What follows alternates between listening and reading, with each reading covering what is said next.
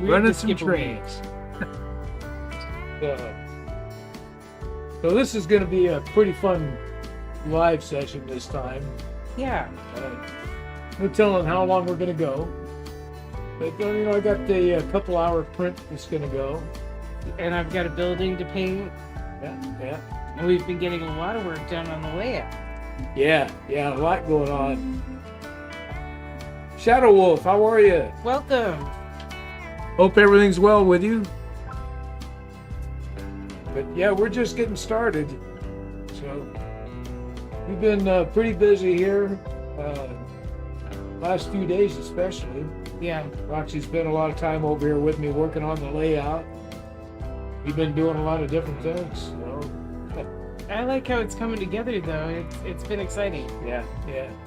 And I think especially fun is we've been starting new things. So last Sunday,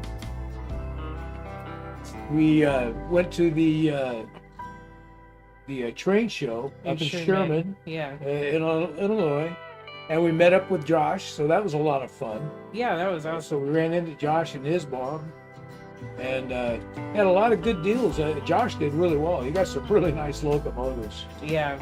He's got this one steamer I really liked. It seems to run real good. So it's a definite runner and a looker. And we got some talus for a mountain.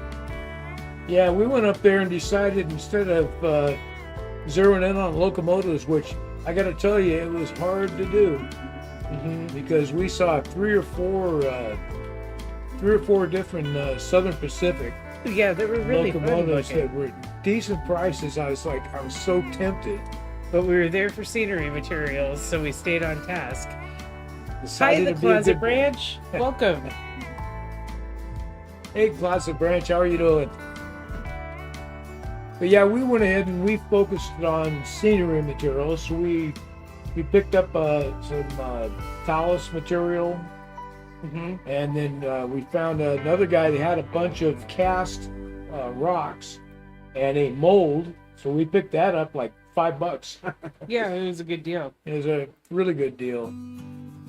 We ran into another fella that I looked at this locomotive, and at first I glanced at it, I thought it was a Southern Pacific, but it was a road name, Pacific Southern. Yeah.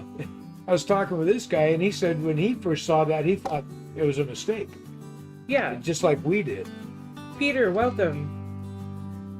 Aloha, Peter. But this guy, he claims that Pacific Southern was a branch line that came up that fed off from the Southern Pacific line. Yeah, the same livery and everything. Yeah, it just looked like the same train, just the reverse of the words. Yeah.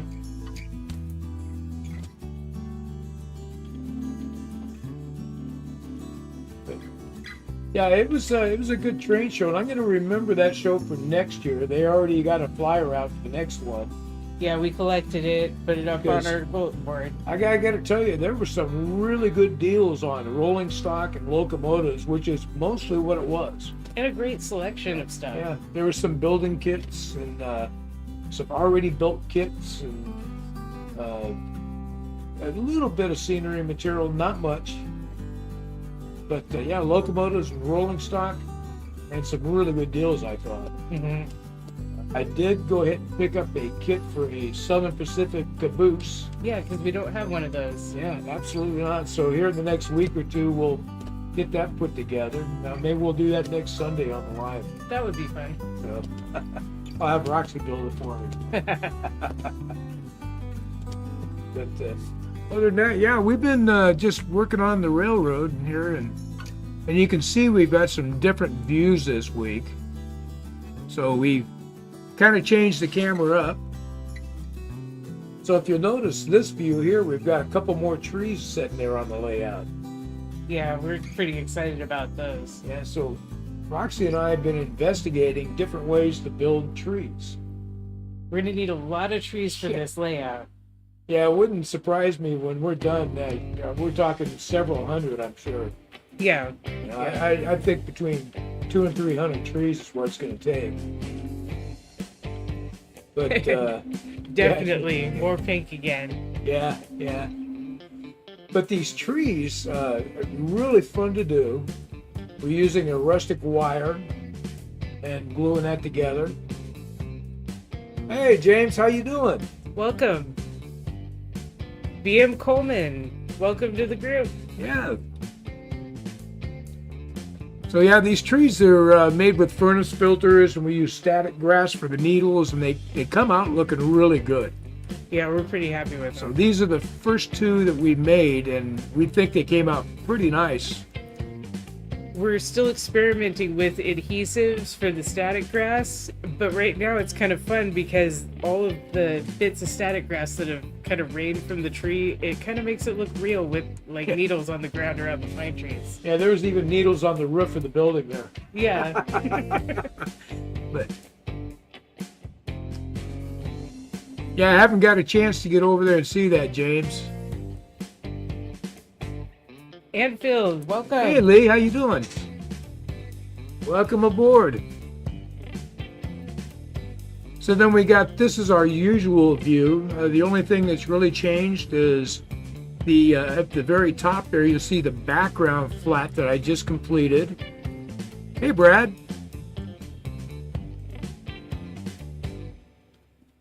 Welcome aboard. We're just running trains and shooting the breeze here. But yeah, up in the top you can see the background flat that I just finished. I was pretty happy with how that one came out. I thought it was pretty good. But I think the big news this week is what we did on our river scene. This made a huge change.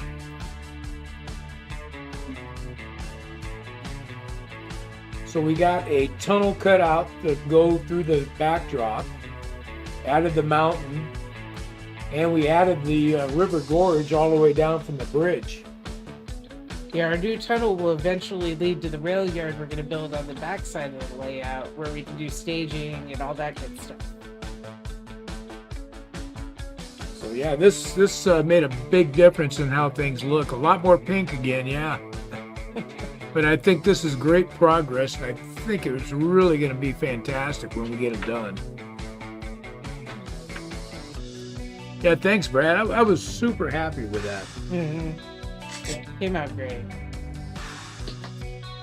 So that's one that I got the file off of Thingiverse, and then there's another guy that had taken in. He had done a refresh of that file and created another panel. So I grabbed a couple of his panels and then created a whole new building. It was different than anybody else had done with those, and I thought it really looked good.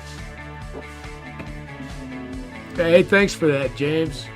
I feel like the background really makes it feel like there's some progress happening on the layout.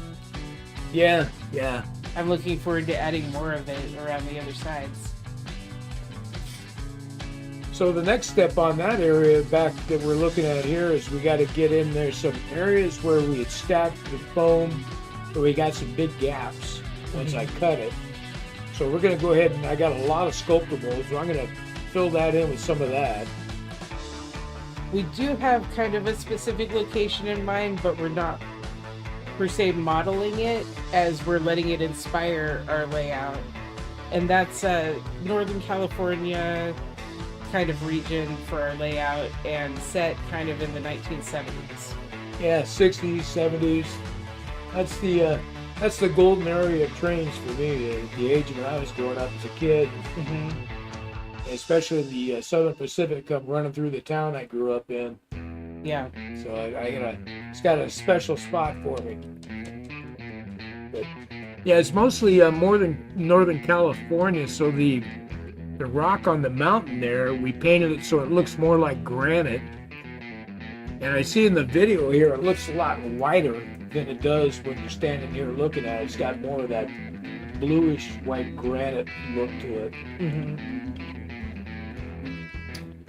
But once we get some trees and vegetation and everything on this, it's really going to change things up.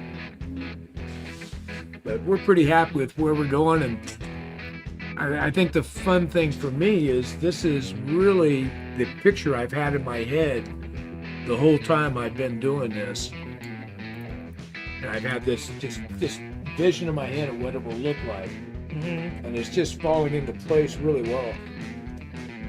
I think I'm just surprising myself how well we're doing on some of this now. It's coming out just the way I'm thinking it. Yeah.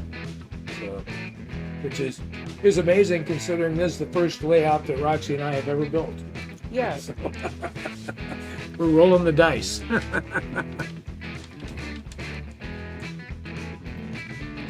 But so we got the printer going today too. That sounds like a good find, Josh.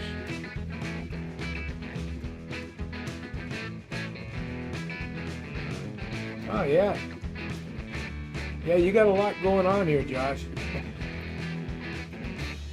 So we're gonna go ahead and start printing some town buildings as well. And so we got a town building number 4. And if you go to the description on this live, there's a link to where you can get the file. Mm-hmm. And we gave credit to Kabrumble, who we print a lot of his stuff. We do. He does some really good stuff. His files have been great. So, well, thanks, Shadow Wolf. I think it's more we're extremely lucky than anything else. But everybody's encouragement's been helping a lot too. It just surely is. You know, it just keeps us moving forward. And every step really kind of pushes us to do more. Yeah. You know? Yeah, I think the big thing for us is we've really taken our time with stuff and tried to make it come out as perfect as we can get it. Mm-hmm. And while I don't think we ever will be perfect, No, we'll make ourselves crazy trying to do that. yeah. It's like a good example was the river scene when we first dove into it. I had this idea of how I wanted it, Mm-hmm. and it was just a total failure. It just wasn't working at all. No. So we got a lot of comments on that video, and Monica came in and basically told us just get out of our own way. You know, we're just looking too closely under the microscope at it. We need to just step back and realize that most of it you're not going to see real well. Mm-hmm. And the idea is you just need to make a suggestion of things most of the time, and your mind will make the rest happen. Yeah. So Now I'm trying to figure out how I'm going to make it so there's actually fish in that river though. yeah. I still want to get a mini me of me standing there holding a fly rod. Oh, we're definitely doing that. I can get down there and do some fishing. Let's see, Josh says, 249 Pennsylvania steam locomotive train and Union Pacific 1065, both line up. Nice. Josh, how many trains you got now? How many locomotives? I see your videos. It looks like you've got a lot of track and a lot of trains going on. Yeah, that's pretty awesome. And looking, he gave us some pictures of his display case, and it's a lot.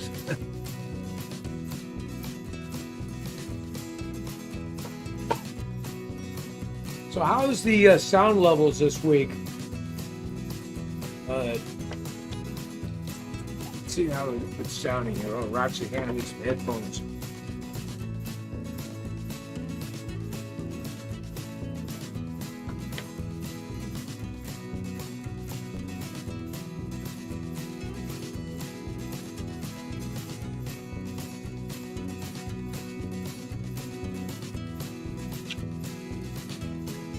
Jazzy music. So Roxy and I have been looking at other sources for music other than the YouTube studio library, because we're just about sick to death of the songs on there, and I'm sure everybody is. You know, we've been using a lot of the same songs for a while now. Yeah. Well, not only us, when you go to YouTube and you run through watching other people's videos, I'm hearing the same songs too. So it's like, wow. Yeah. You know, we got a definite kind of a groove we like for music. So we've been hunting places down, trying to find something we can use. Problem is, a lot of these places just want way too much as a subscription service to do it. Well, they're hoping to sell their stuff to big corporations rather than little YouTubers. Yeah, yeah. But you gotta start somewhere. We'll find one. We will. 164 engines. That is a lot. Wow. That's cool. That's a neat collection. You must have been collecting for quite a while, Josh.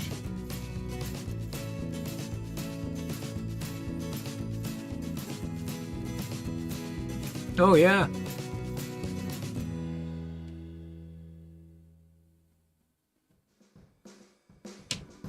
That's a good idea. I was talking about you can kind of make a pond up at the top there. Mm-hmm. You know, at the break on there. Yeah. So when you hit the swing bridge, so you can pond it up here and then make a raceway coming down into the that area. Yeah. That's a good way to break up the two. Yeah, that is a good idea. Because that's going to be a really challenging spot, the transition from the bench to the swing bridge and making that look nice. Yeah. Yeah, one of the things we were thinking about doing was if you got a higher level of water coming up towards the swing bridge, and then you could kind of slope downward a little bit and make it a rocky area so it looks like there's kind of downhill running and faster water. Yeah. You could have a break right there and continue it on, and it won't be very noticeable. You could even vary that with a few boulders in that area, so make it maybe not even just exactly a straight line.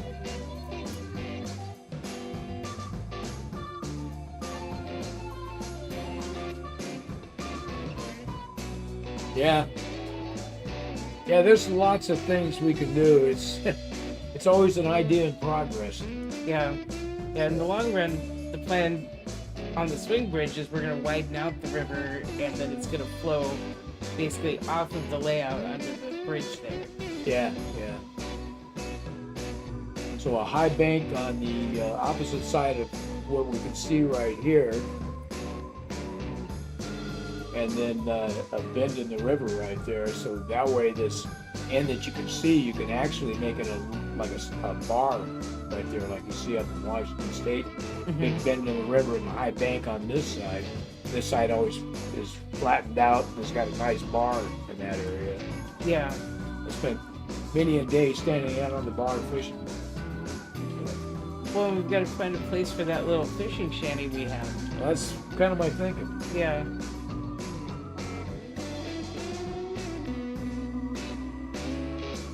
Started at 4 years old. That's a good memory. Nice.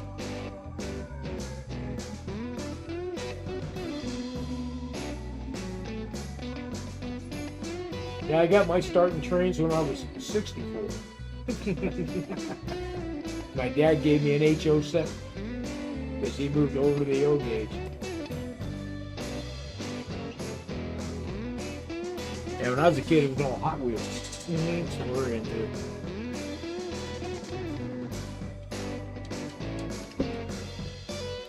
Well, you got quite the collection there, Josh. Must say.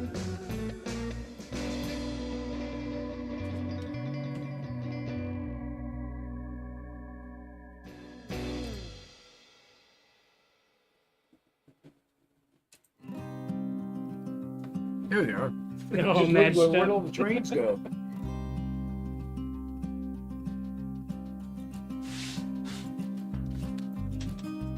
Those trees look good on camera. The trees look great. Yeah. I'm pretty happy with them. Well, those are supposed to be Douglas fir, and they look like it. Mhm. You know, it's got that same furry look. In our first batch of tree supplies, we've got about 27 trees. Only the 2 are finished, but the others are all on their way. Yeah, yeah.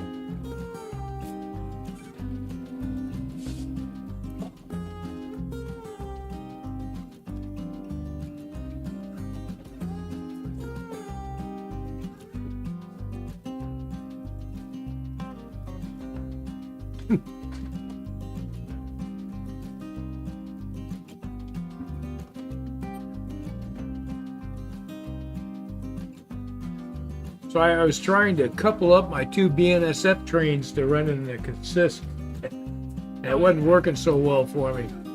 They'd do pretty good for a couple laps, and then they would decouple, or one would push the other off the track. It's kind of a problem.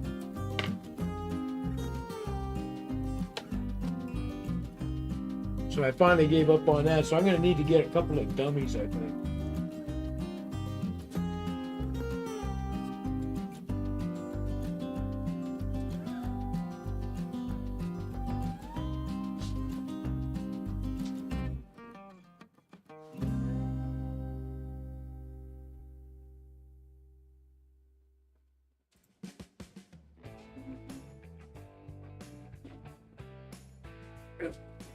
Looks like our, no, it's moving.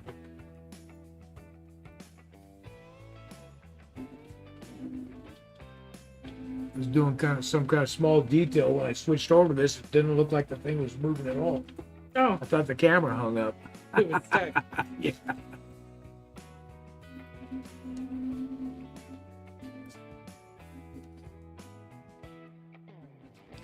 I've been worried about this spool because it got wound funky when I was running the other spool out for your mom, Mm-hmm. and it kind of back coiled on it, so I had to rewrap it, and it didn't wrap real well. So I've been worried about it snagging as it's Right. going. I got to keep an eye on it today. But my wife had just asked me to print a bunch of stuff for her. These little hexagonal shells that all kind of fit together. And you'd stack a whole bunch of them together so she could put all of her little figurines, things like that, all in there inside this cabinet. It came out pretty cool. So printed a bunch of those for her over the last couple of days.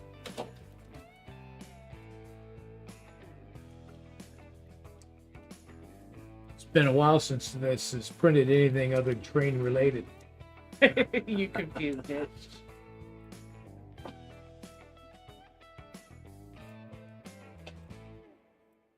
You getting ready to get started there, Roxy? Yeah. Getting these windows taped down so I don't make a mess with them. So we've got I think it's an apartment building we're doing today. Yeah. Yeah, it could be an apartment building or a business office. Yeah, so I found a print on Thingiverse by Kabrumble again. I just love that guy's prints. It's always really come together good. They print nice. The pieces fit very well. Yeah, the pieces fit. It's love his designs. But this one, it says it's an apartment building, but I look at it and it looks like a lot of offices I've seen around a lot of manufacturing places. There's a few places I've worked over the years that you'd have a factory, but they would have a separate building that was where all like the engineers, it's all set here, or sales teams or whatever. But they look like almost office buildings than any kind of factory stuff. So I was thinking this building here would kind of fit that bill for that.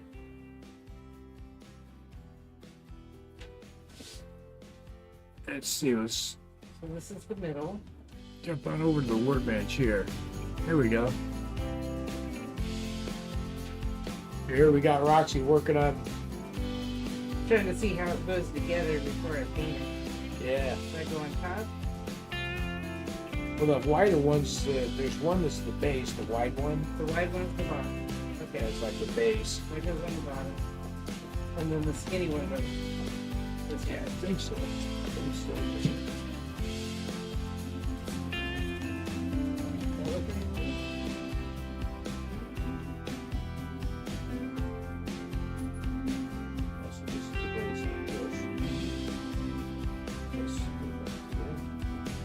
Oh, that's part of the base. And then this is. This goes there, and then this is the piece in the middle here.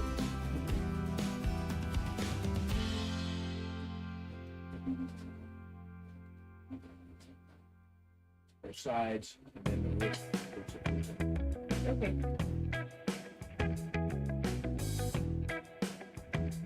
So you can paint this kind of concrete, and then maybe an accent stripes on these. Yeah. Your choice. Okay. Roxy's the painter in chief. She gets to paint it whatever color she likes.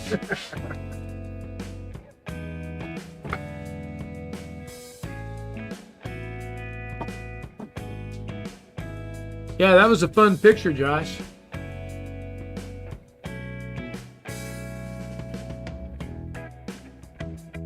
Yeah, I remember seeing that video, that UP. Sounded like it's got a cracked gear. I've got one sitting there I've got to tear into that got the same deal. And when I looked at it, that's what the problem was, is a cracked gear. Which I think on some of these manufacturers, that's kind of a normal thing. Happens quite often.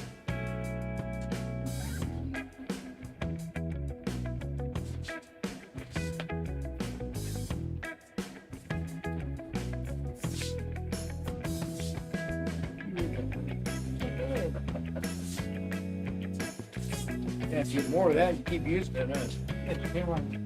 Yeah, I really like that for brick color. It's just a good color. What's that one called again? This one, it's just a crimson matte finish chalk paint. Crimson matte finish chalk. Which is so funny because you look at it and the color of it,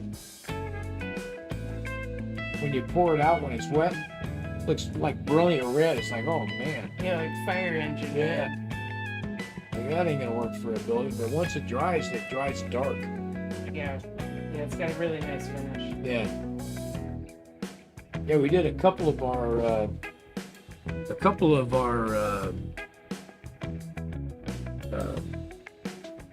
town flats. We did with that paint. Yeah. It came out really nice. Let's see, we can change this up so we can see what Roxy's doing off of here. There we go.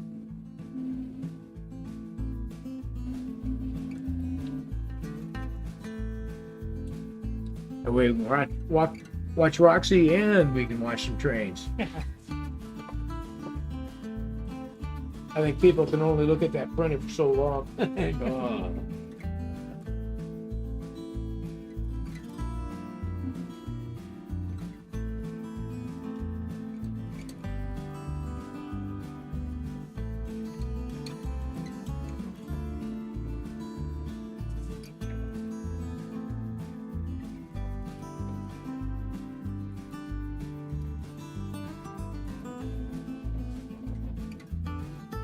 So I think, so some of the activities, we still got a few buildings we need to get painted up.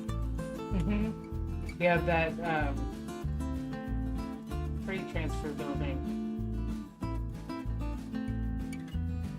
Yeah, thanks, Josh. So I've got 2 more kits up there in the containers.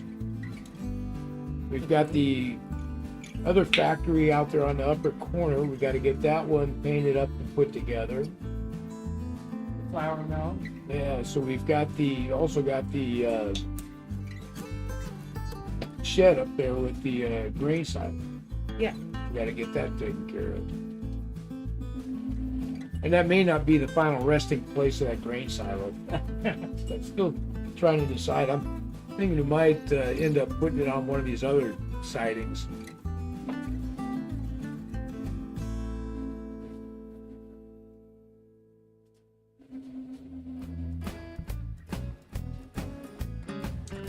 Yeah, that red is so brilliant.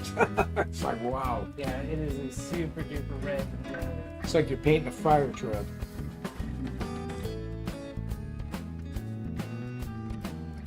Get over here if we can get a closer look at it. Yeah, that's some red stuff. do like that chalk paint though. I like the way it finishes and everything's nice. Yeah.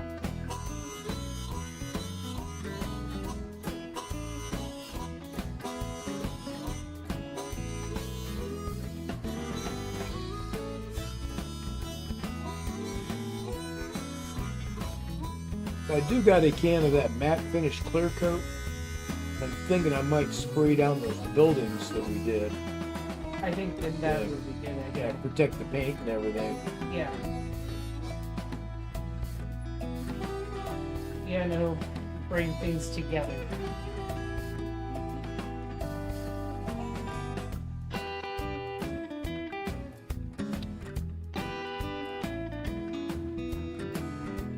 Ah.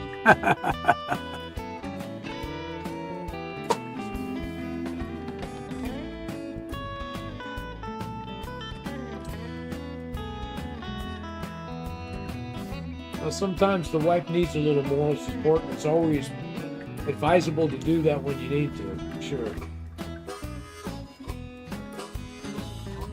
Although in this house, it's usually the other way around. She's kind of the rock of the family.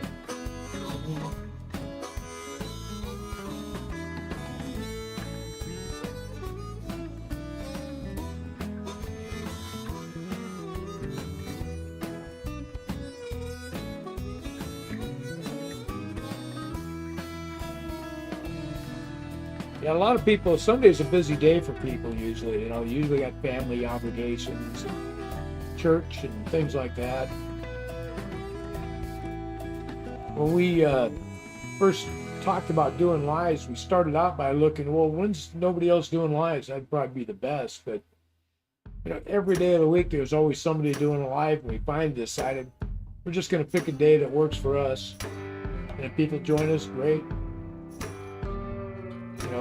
If they can't, let's maybe they can watch it more later.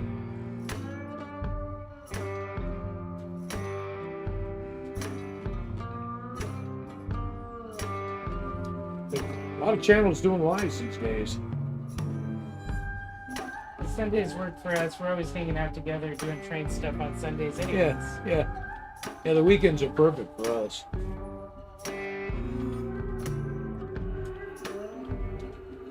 I'm fortunate you have a husband that doesn't mind you coming over and hanging out with me as much. Well, it definitely means that he can play as much video games as he wants all day long without anybody commenting that there's anything else to do.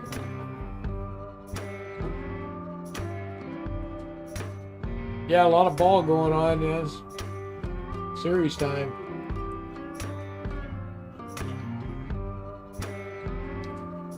I don't mind baseball. I like to go to a game, but to me, it just doesn't hold my attention watching it on TV. Even World Series games. It just the game is too slow for TV. It's like golf. I don't understand people that watch golf. It's slow. But it's fun to play. Yeah. It's a fun activity to do. Baseball, I love going to a ballpark and watching a game. Football costs way too much to go watch a game, but I can watch that on TV and there's plenty of action. It'll hold your attention. Situation normal, Peter. Glad to hear it. I hope everything's good.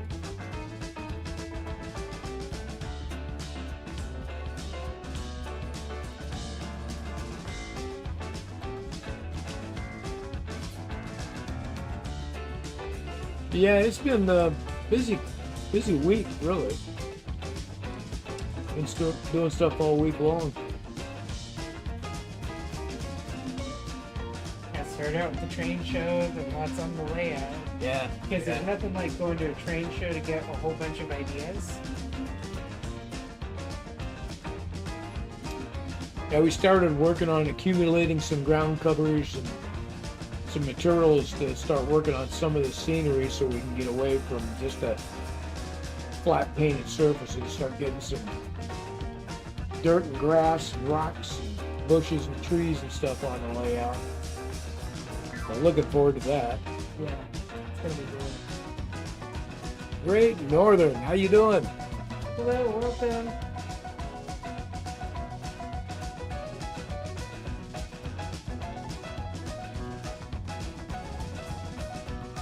Well, we're glad you're with us, Josh.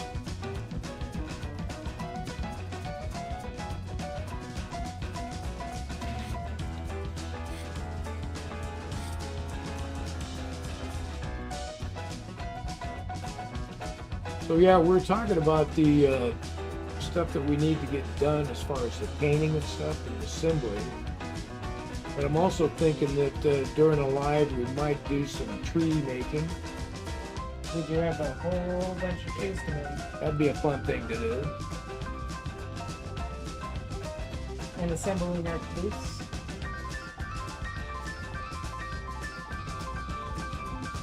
The boxcar with a misprint.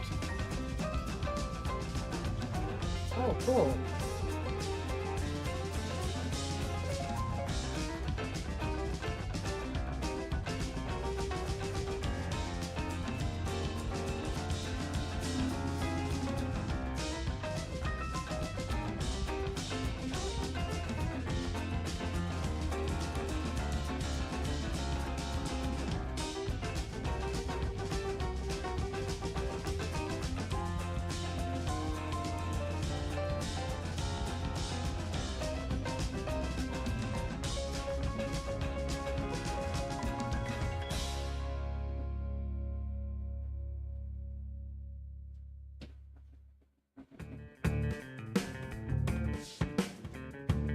Oh, yeah. Yeah, that was an old one. That was back when Dad a year ago when he fell and broke his hip. Yeah.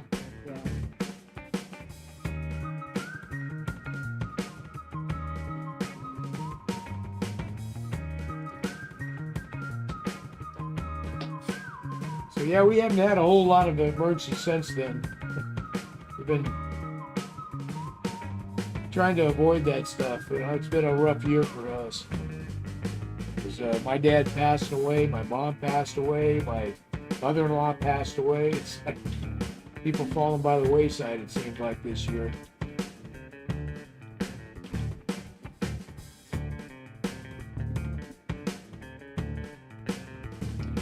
So Peter, so you need to get the couplers work. You just need to change out the couplers, or you gotta put boxes on, or seems like that would be a fairly easy thing to do.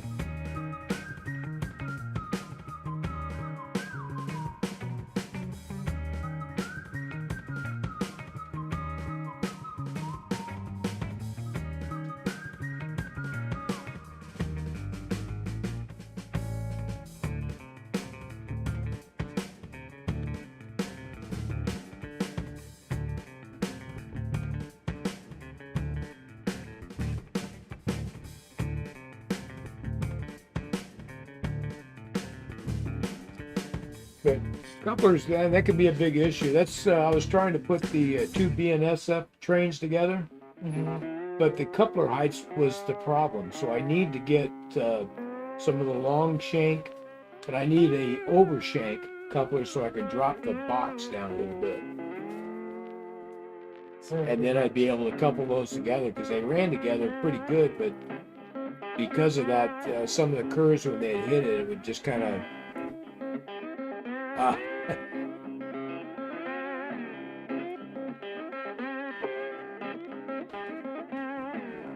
yeah, it was causing some problems because they would get disjointed and then the one would push the other and it'd make it come off the track. Or they would just get disjointed. One was moving slightly faster than the other, and pretty soon they're separating. Yeah, we'll get some new couplers put on there and try to experiment again. Yeah, let me take a look, Shadow Wolf.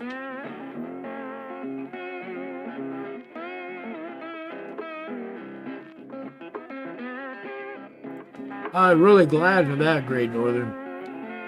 That's a tough one, you know. We went through all that with my dad too. He had a valve replacement. He's had stents put in, and had a pacemaker. And he had seemed to get past all that stuff pretty well. You know, the recovery was a little long on the last one with that valve. It was kind of rough. But, you know, for his age, he was doing great. Yeah, he worked really hard to take good care of his health. Yeah. So, yeah, medicine has gotten so advanced when it comes to those heart things. Mm-hmm. So I think your dad is probably going to do pretty well there. We'll be Let sending me, him. let me check the mail here. Shadow Wolf said he sent some mail. Okay.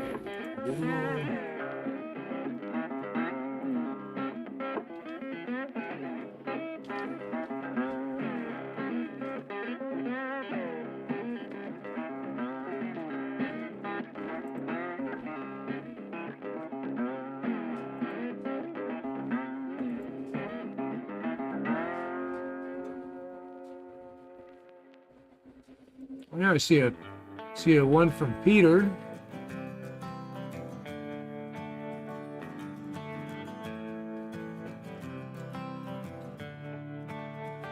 Yeah, Peter sent us a bunch of pictures here, Oh, awesome. so we'll get these up and share them here.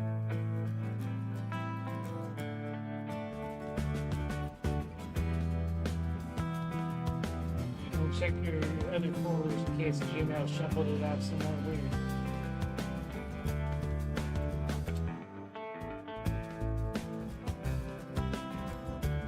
I see something from Mon here.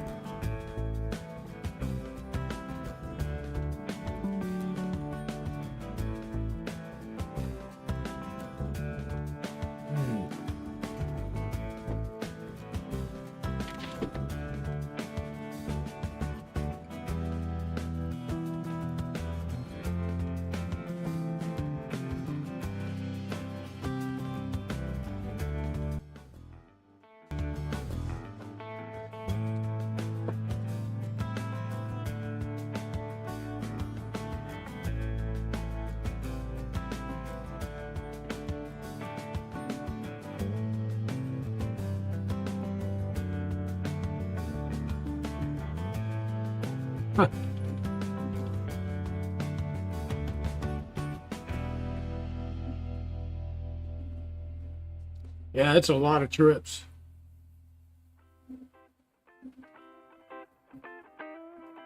Yeah, I just checked my email there, Shadow Wolf, and I didn't see anything. We'll check again in a minute in case it took a minute to come here. Yeah, that's the same thing that my dad got, Great Northern. They have a device that it's set next to his bed, and at night when he was sleeping, the thing would download all the information, and then it would send all the information up to the doctor up in Springfield so they could monitor his condition on a regular basis.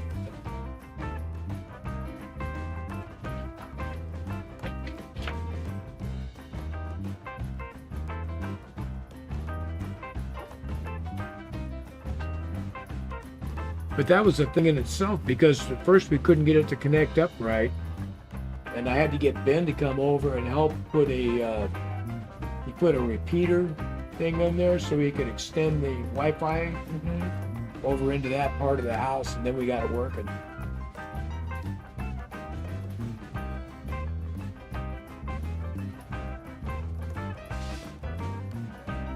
These old houses definitely weren't built with the idea of how Wi-Fi was going to get around the building.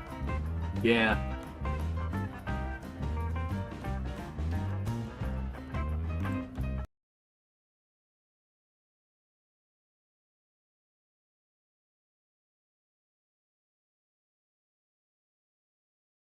If you go back to the nested life, Okay. and then you hit studio mode, they can't see what you're doing. Oh. And then you can do things. So now I can come over here to a different scene? And I think they just keep seeing nested life. That way minutes to get to watch the trains. Yeah. 5 minutes is about. Okay. Roxy just taught me a new trick with OBS.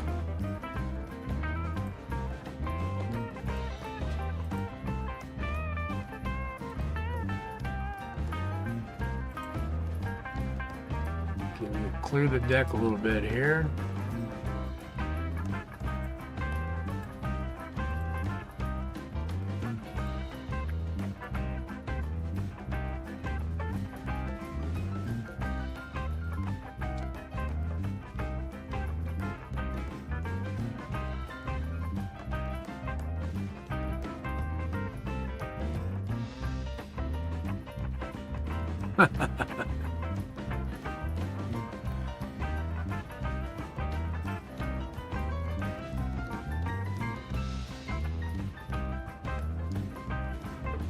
Yeah, it's amazing the stuff they do with medicine these days. Just incredible. It really to me. is. So let's see here. Okay, so now I need to go downloads. Okay, so now I want to go here. I want to capture an image. And I want to, let's see, this one needs to be the water tower.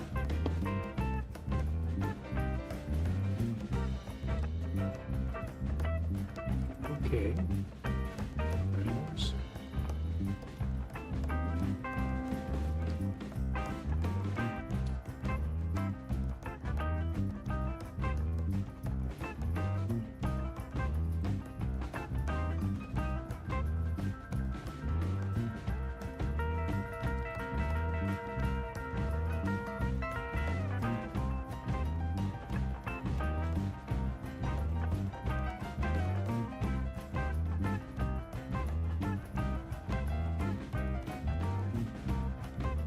Trying to get this in here. It wants to go the wrong direction for us. Yeah.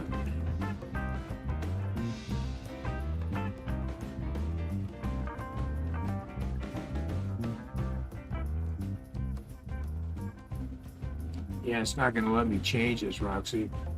What's better? Yeah, the pictures are all sideways. Oh, you can rotate them and you just gotta shrink them so that they're this tall. Yeah, and then draw in the corner until you're in the dots.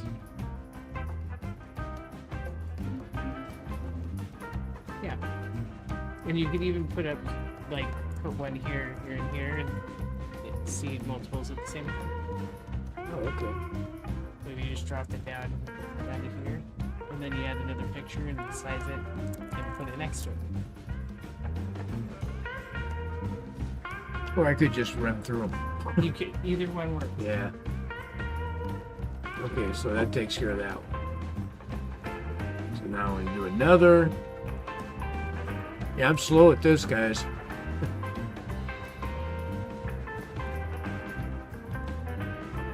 Let's see, we got one big church here.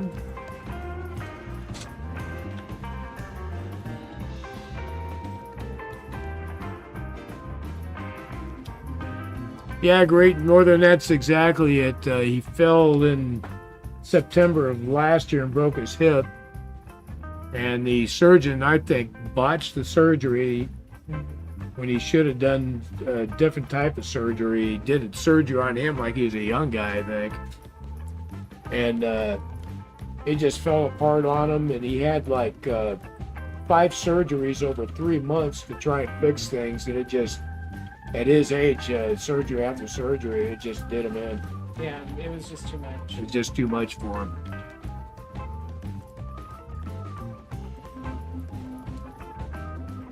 Okay, so the church, so open. Okay.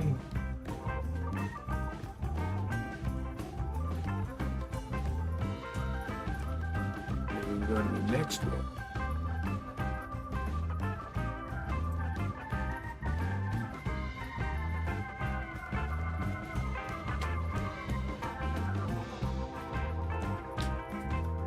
Okay, I gotta go to the image.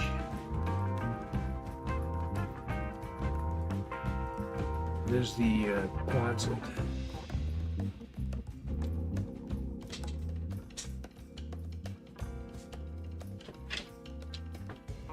Billboards, yeah.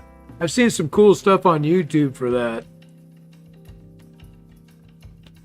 That would be a good way to set in kind of the time frame of our layout too, because the billboards would be appropriate to that era. Yeah. I could do billboards for the Marlboro Man. You could.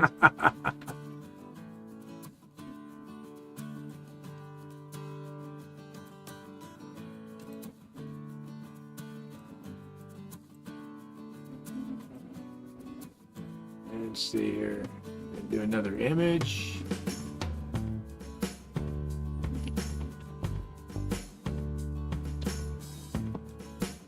Watching that too. Yeah, she does pretty good with that.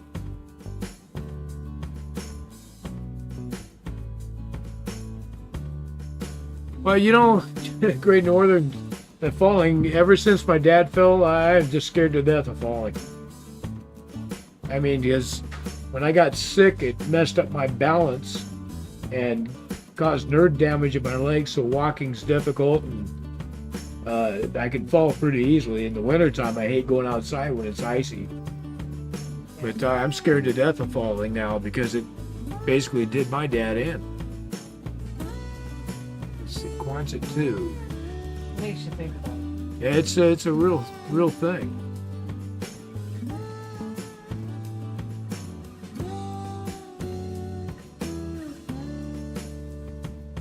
Okay. But all you can do is just go about things and be as safe as you can be. Yeah, yeah. And we got the billboard here.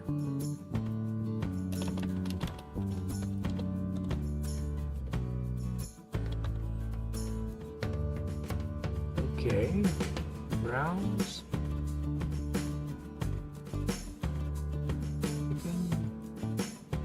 Okay.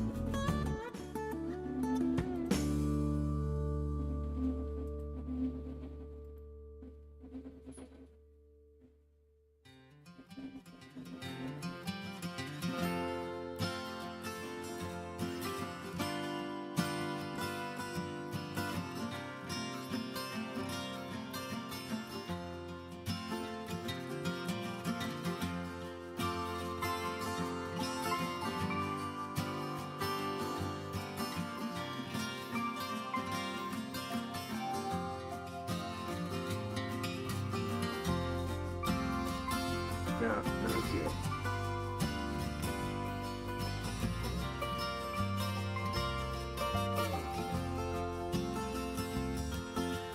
Now in studio mode.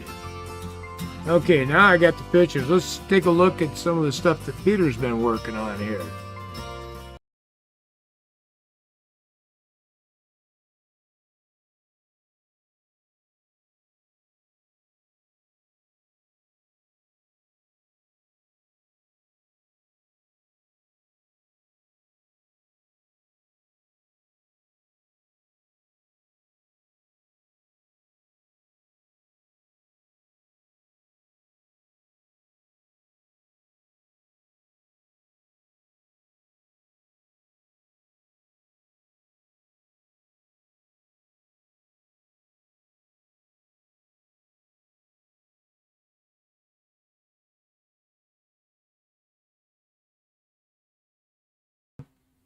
Oh, yeah.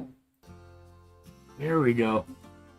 There we go. I forgot to turn on the microphone and the music there. So here's, you should be seeing the water tower that Peter did. He sent me pictures of. And I was asking him if that upper part, if that's in two pieces. I'm trying to picture on how to print something like this. It looks like it probably prints in 4 parts. Really nice though. I like it. Yeah, that's a great addition. Yeah, it's pretty nice there, Peter. Let's see, the next one. We got a church here. Oh, what a cute little church. Yeah, 4 pieces. That's what I was thinking there from the shape. I was thinking that water tower, it's, if you're doing filament, Mm-hmm. I couldn't imagine how you could do a round deal like that in filament, how you do the supports. And Oh, yeah. Yeah, that would be a thing. And get it to layer the way you want. yeah, this is a good model here too, Peter, this church. I like it.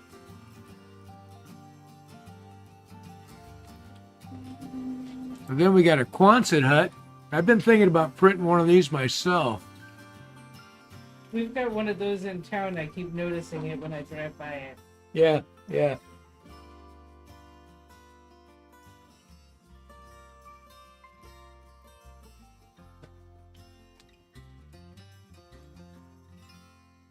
So this one here, Peter, the whole side and roof structure of that, is that all one piece?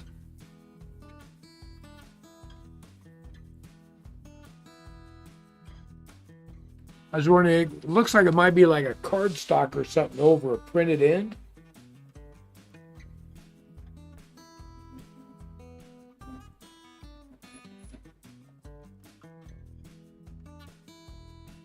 Yeah.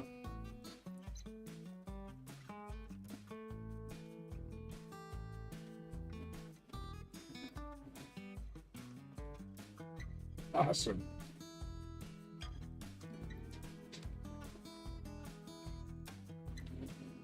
So what about the body of this Quonset hut, Peter? How'd you go with that? 2 ends and 2 center sections. Okay. That's looks pretty smooth. Nicely done. So we got another one, shows the other end here.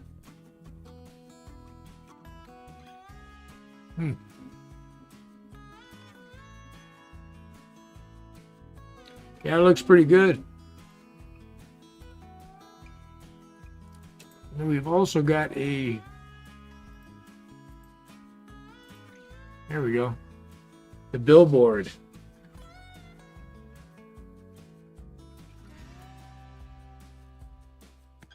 Yeah. Yeah, it looked pretty smooth, Peter. It looked really good. You're saying that Bondo does great work. Well, that's helpful, actually, because, you know, it's a challenge to get those kind of smooth things out of stuff. I saw another gal that doing 3D prints that was using like, it was like acetone or something like that with a bunch of baby powder or something Weird. mixed together, and she'd paint it all on and then sand it. Did it come out well? Yeah, it come out super smooth. Wow. Yeah, because I know the acetone melts the PLA. Ah, there's a store road sign. There you go. I was looking at this and thinking, you know, it kind of reminds me of a lot of campgrounds I went to as a kid. When you enter the campground, they'd have a big board up like this. People would put little signs that, hey, you know, so-and-so at this campsite number, da-da-da. Leave each other notes. Yeah, but they usually had, you know, the name of the campground, a little map, and they always look kind of like that.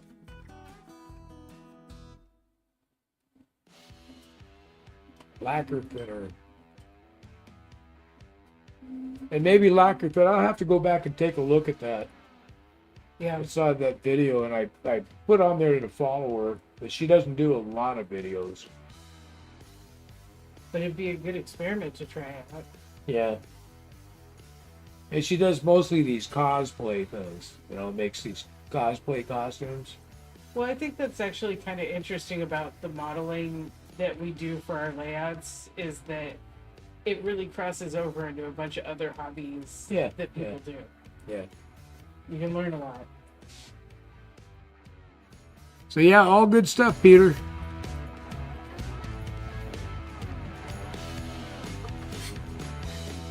Yeah, I think when I first ran across her, she was making like an Iron Man costume or something. That sounds She pretty did that. She did a Stormtroopers. nice.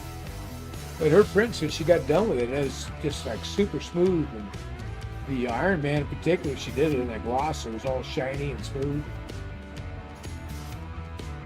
Looked pretty good.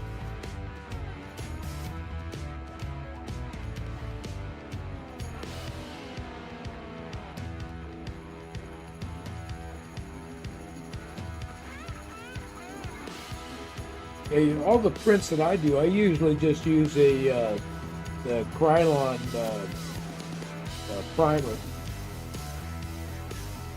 I like to use either a gray or a white.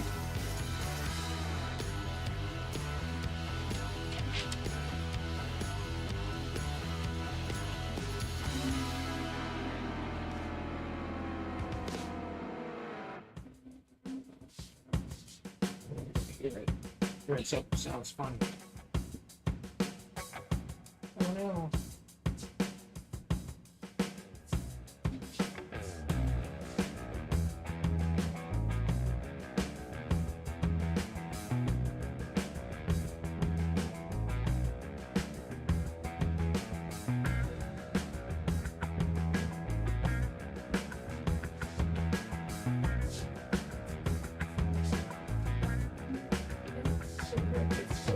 The trees this year. Yeah, that's a good idea.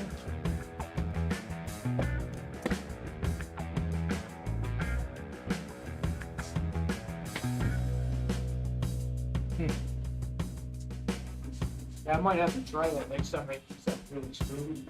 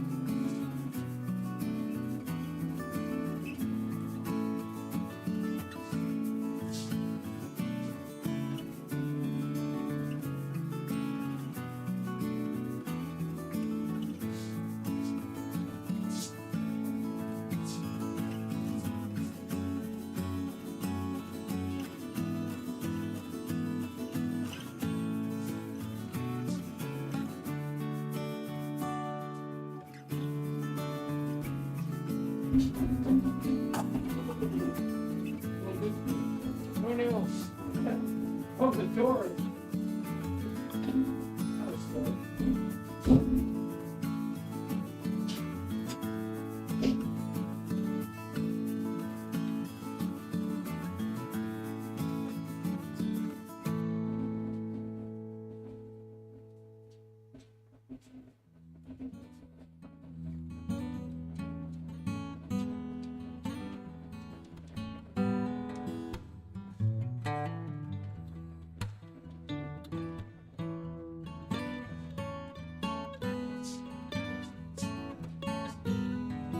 On the door, just as this last car was starting to come off right there. Mm-hmm. Oh, the door pulled right out. So you. Oh. The door just popped off.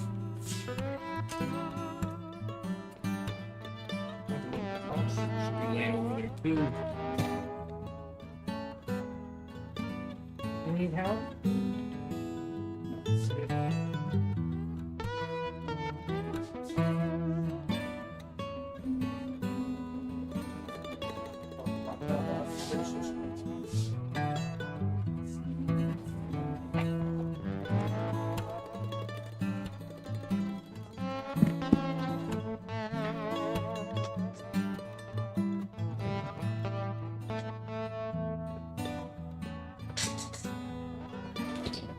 I haven't done any time lapse, but we do record them for shorts. Which? Well, Great Northern was just asking if we ever do time lapse of you painting the models. Oh yeah, we do time lapses. Our Wednesday shorts have been. Well, that's what I was saying. We do them on shorts, and it's usually Wednesdays that one gets released. Yeah. Yeah, so that you can see them get painted real fast.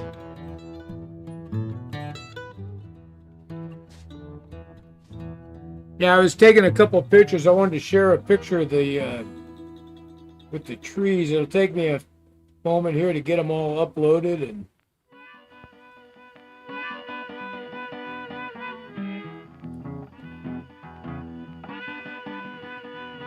There's that one.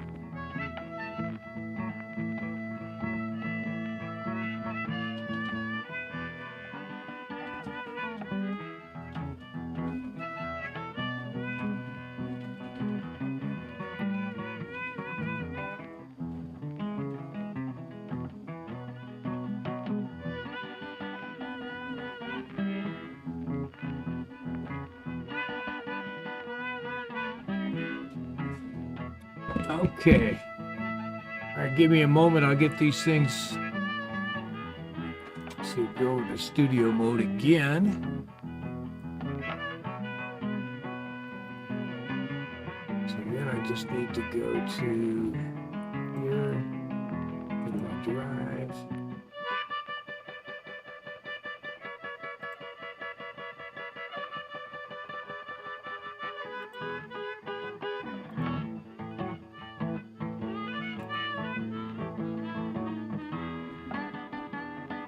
Download.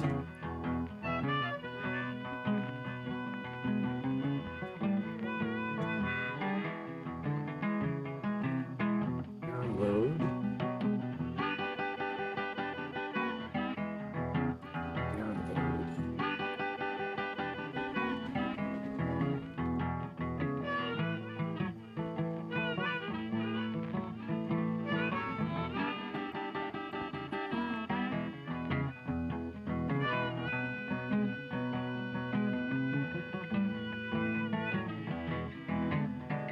Okay, so now, let's see. Go back to what I was doing before here. The pics, I want to get an image.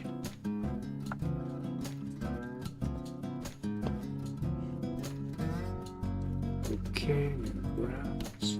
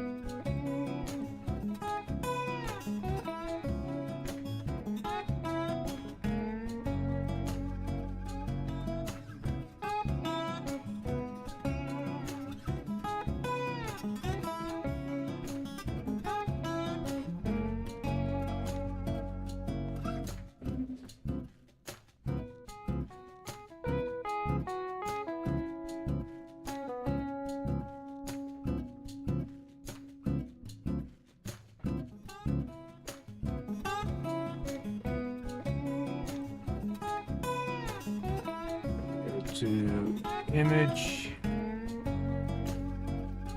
Sorry guys, I gotta talk about what I'm doing as I'm doing it here so I can follow along, because I'm not super good at the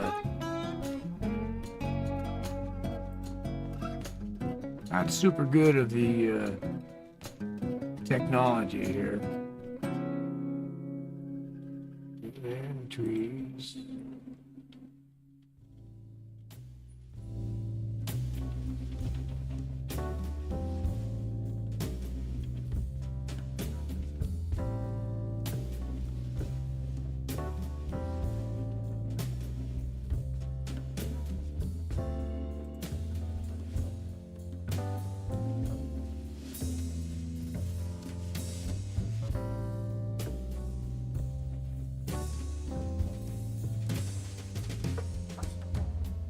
Yeah, my computer's being taxed here. I'm sitting there waiting for my downloads.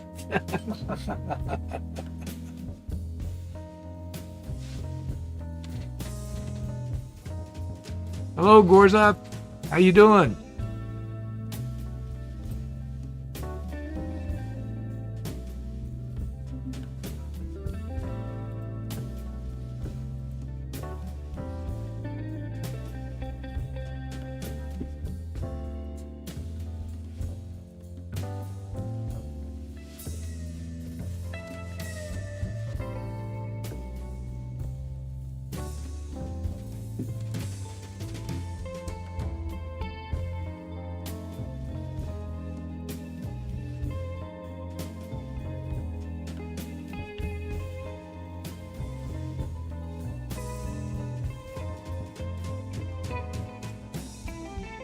This may be just too much for my computer here.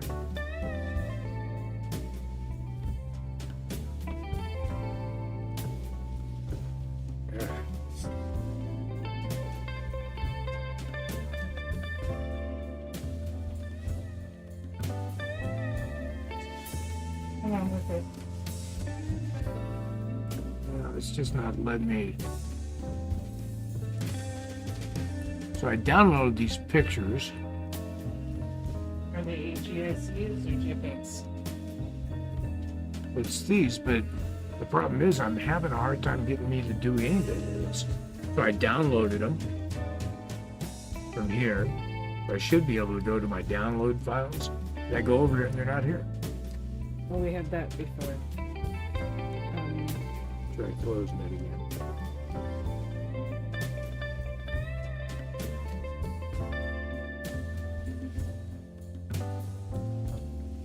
They're not there. Oh wait, I saw trees though.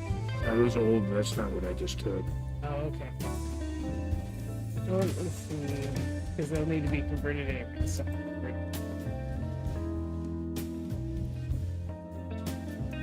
Roxy gonna help me out here.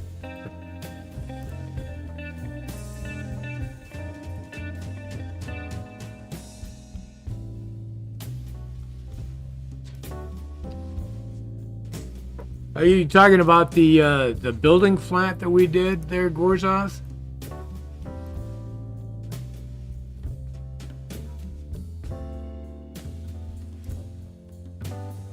so was it this one? Which one's Yeah, that's one of them. okay? Yeah, all of the prints that I've got out here on here, none of them are my designs. They're all designs that I got off of Thingiverse. In particular, a designer named Kabrumble. All of his designs just print really well. So Kabrumble made a factory flat, which is the center of that building. And there's another guy that took and he redid some of the design and came up with a different panel. So I took the two panels along with the original design to put them together to make something completely different again. And that's what I ended up with there.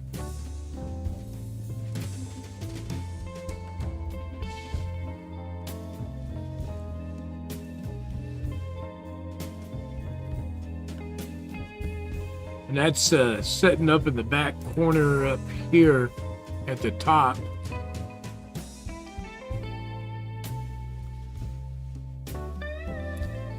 But yeah, it was all 3D printed and painted and weathered and everything right here in the basement.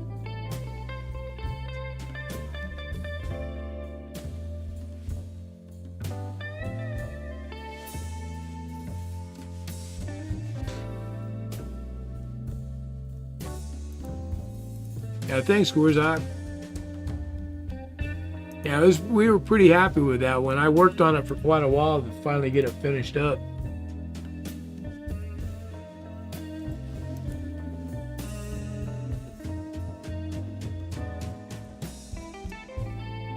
Roxy's working on getting it so we can get a picture for you guys to see it good up close of it.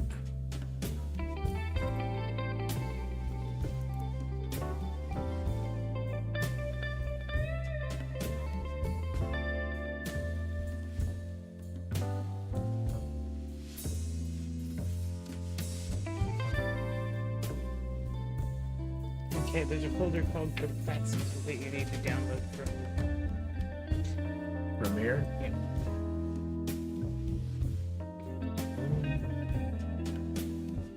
Now, up at the top there, it's called compressed. That has your pictures in it.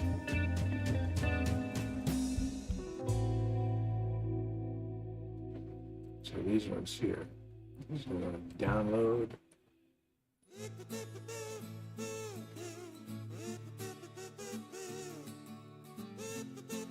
Download.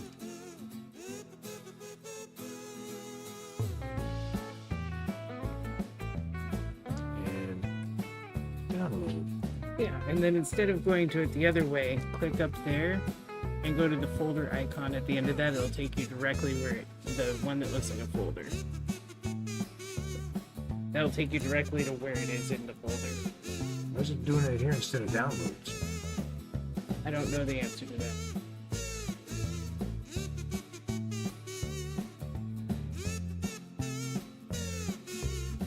So it's going to downloads under the sleeper. Yeah. Yeah, that's where they all are. Okay, so we're gonna go back to our nested live. I think Roxy got it worked out for me, so I'm gonna go back and try to get those pics up here again. So I'm gonna image with the flat. Okay.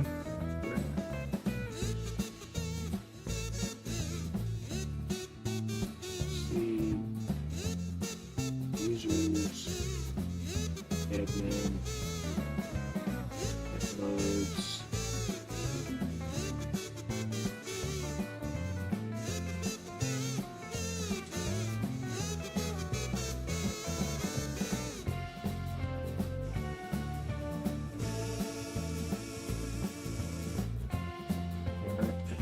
so let's see which one's which. So it was 1629.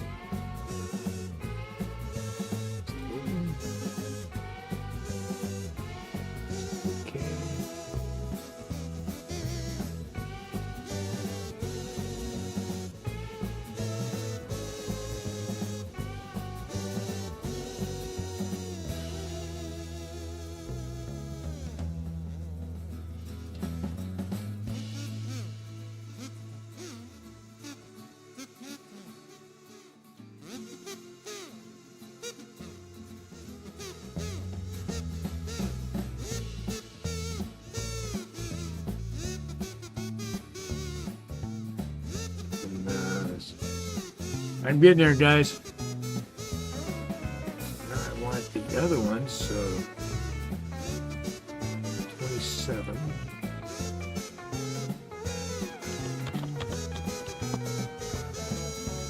Okay.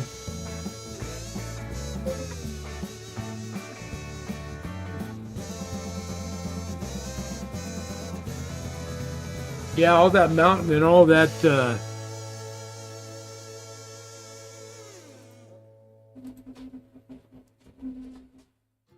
mountain area came along nicely, and then we just finished up all of the rest of the area there to get the canyon going all the way up to the swing bridge. So we just completed that up yesterday. Let's see, so trees one. Okay. Browse.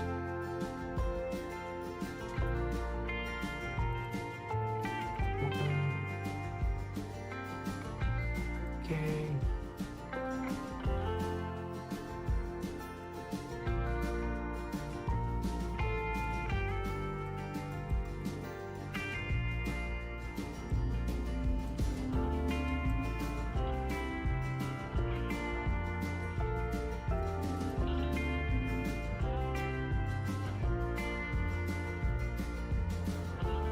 And then the last one. I'm almost there.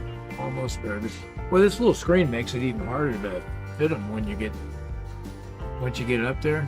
It takes some getting used to. Yeah, it just makes everything so tiny.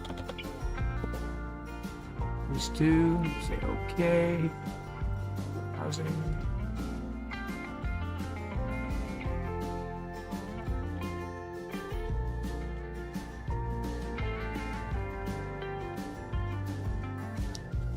Yeah, we get a lot of trains running through here. I hear horns all the time from here.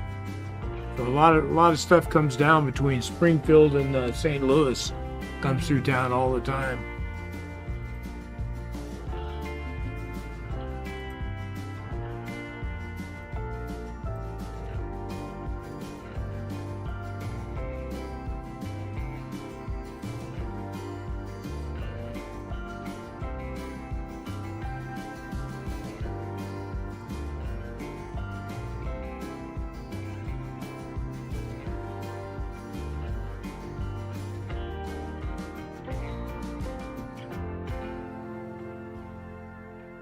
Okay, what's going on here, Roxy? Mm-hmm.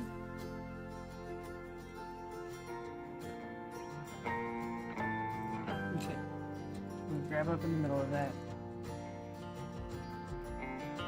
Right click and say fit to screen. There's Oh, my there you phone. go. That looks good. Yeah, highlight that one.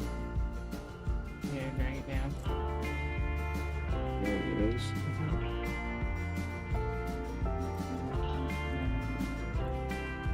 This is the one I'm trying to figure out what happened to it. Highlight it. And right click and tell it to fit the screen and see if it changes. I think you have to do it on there.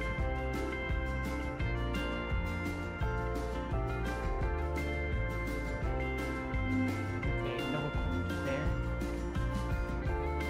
It's showing there. Yeah, okay. No, I'm just gonna start over. Yeah. Yeah. Okay, so I want a new scene.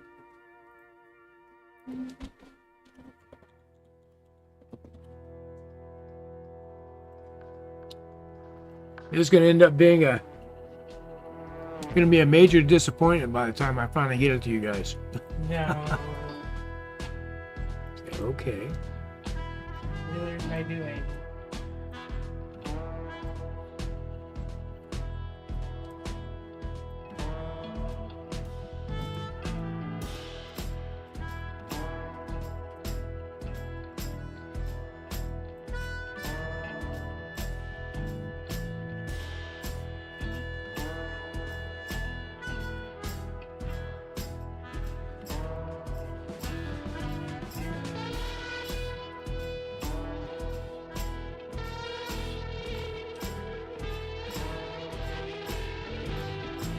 Golly, I think I got it. There you go. Well, thanks for bearing with me. Okay, so here we go. I'm going to go to our picks.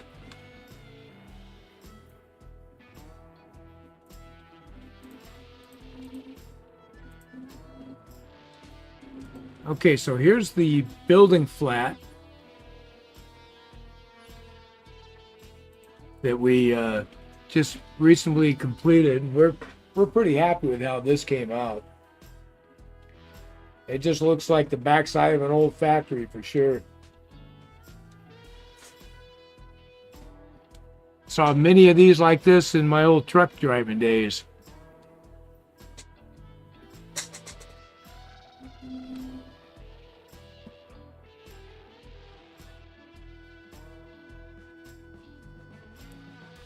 So then the next thing here is, these are the trees that we just started learning how to make. The one on the really tall ones on the far left and the far right are supposed to be like Douglas firs.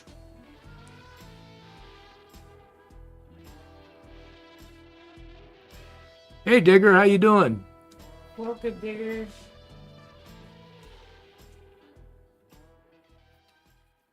So yeah, we're just talking about, we're trying to learn how to make trees because we're going to need a lot of them. So this is the first 2 trees that we've made.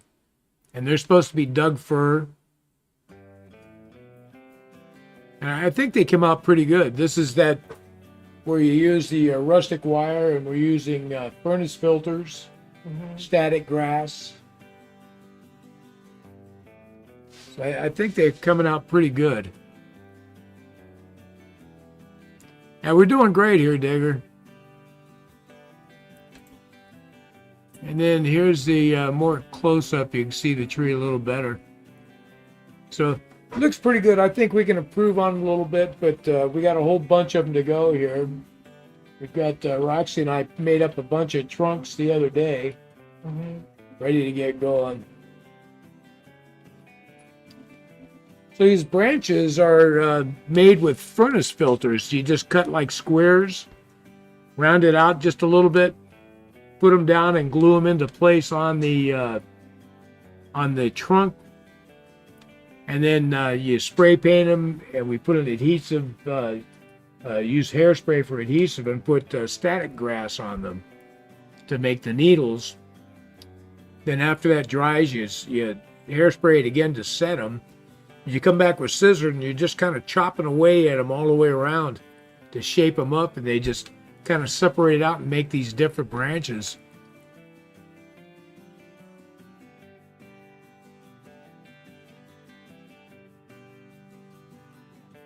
But let me see if I can find the link real quick.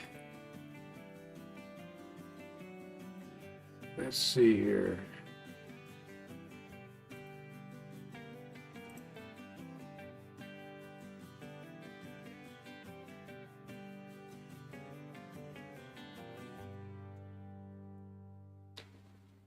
There's one fella in particular I ran across here.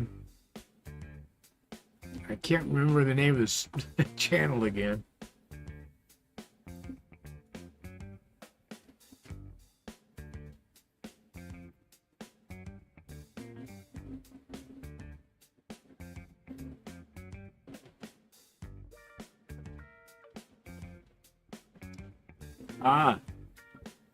Yeah, Model Railroad Adventures with Bill is the name of it. So here's the link to how he makes these trees. This is the technique that we're working on learning.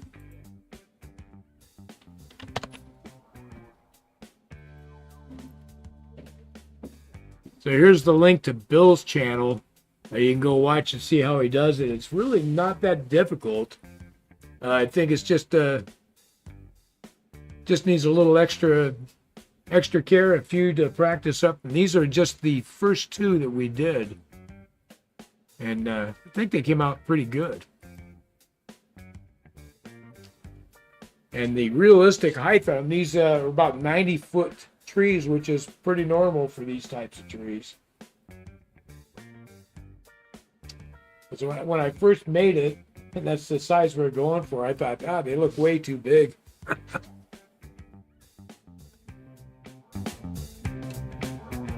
But yeah, it's just some of the stuff that we've been working on during the week here. We did that, and the last 2 days have been the big push to get the River Gorge Mountain and new tunnel put in. We think those came out pretty well too.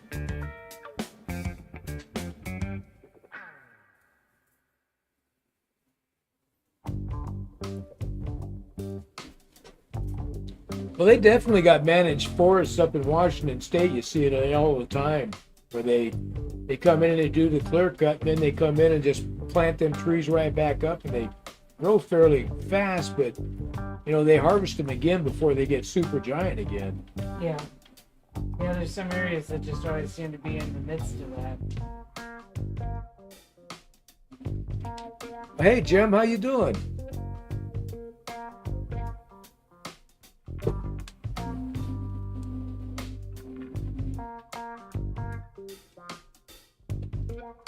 So yeah, we cut another hole in that backdrop, so that tunnel goes through and comes right out here next to my computer. And we started the cork work in that area. We're gonna go ahead and lay that cork down so we can do the track easily down the road. And we're doing good, Jim.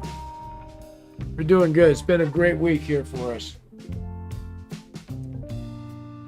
But yeah, the idea is that tunnel there, we're going to be able to track off of the layout inside here, run out the back, and we're going to set up a rail yard back here where we can stage trains. And I actually think it'd be kind of fun because you can have trains running. It looks like they head on out, then they go somewhere and come back later. Mm-hmm.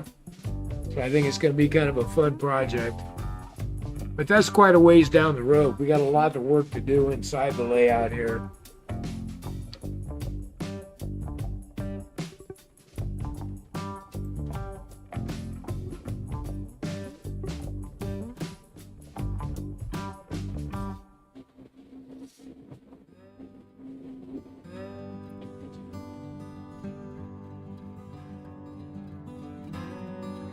See how our print's doing there.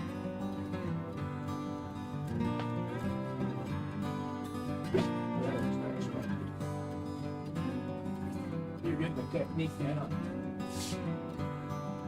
If it's going to be a lot of bricks, it should be a lot of really cool. Looks like I got about 57% on this print. Already? Yeah. Wow. Is that just the face of the building? Yeah, the face and the back, the front and rear. Now the sides on it are fairly big, long, but they take quite a while to print. So I decided I'm not going to print those during the live because Right. we're going to be looking at 10, 11 hour live. Yeah, that's a lot of time for a live.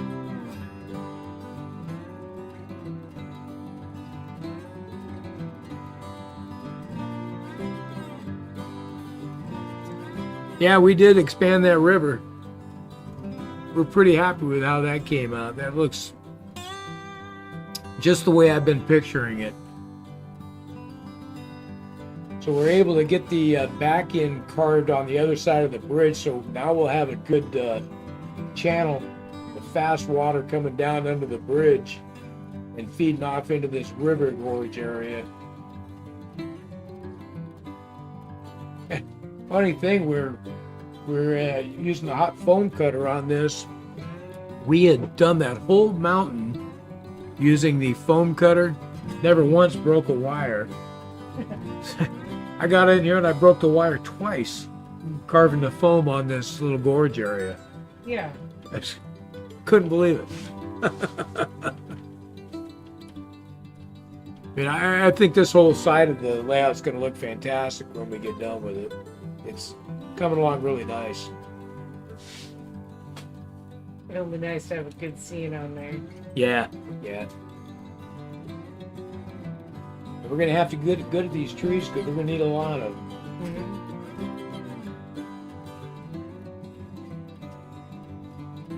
That's coming along good.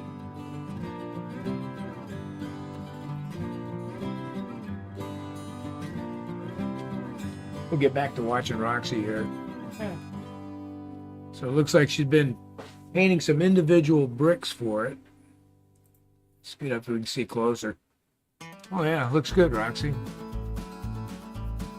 Get on these trims. I'm not super certain what color I want to do these trims. Maybe a tan brick.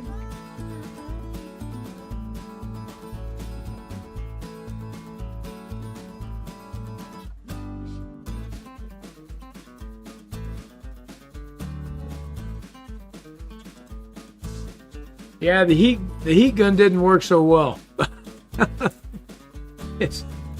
It started, kind of deforming that pink foam a bit, but then it just gets hard like a rock. You can't sand it or do anything with it. It's just too much.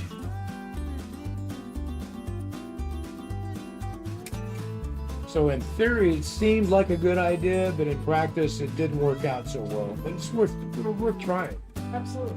just to see. Yeah, and surprisingly, it didn't really smoke or anything. It just kind of eased down, and you take the heat off it, and it just like a rock.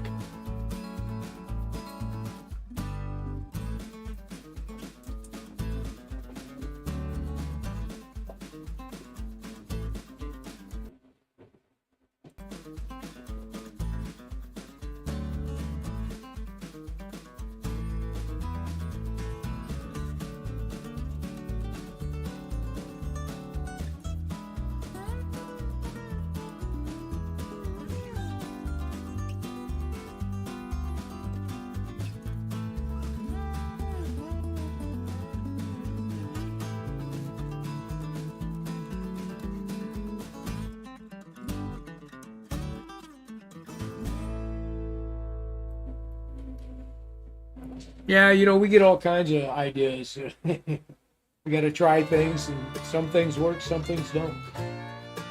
But that heat gun, I thought it might be a good way to be able to kind of make like a channel down the river out of the foam underneath the bridge. But it just didn't work out. It just makes it too hard. Yeah, that's for sure, Peter. Trial and error. Every once in a while, you take a swing and hit a big home run. Clear the bases.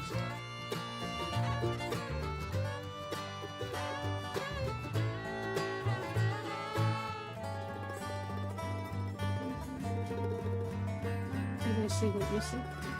Yeah, there's like a little lag on there, so you can see like Roxy's.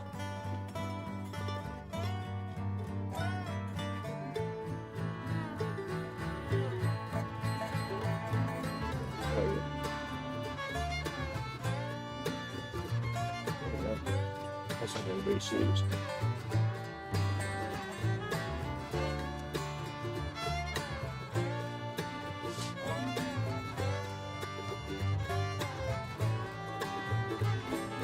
Yeah, I think the makeup of those pink foam, I think you heat it up at all. That's what's going to happen with it. Does it melt? Yeah, it kind of melts it down, but it gets like super hard. Ooh.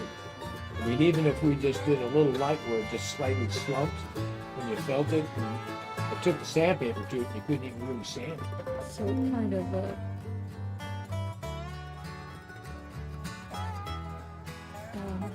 enamels itself. Yeah, it kind of enamels it. I think I threw those pieces away already, but I took some and I really cooked it to see what would happen. Why do you need to heat it up at all? Well, I thought it might be easier than carving it if I just needed to kind of wobble like this for a river. Oh. If I laid a piece in there and took it like that, and got it just kind of slump, Yeah. it'd been perfect. Because even to take the heat up all the way down the board. I guess you have to try. Well, that was the idea, just it was an experiment. We set it up as an experiment. We even recorded it. Well, just in case it came out really cool. It's fire retardant. That makes sense. Yeah, that was my guess with it too. Because otherwise, you could torch it like that and it just burst into flame.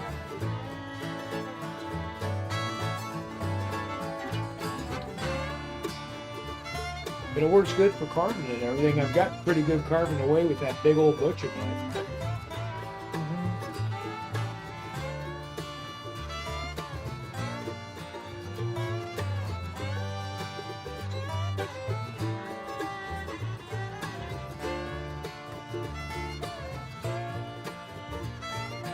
I wonder if you could use floral foam for some things.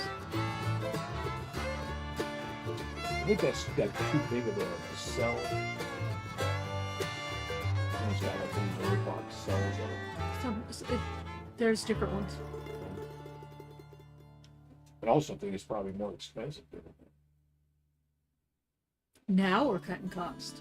I've been trying to cut costs all along. I'm just messing with Don't poke the bear. you. My job. My job.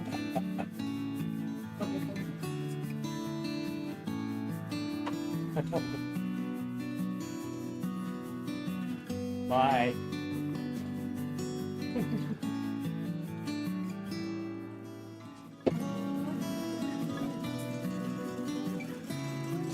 That's the trick. I just got to convince your mom that I'm actually trying to save money as I build this.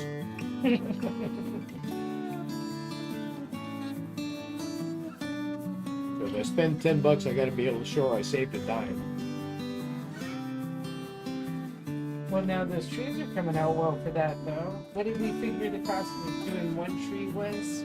Oh, Yes, we took and we added up the cost for building these trees. We took everything we bought for materials for them, and when I used all of the spool of rustic wire to make all the trees, we ended up with 27 trunks. And then with the cost of the other materials, the furnace filters, block, paint, all that stuff, we figured it up. Each tree that we make is just going to cost us 39 cents. And when I looked up online of buying trees like this, you get like 9 trees for 19 bucks. It was the best deal I found. So they're like, holy smokes, a couple bucks a tree. they are. Besides, they're kind of fun to make. So I think 39 cents for a tree is a pretty good buy. And then actually, I think it depends on size-wise, because if we were making a lot of smaller ones, We did make the really big ones first. if you were making like N-scale trees for an N-scale layout, you could probably cut that in half. Probably. Yeah. But we're going to have to model all kinds of different sizes. And there's the other technique for the trees that I want to try is where you're using that with some, what do they call it, material? It's, Was that the rope one, the jute rope? yeah, it wasn't jute, it was, they call it something else. What was it called? The sisal. Sisal, yeah. Using sisal fibers, you take and sandwich them in between the two pieces of wire and wind them up to make the branches, and you just kind of trim it. Oh, there you go. Perfect, Jim.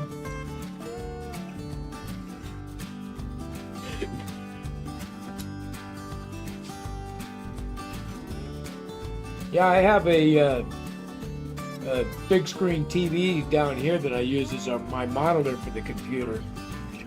It's a 50-inch.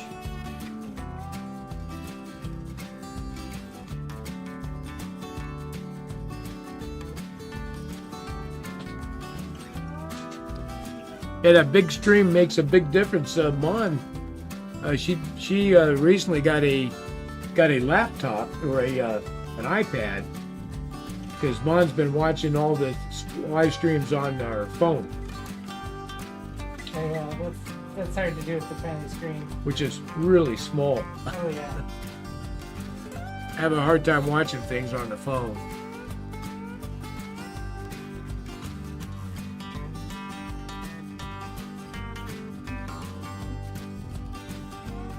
You mean June next year? 2 train shows? Fun.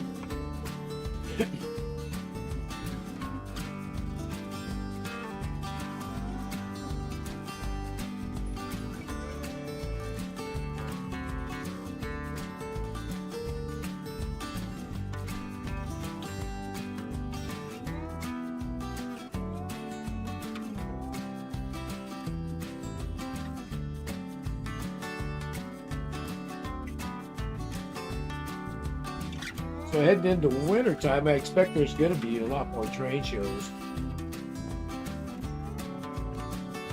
Less fairs and things.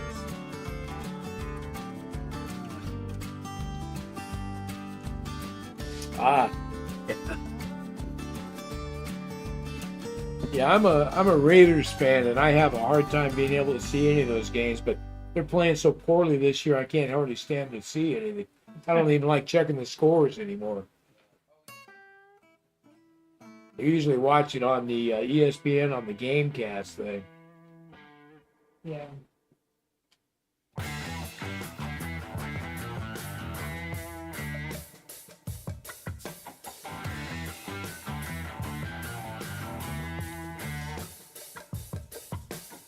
In fact, it seemed to me it must have been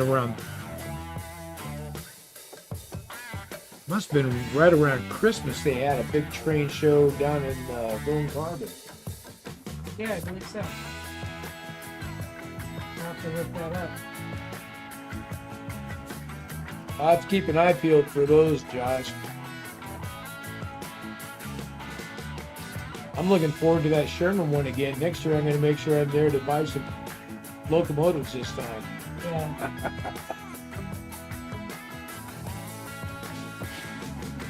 I was a good boy. I really focused on the scenery stuff.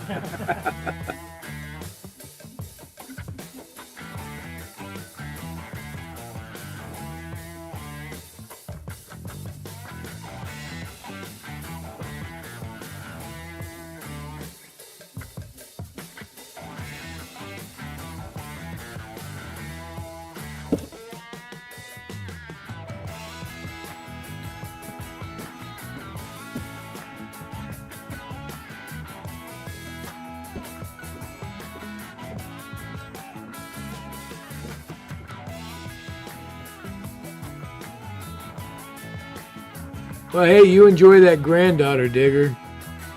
Thanks for joining us, huh?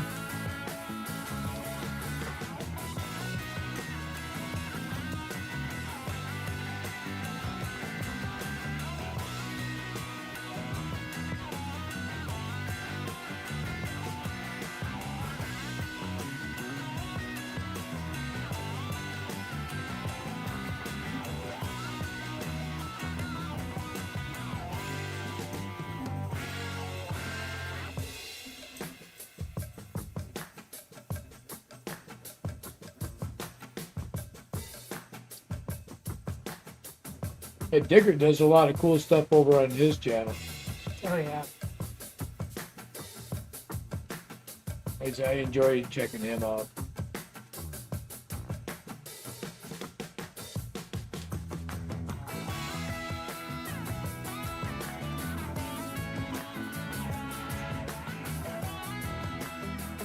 Here we are.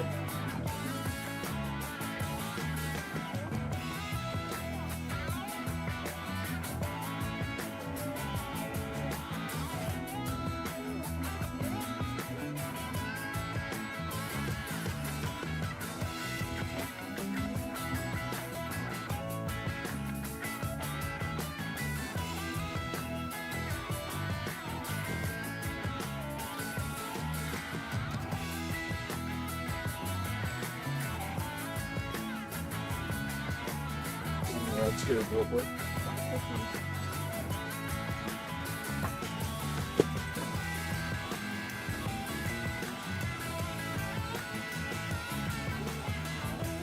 Keep them entertained.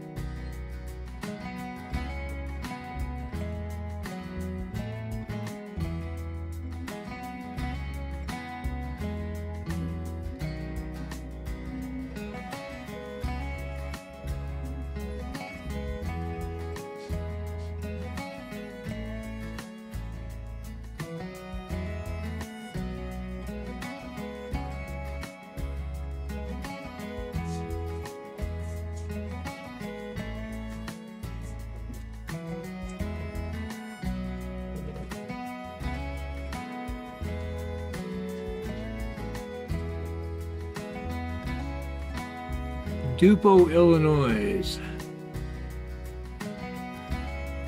Where the heck is Dupo? The reason that sounds familiar. Yeah, I feel like we drove past that.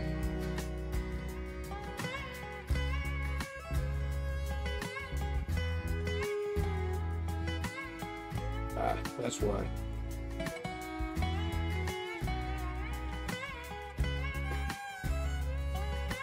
I used to drive through there all the time when I was trucking, because I always would skirt around St. Louis. Mm-hmm. It was kind of the southeast of St. Louis along the 255 there.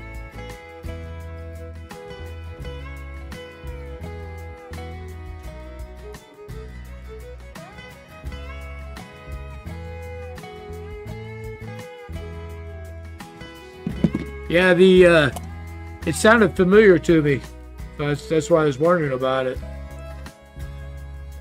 But it's right there on the along the 255 on the kind of the southeastern part of. Let's see, this goes in like that.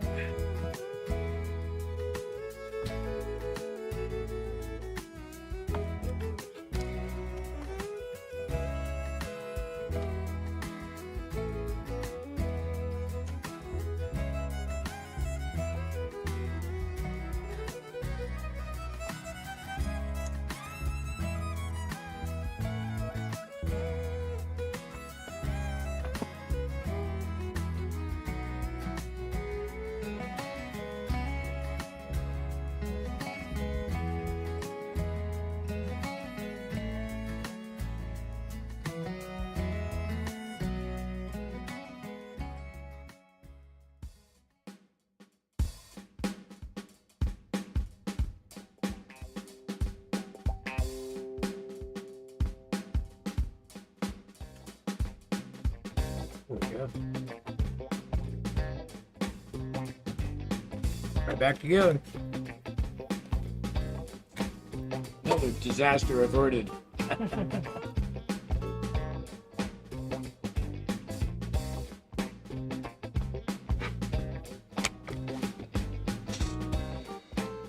Let's see if I can look up some information on that one in Dupo.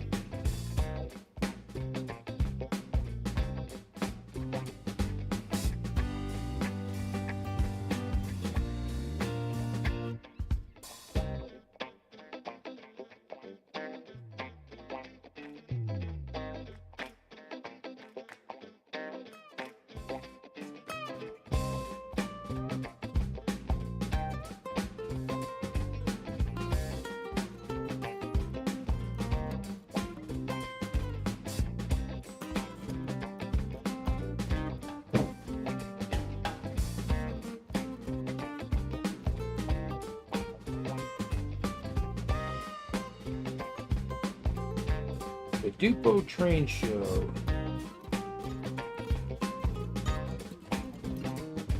This is old. Yeah.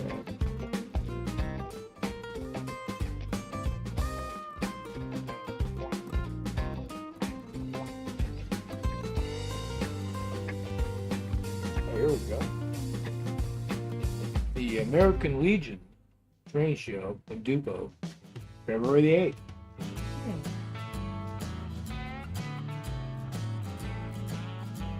How far is Dupo? Very far? No, it's just right down by St. Louis. Oh, that's not bad.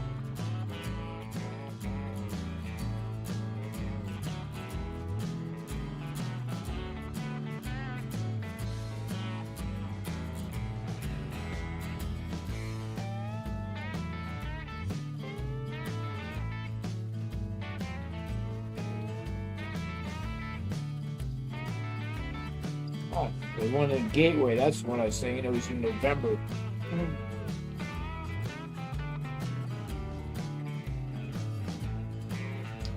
And then there's the Great Midwest Train Show in Wheaton.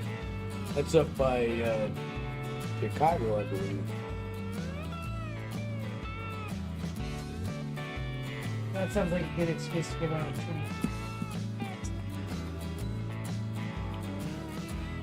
Well, hey, Al 1467. Thanks for joining us. Yeah, I'm just using the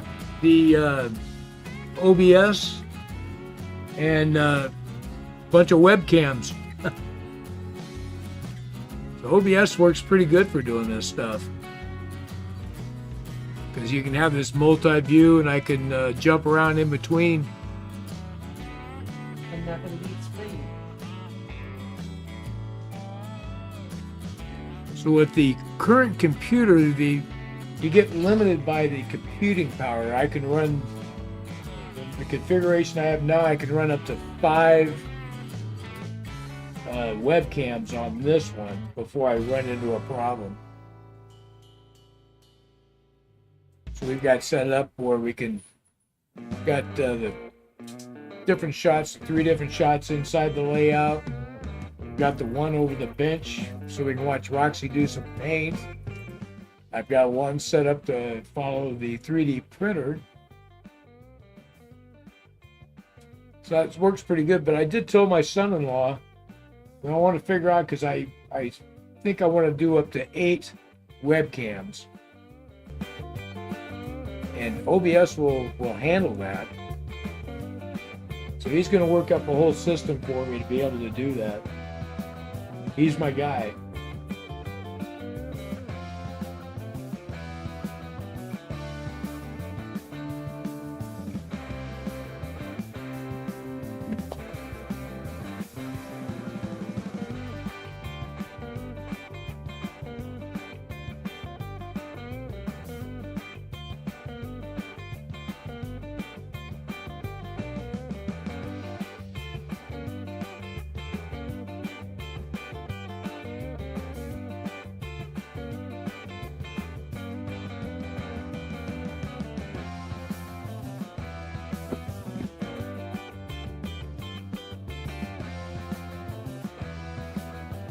Yeah, I absolutely got a guy, Jim.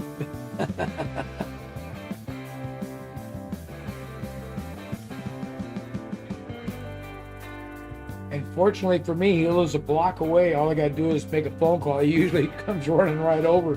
So I got to be careful what I say to him. Otherwise, he's running right over here and stopping whatever he's doing. I try not to bother him too much. He's a really good IT guy.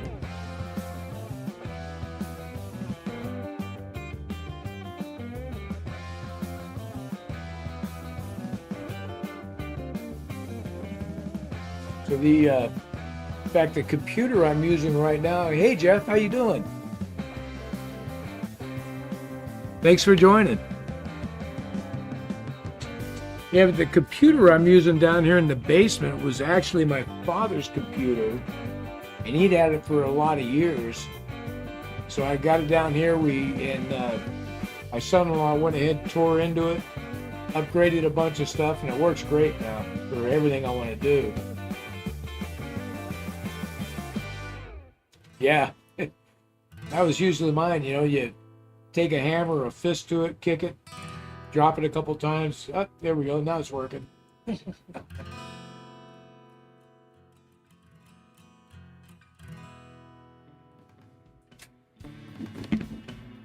14th of February. Okay, I'll get that. I'll note that down.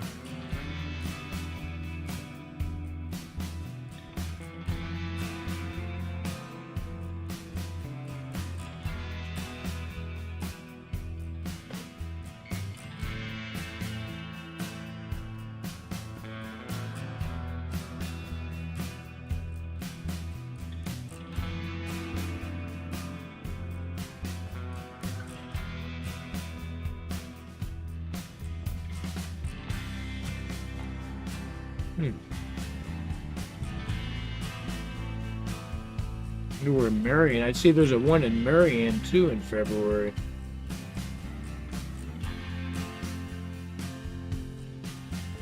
Oh yeah, it's way further south.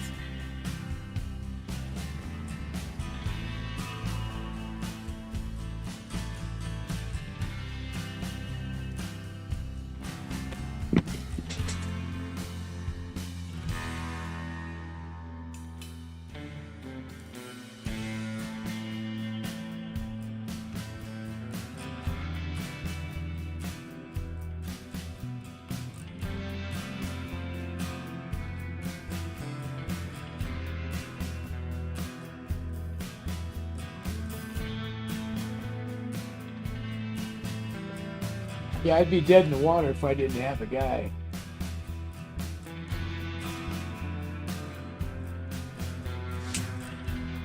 Definitely helps. Yeah.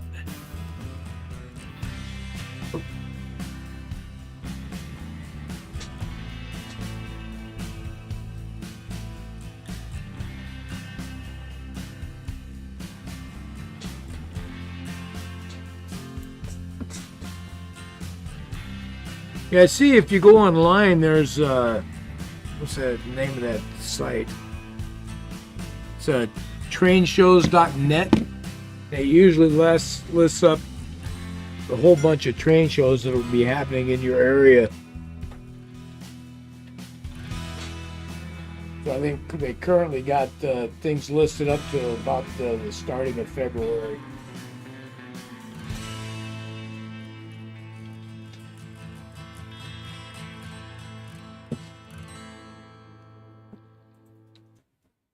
So how's progress, Rox?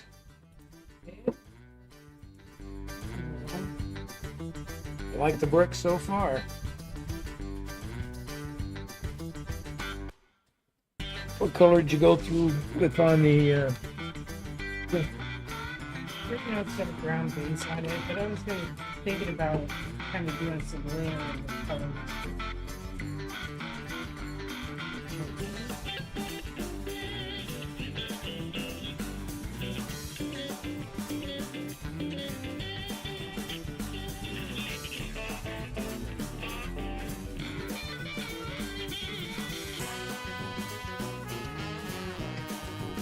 Doing the wash with all the bricks too.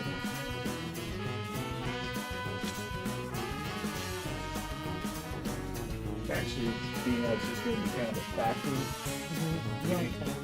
Yeah, you could let it be kind of a little bit rosy.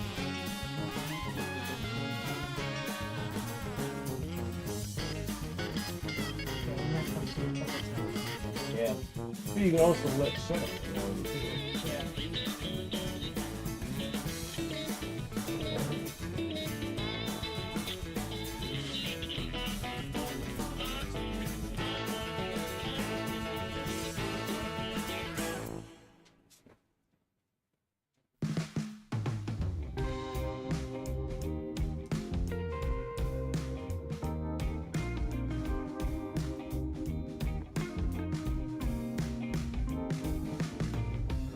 We can also come back after the fact and we can do some doing some of the weathering powders on it and stuff too to dull the brick down. I figure we'll be doing some of that when we place them too. Yeah, yeah.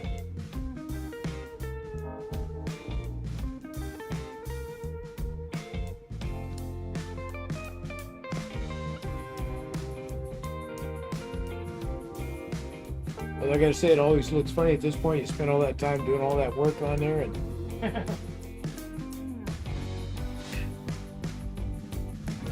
yeah, I just need to do it a few times, I guess, because I can see the difference.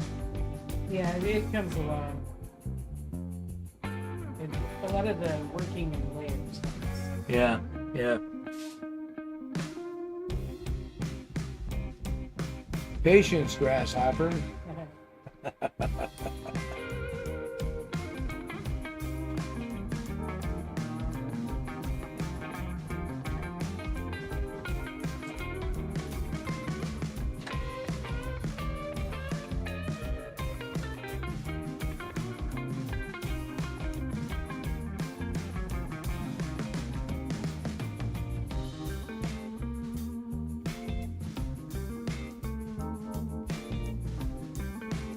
Yeah, so I was just thinking about it. If you ended up having to get a divorce, I'd have to keep him.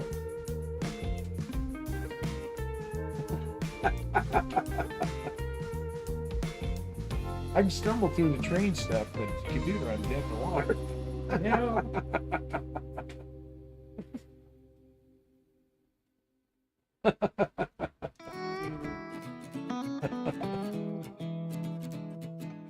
Oh, Dad. Oh, shoot.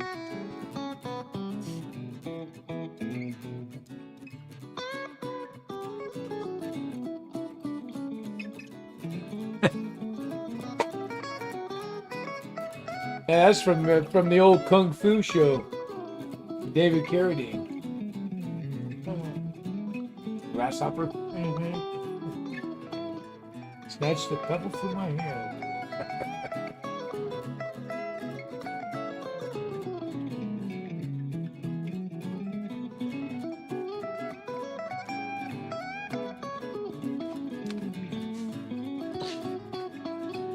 The one thing about black prints like this, they even like some lead. Let's put it in the match. This could be a fun game for you.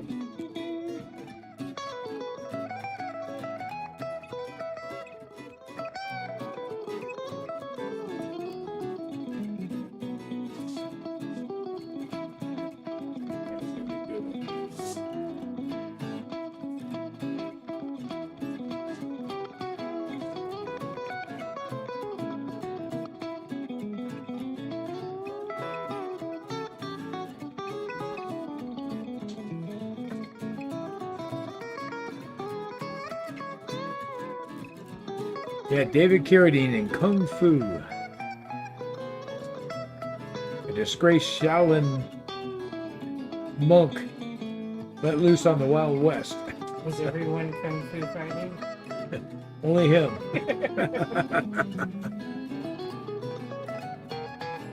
But he beat up a lot of cowboys.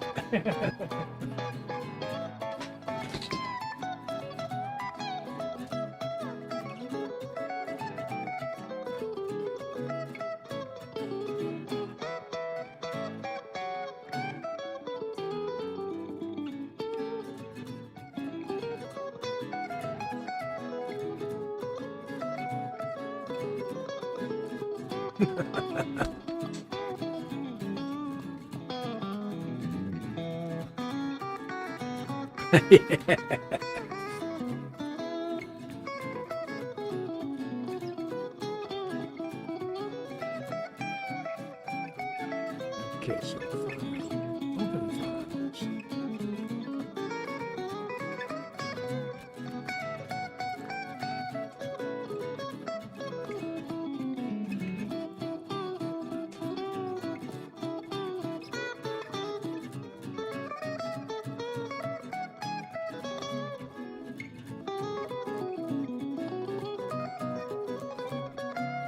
So what's interesting about the print for this town building is he even went down into setting it up so you can light up the building. I've got prints here for the interior so you can segregate rooms for doing your lighting so you can separately light up different rooms. So you could have Oh yeah, like one room here dark, another one lit up. And add to the realism. yeah, so this one might be kind of a fun one to do the whole shebang on.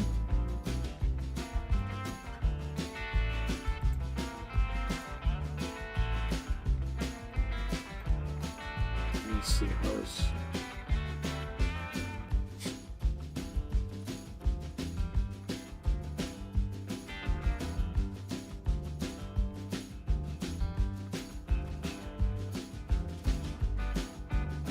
So the other one I really want to do eventually is I'd really like to do that theater Mm-hmm. with the marquee and everything in it. Yeah, it would be really cool to have a theater in your little town.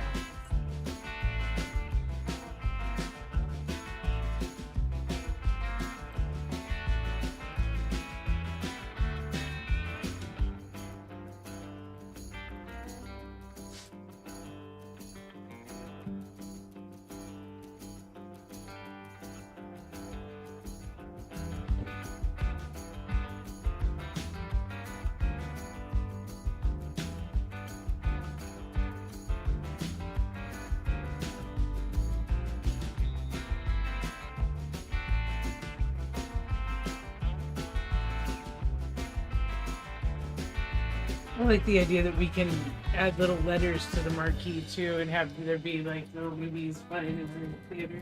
Yeah, yeah. I can make us a miniature movie poster. Well, it's funny. I mean, you do it. You think about it. You make movies for the era for that time. Yeah, it's another thing that brings us into our timeline. So you could put like a You could put like an ad for the movie Bullet or something like that. You know? Steve McQueen. Yeah. So here's the site on one of those buildings. Mm-hmm. Going through the slicer now, and I don't know why it's such a long print. Oh yeah, that's a very long print, and the side's not. Yeah, Well, I guess just, it's like twice the size of the front, right? Less detailed, but it's all brick. so it's like twice the size of the front. Yeah. So, and what's the time on the front then? It seems like it's going pretty quick. The front and the back together is like just under 3 hours. Yeah, that seems odd that takes so long. Are those walls a lot thicker? Yeah. So everything is strange about it. I got a file for a left-hand. Oh, I know. I guess the roof. It's going to slam. Okay, I'm going to save the disk.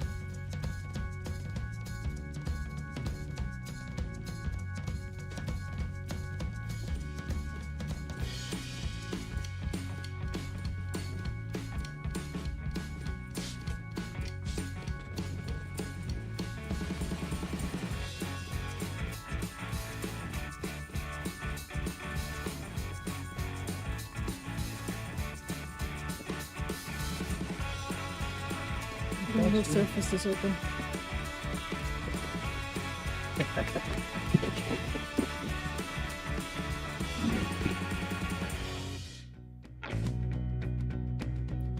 Well, if you like modeling, yeah, brewery. I did run across a file for a brewery, and I've been thinking about that one because it was a neat looking building.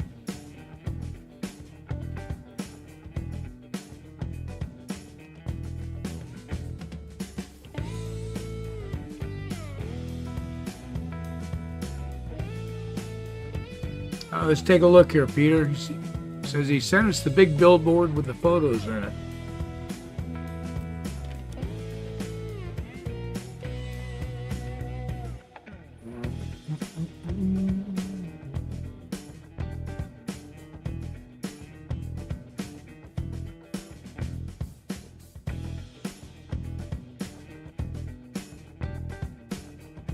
All right.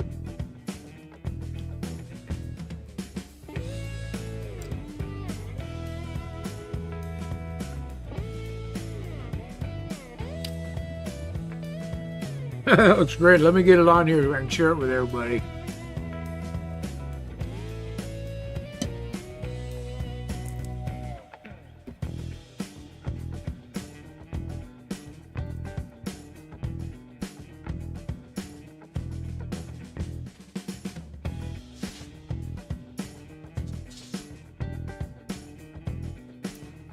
Okay, so then I need to... All right, I'm going to go into studio mode again here, guys. So I'm going to go back to my fix.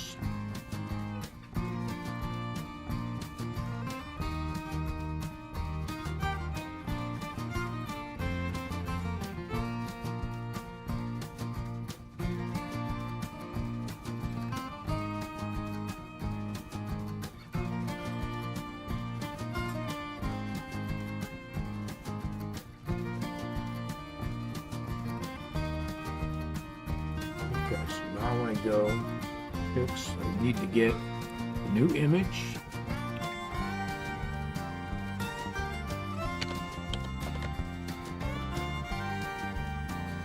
Okay. There we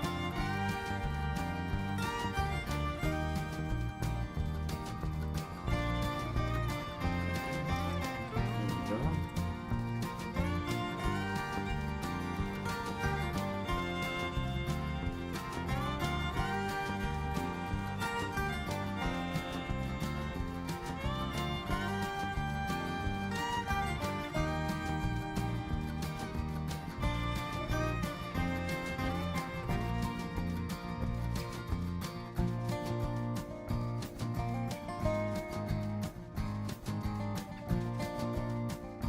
Okay, there we go.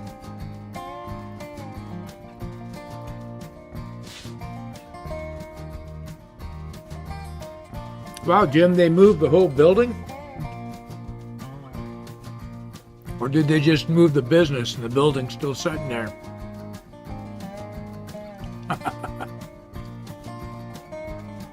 I'm such a wise guy.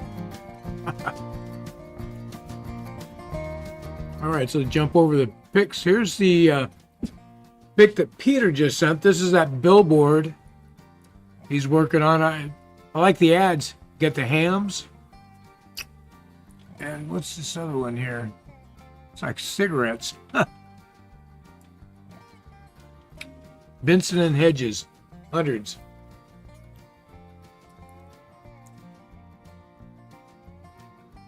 I remember these old hams boards.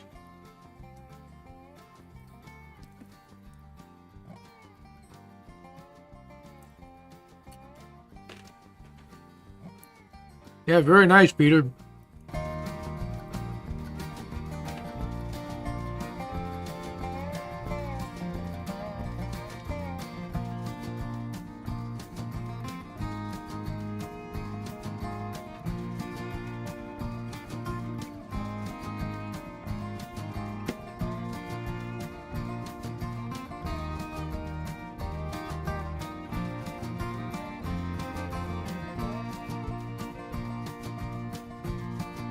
Oh,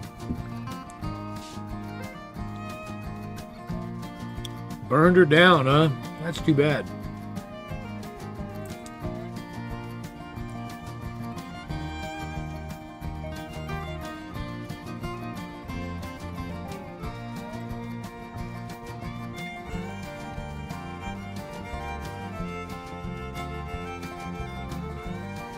Let me take a look here, see if I can find that brewery real quick, share with you guys.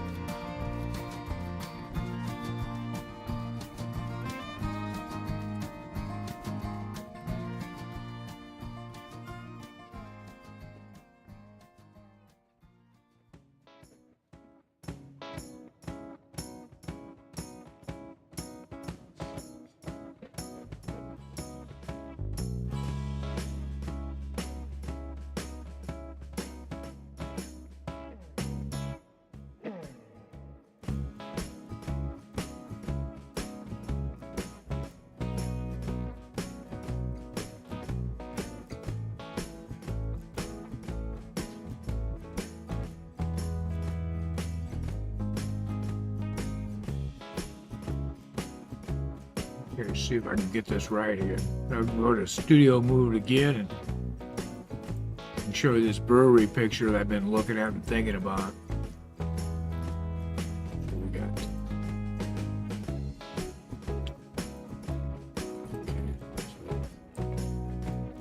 Okay, go to the image.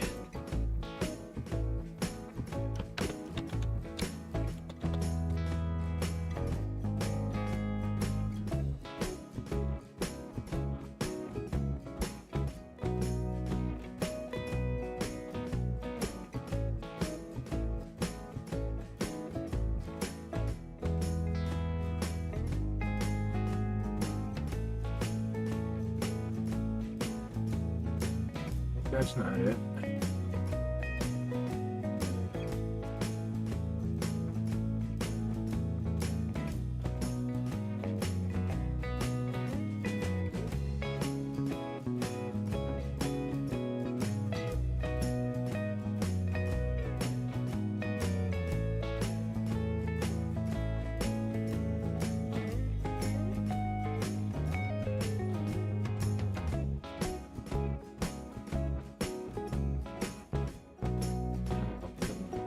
Having a hard time finding it.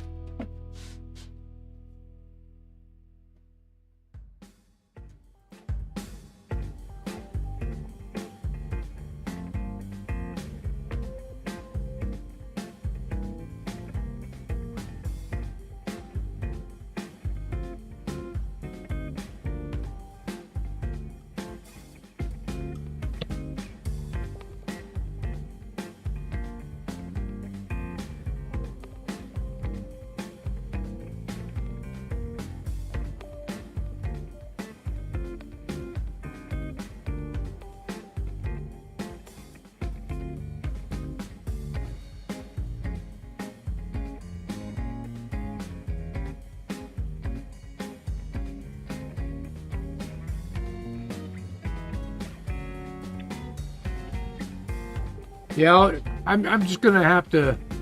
I'm gonna have to wait and find that brewery picture and share it with you next time.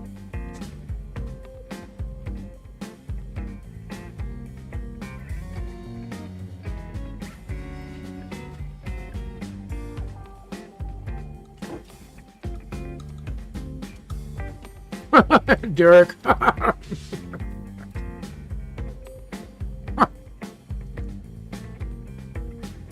I don't know. I come out and it was just laying in the layout. I'm not quite sure what it is. That's funny.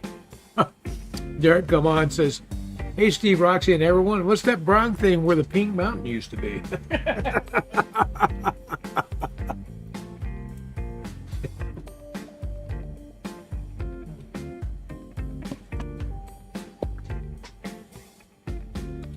So funny.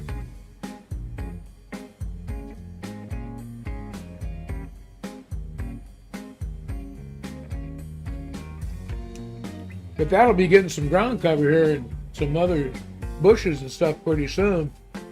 We've been collecting up the materials so we can get away from this flat brown paint and start looking like some mountainsides.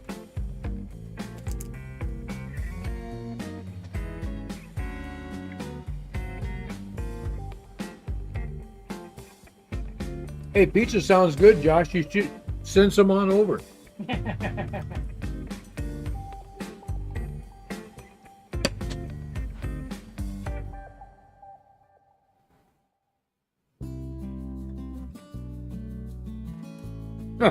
Pink flowers.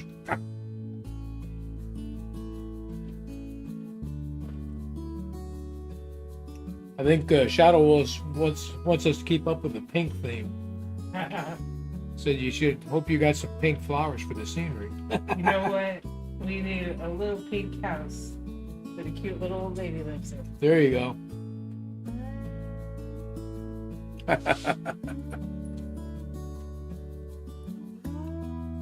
That's funny. Little pink houses for you. And that's exactly where my head went. Is it? That's what I think when I pass that little pink house in town. Yeah. Yeah, I'm like, somebody's cute little grandma lives there. And it's just this cute little pink house. And she thinks she got it so good. Uh-huh.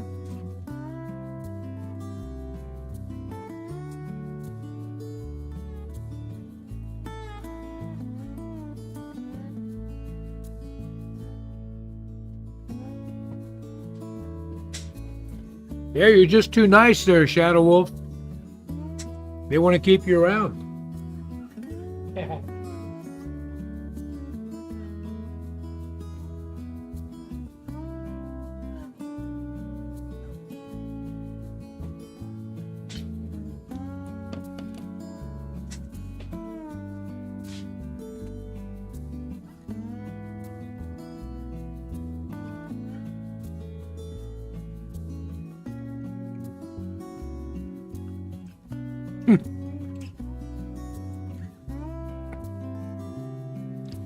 Yeah.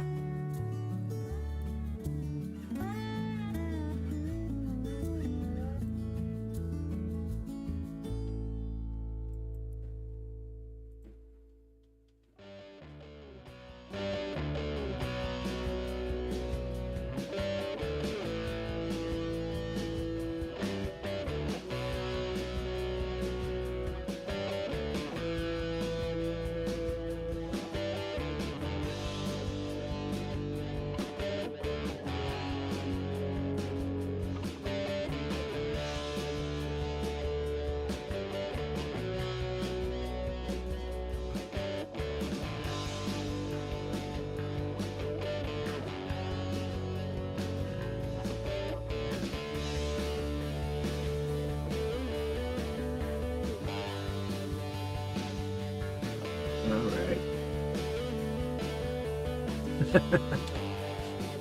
The benefits.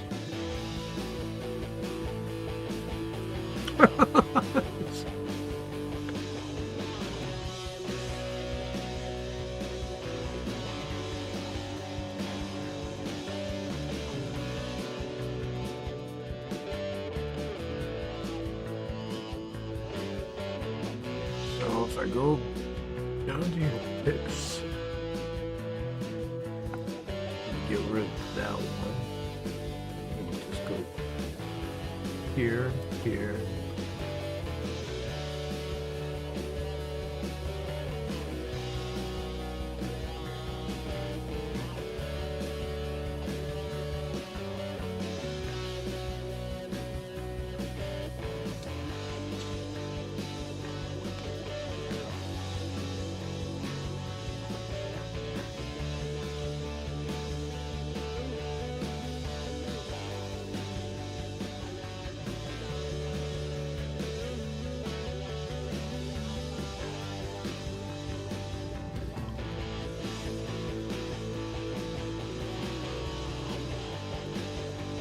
Okay, Jim, I think I finally got that brewery picture for you. Somehow I downloaded the photo and I couldn't find it again.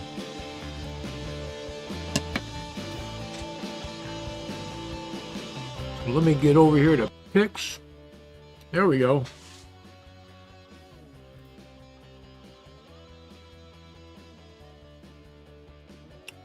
So I was thinking this one might be a fun one to print. Big old brick building. Looks pretty cool, I think. Oh yeah, please. Thanks for that reminder, Peter.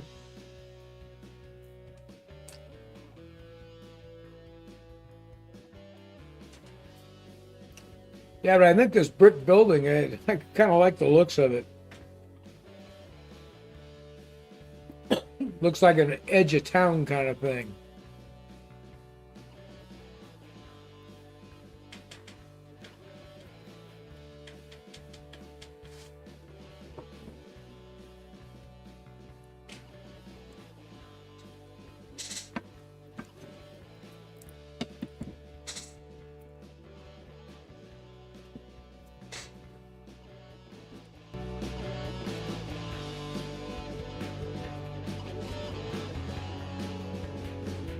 So I'm starting to think on some of the town and city and industry intertwined that I want to do. Mhm. So I think we got kind of a plan on this one corner for some of that stuff.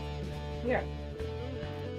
But over on the top of the peninsula, I'm thinking a lot of industry towards the very top, and then kind of blending it down into more, getting off into some more town type things, and maybe the rough side of town. Right. You know? Right. Kind of place you have a dive bar and auto shop and over on the other side of the train tracks kind of. Yeah, hillside.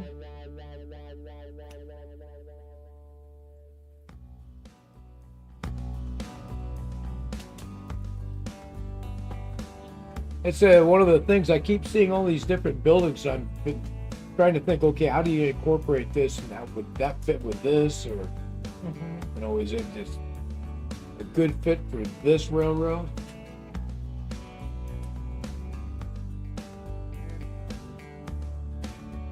I think there's a lot of different ways to go, for sure.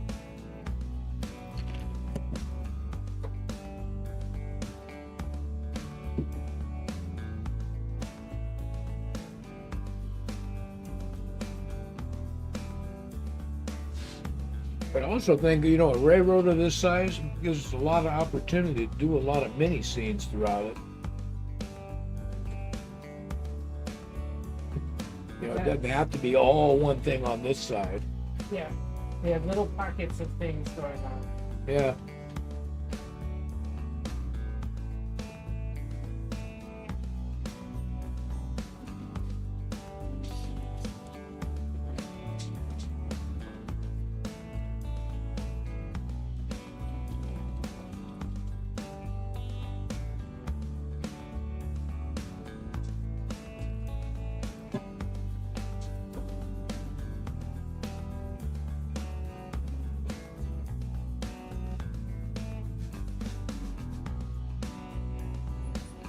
Well, I'm thinking we just got to go by the mantra. If I print it, you paint it, they'll come.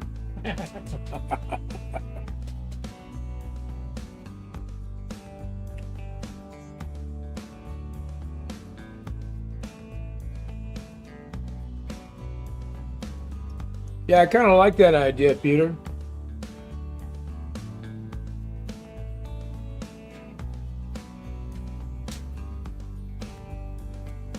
I'll think a little bit how to incorporate that. What area I could do a hillside with a brewery on it.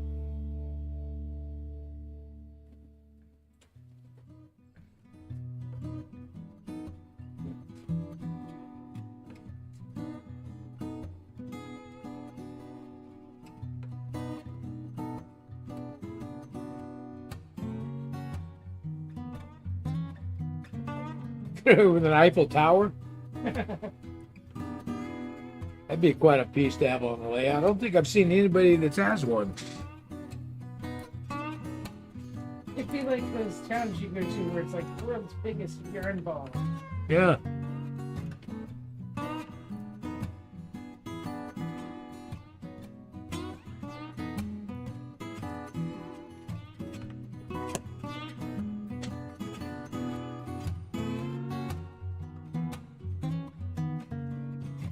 That's exactly what I was just thinking, Peter.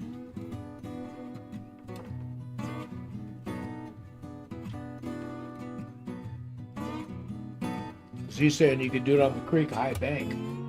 Mm-hmm.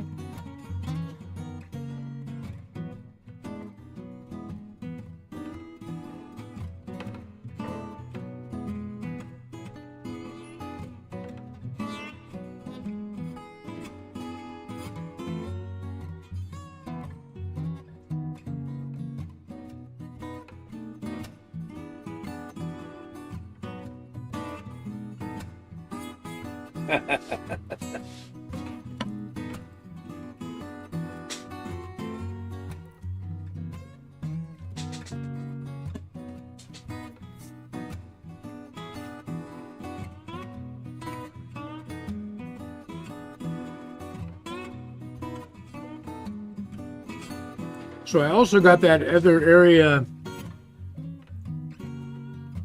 Now, I haven't gotten a plan yet, but I got a plan in my head for sure. There's a guy, the Marias Pass, on YouTube that did a shed, and I'm thinking something similar to that design.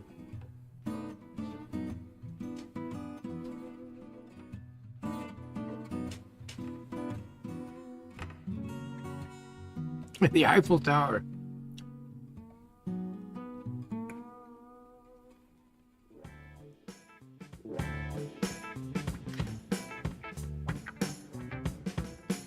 Well, hey, Bama Big Man, how you doing? Haven't heard from you in a while. So the Eiffel Tower, now, I forget which birthday it was. I think it was her 50th or something.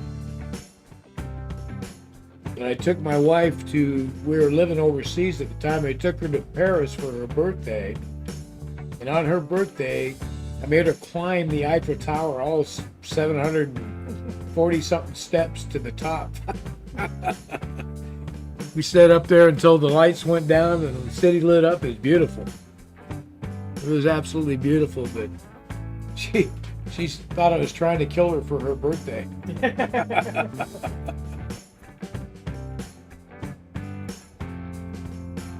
That Paris, that truly is city of lights. That's quite the city.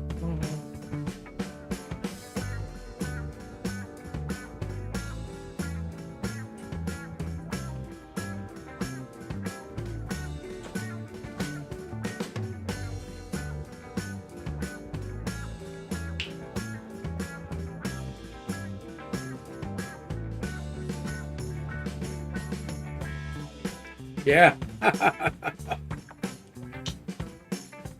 Or you could just imagine them. I could just put the Eiffel Tower down and say, "Oh, we got trains, but they're in the tube, underground."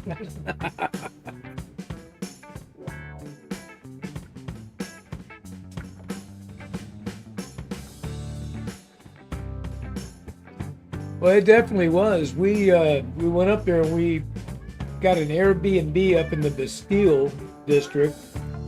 We got up in the morning and we walked from there all the way past Notre Dame, walked all along the river, went to the Louvre, Went to the Arc du Triomphe and the Napoleon War Museum. It was a day. We got home at like 11 o'clock at night. We were exhausted.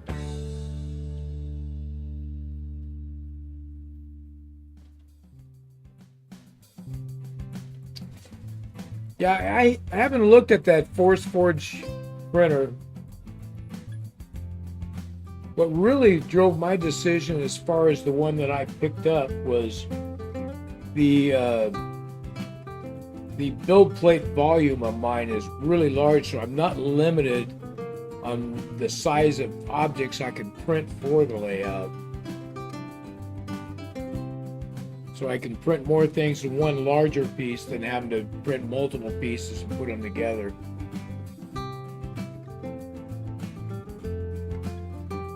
Yeah, we know, but we wanted to climb it.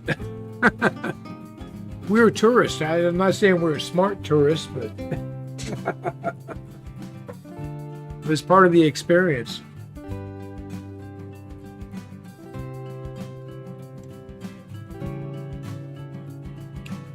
It's about 15 inches by 15 inches is the build area, and the plate drops down. Shoot.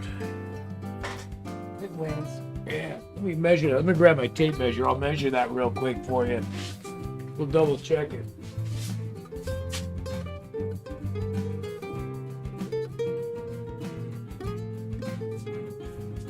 You know, there's plenty of room for like the grain silo I printed. Those silos all print on one print, one piece.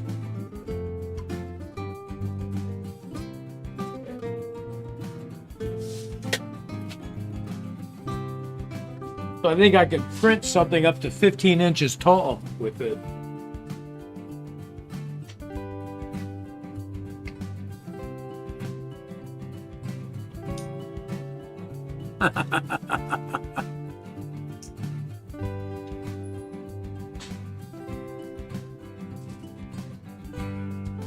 Yeah, this is pretty big. I think there's other companies that have come out with large build volumes as well. But I think this is one of the first of that size. And I haven't done a lot to it. I upgraded the motherboard on it to a silent motherboard, which is much quieter. The original one with that motherboard, you could hear the stepper motors going to crazy. Oh yeah, O gauge. So that's the other thing. I think I could probably be able to print O gauge stuff on this too.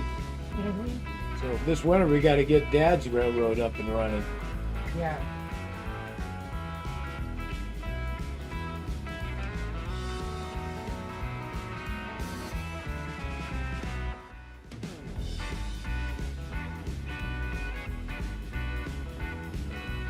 And so I did that, and I used the silicone instead of the springs on the build plate for leveling. I used the silicone grommets.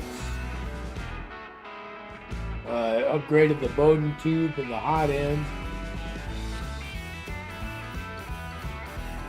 I forget what they call that part on the back where it's feeding the filament in. I changed that over to a metal one. Extruder.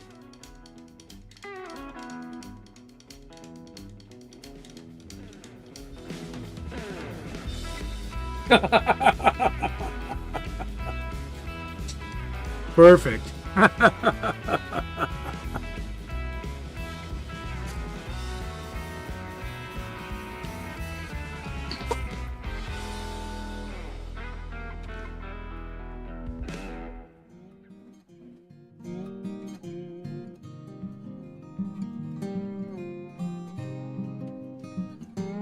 Yeah, my dad now, 2 years ago, he was working on doing some HO, but he decided it was too small. He couldn't see it well enough to work on the locomotives and work on the track and stuff. It was hard for him.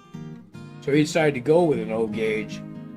And that's what got me started. Is he gave me his O gauge set he had, or his HO set, but he had a Lionel steam locomotive and an Illinois Central diesel locomotive, some box cars, a lot of coal cars. But they're really nice. I like the O gauge stuff. I like the size and weight and the feel of them. They're pretty neat. We'll be running the Lionel for Christmas this year.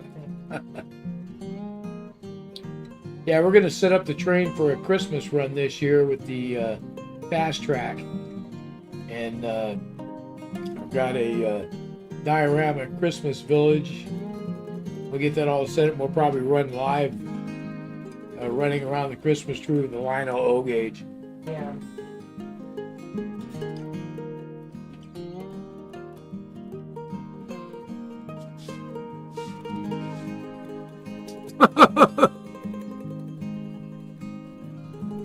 That's a strange bathroom.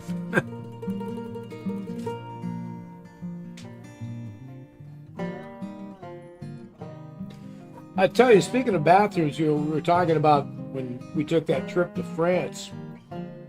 So my wife and I were sitting in a cafe, and I asked the guy where the restroom was. He told me it's downstairs. So I go downstairs, there's the restroom. I go in the stall, I use it.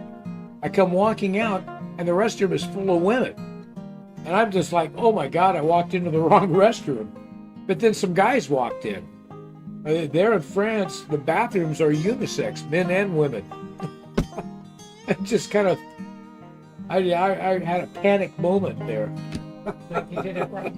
Wait for somebody to start screaming about a man in the bathroom there. You know, it's like, oh my God.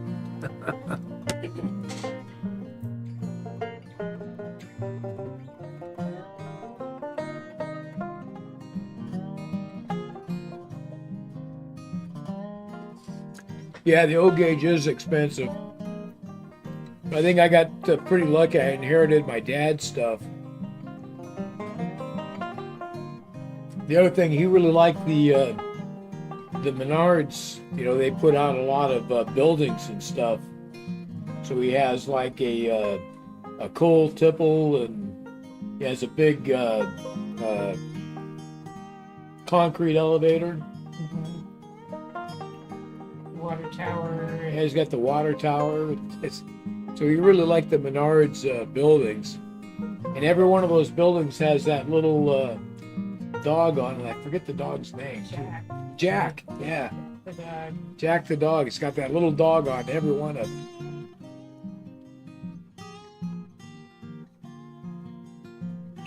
Whoa, G gauge. Well, that's a big train. That's giant. You could ride those. And another life on the house.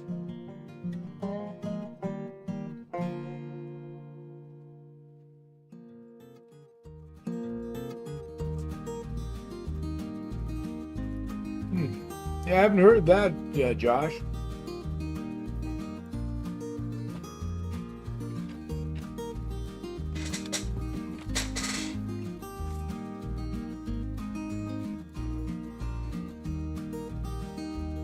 Josh is making me look up all kinds of towns today. Winchester. What?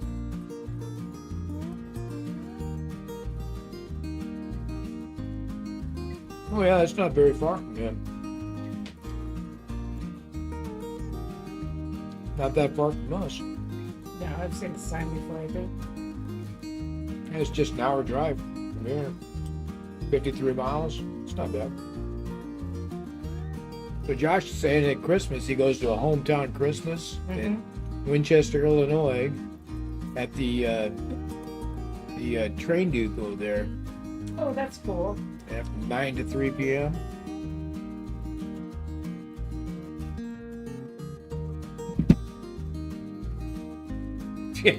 Yeah, I would imagine Minnesota, you'd have to get you a G train with a snowplow on the front, you know?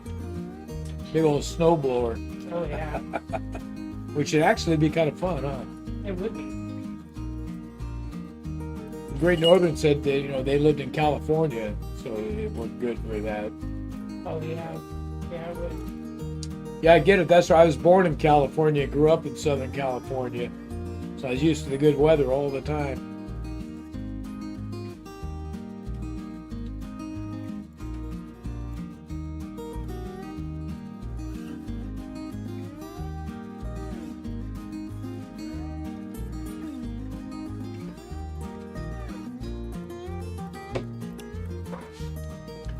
So I think there's two things about having a case, and Peter can probably talk about this too. So in my mind, having a case, one, it encloses that area so you can control, I know you mean an enclosure, but you can control the environment with an enclosure. So you can control the temperature a little better, which is important for some materials that you may be printing. Like for printing with PLA, I don't really notice any kind of a smell myself. My wife says she does, but my nose isn't that sensitive, I guess. But the probably the biggest thing is it keeps dust and everything out, dust and dirt. So I can see having an enclosure, and I've thought about this one, just taking and building a small room for the printer itself down here in the basement. So that way you can kind of enclose a room space that you can control the environment better in a small space. But I know some prints, it really makes a difference on the temperatures, the ambient temperatures. Yeah, you don't want to control over that. Yeah. And you might humidity is always a big problem with stuff too. So if you got long time prints, you might be able to better control the humidity levels in a small room.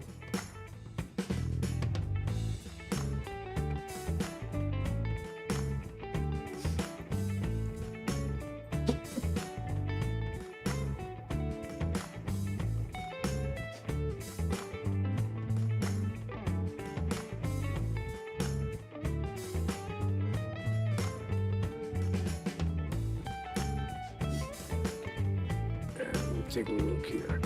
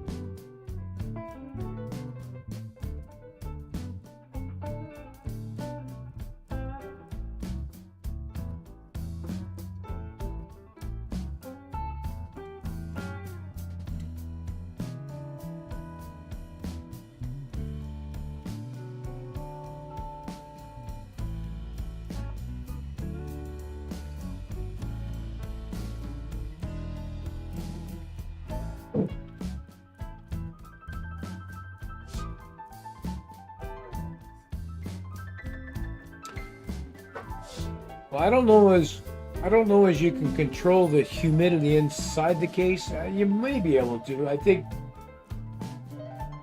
to a certain extent you might be able to do something for that.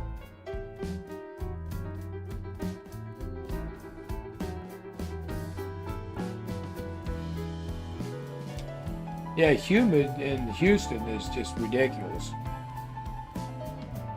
I used to go down to a plant down there when I was driving trucks and pick up big giant tractor tires and stuff, ones where I could carry like 2 big giant tires, and that was it on a 53-foot flatbed. Big oversized loads. When I go down there, man, I'd be strapping them things up in the humidity. Boy, I'd be sweating.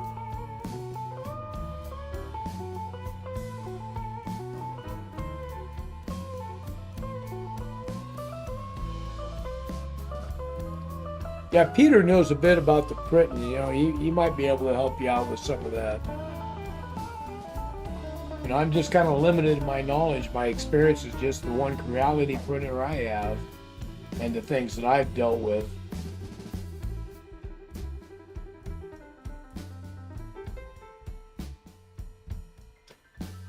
But here in the basement in Illinois, the humidity hasn't been a big problem for me. It was a little rough right at the start of spring, but not so bad now. Yeah. I'm looking as the, you know, everything's changing. I've been watching the track, not seeing a lot of change in it. No.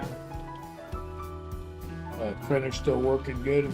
But it was just right at the end of winter, getting into spring, when we first saw some changes. Yeah.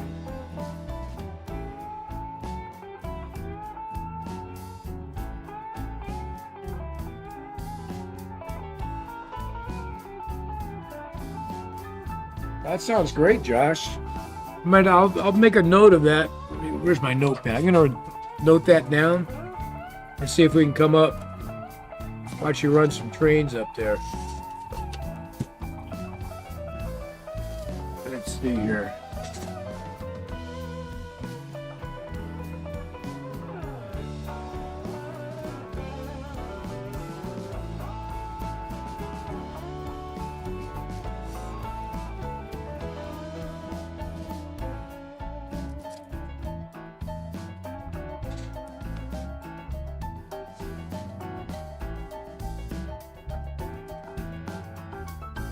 Yeah, I was using the resealable bags, then I got a big giant roll of stuff for the vacuum sealer I've got. And now when I'm using a roll, when I got still stuff on the roll, I'm done with that particular color, take it off, go ahead and vacuum pack it with a desiccant packet inside it. And that seems to work pretty good.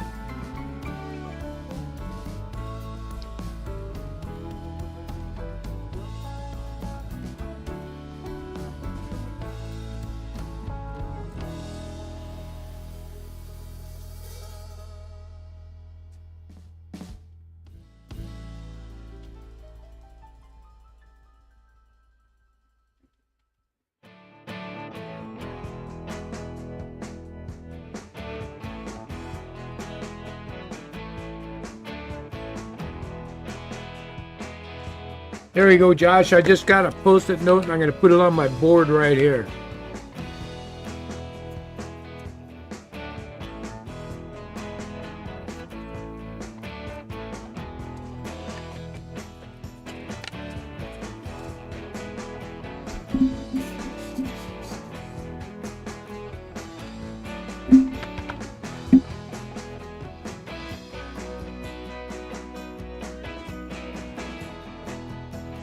Yeah, we'll see about making that up. See you up there, Josh. So yeah, Peter, I was using the resealable bags too. And then I found every once in a while I'd take a bag and I think I had it sealed shut, a Ziploc bag. Had to find out it wasn't. So I'd get my filament out to go to print, and doggone thing would be really moist. It'd give me some problems. It wouldn't print well.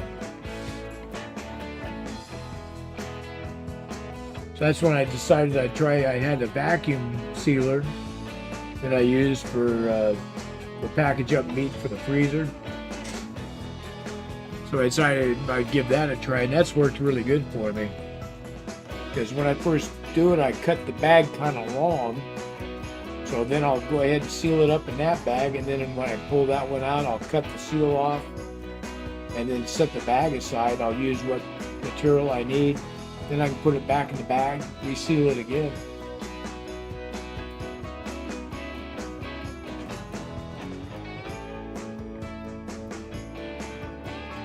Yeah.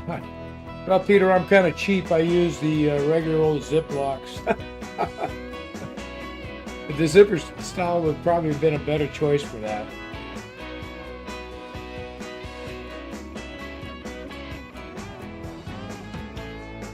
To be honest with you, I hadn't even really thought about that because I just haven't been in the habit of using those.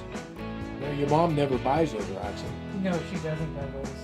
I don't know if they cost more. Or, I imagine they probably would. I was like the ones just squeeze across the top. Oh, that's what my mom always gets. But yeah, it might just be because I'm used to it. Yeah, yeah. But I just noticed with mine, I'd do it every once in a while. I wouldn't, because it was a tight fit with a spool, Oh and yeah. I wouldn't quite get it closed all the way. Right.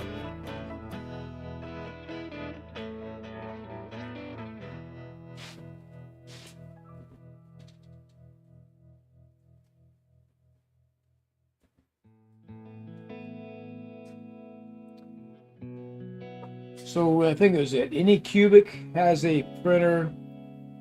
It's like a K1, K2, not cheap, the K2, but it's an enclosed printer, and you get it. They got a drying deal, so you can put like 5 or 6 rolls of different colors, and they all feed in, and you can print multicolor all out of the one thing. That is pretty cool. But they're like $1,200-1,300 or so. Yeah. It's like almost like buying 3 of these printers that I got.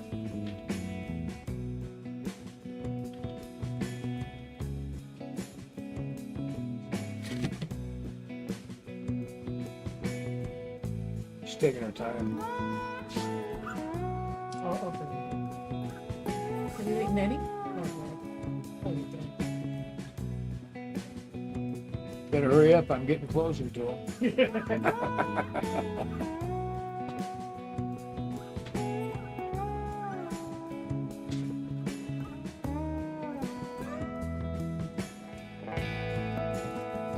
I think Roxy spoils all her cats. Oh yeah. Cats should be spoiled. Yeah.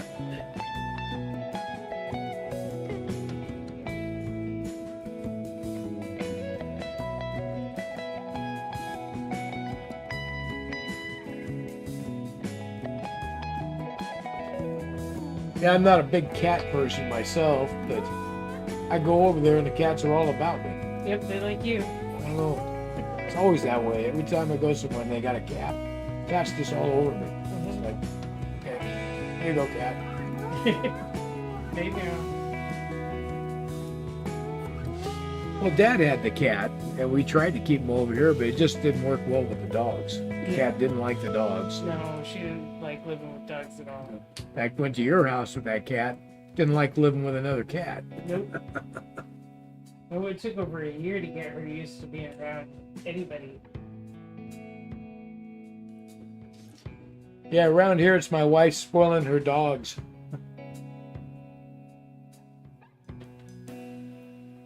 There's a definite pecking order in this house, and I'm not at the top of it.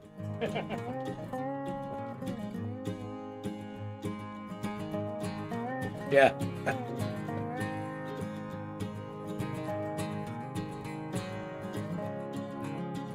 Yeah, my best friend back up in Washington, he had this cat Fester. And he was a big old fat tomcat. And when I first met Joe, went over to his house, and cat come over and he's rubbing it all against my leg and everything, and I'm just like, oh yeah, okay. And I reached down to go to pet the cat. The cat turned around and just shredded my arm all. I bled all over the place. It just tore me up real quick. That's the I can pet you, but you can't pet me cat. Yeah, yeah.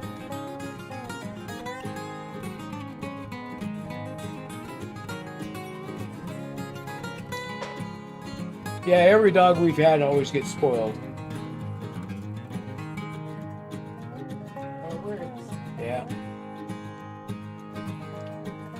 Yeah, my wife really loves her dogs.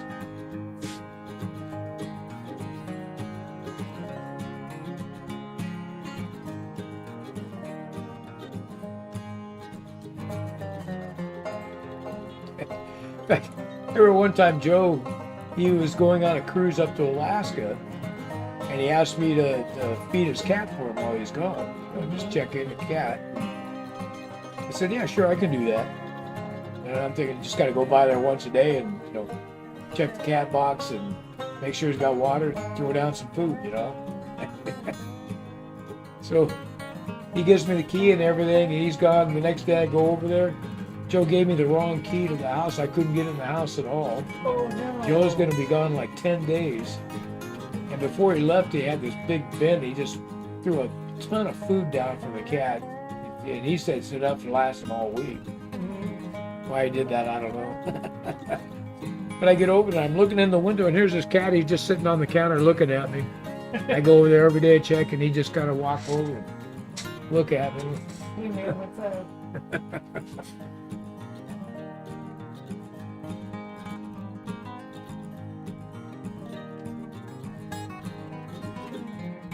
We always had cats. My mom always had cats. Yeah.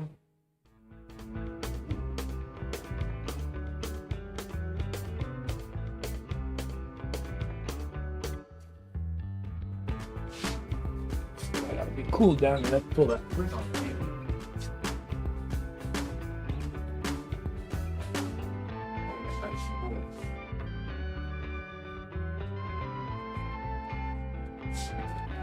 All right, our print's all done and it's been cooling on the bed. I'm gonna go over here and pop this thing off real quick.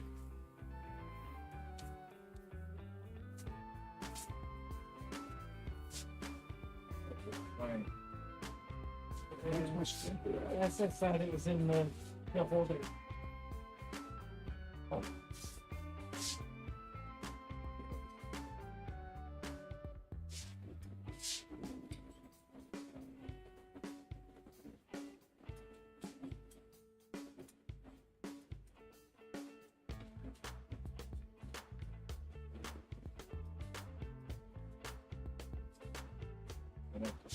Throw that away. The back, this looks like a plain old Just flat. yeah, it's just a flat piece. The only thing I like on the print, you see you got the angles here. They fit up real nice.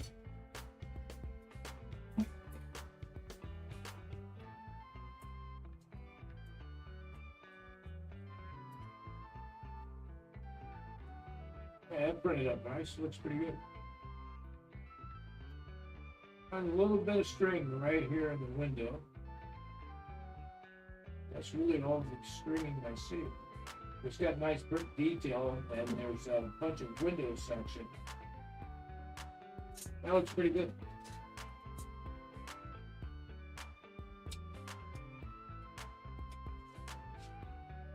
Oh, pretty nice. Awesome. Yeah, that print come out pretty good.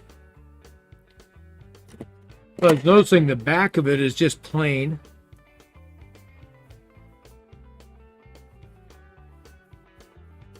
So I might have to think about that. But I like the detail on the front, looks nice. So I'm going to get the file. See if I'll print the windows, but that's a short print.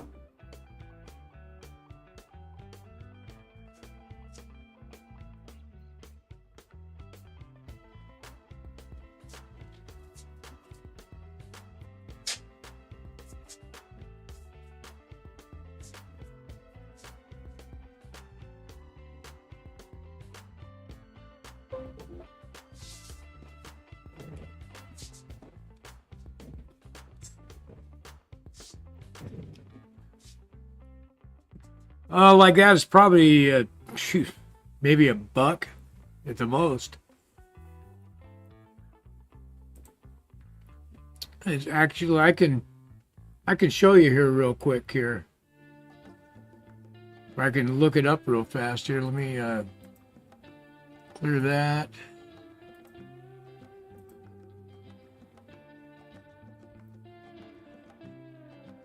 Let's see, wall front. Let me open it. So I'll stick it in my slicer right now, slice it. Because the Cura program, you can go in there and you can put down how much you pay for. So show, say the building, just the building front by itself, 1 hour and 35 minutes to print, uses 11 grams of filament at a cost of 21 cents. And then you factor in, of course, like your electricity, Yeah. but that's not huge either. Well, even with, electricity and everything, it's going to cost you, once you print everything up, like $3-4 probably to make a building, Much less than buying. which is pretty doggone reasonable.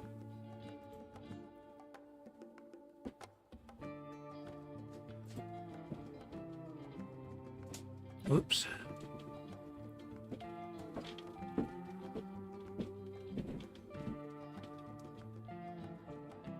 Yeah, so that one there, that probably maybe 30 cents, 35 cents just for the flat front. But I think when you put in the windows and all the trim pieces and everything else, it's going to be less than $2 for the building.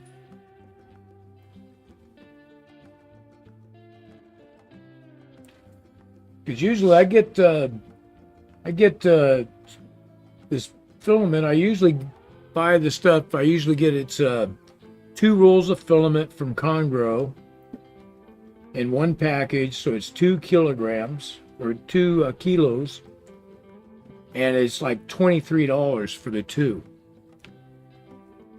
And I could print a lot of stuff out of one spool. Yeah, so there's a difference in Walters now. Their stuff is all injection molded. So there you got a big cost for all of the tooling and everything that you need for that. Mm-hmm. And I'll guarantee you, they're still making bank. Oh yeah, and turning out, beautiful kits. Yeah. Well, you think about it, if, even if it costs you, $100,000 to get all the tooling Mm-hmm. for a kit, Yeah. then you're selling these kits for $50 to several $100 a piece all over the world. Oh yeah. They're doing well. It doesn't take long for them to break even, I would think. Yeah. But for the hobbyist, guys like myself, to me, doing this kind of stuff is way worthwhile. Well, it definitely gives us the freedom to customize everything exactly the way we want it. Yeah.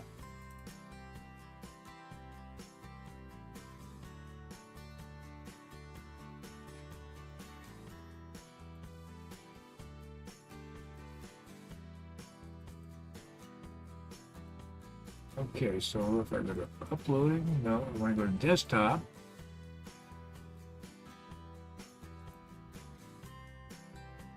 Rename.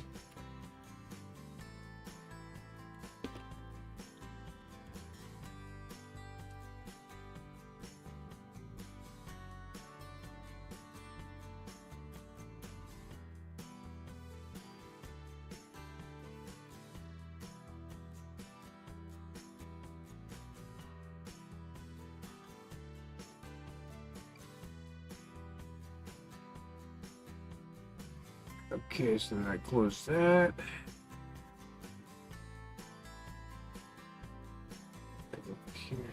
Okay, eject. Now I can pull it out. I wish I could get it. So the program didn't work so well. By directly linking up the computer, I put that laptop to it. Yeah. Instead of using this little SD card, you just Yeah. got to keep taking in and out. But when you start the printer out, all of a sudden it wouldn't go through the startup procedures correctly, and it kept running into the bed. Oh yeah, that's a problem. Yeah, so I wish I could figure that out, because then I could set up the laptop over here next to it, be able to just go directly to it. Yeah. Yeah.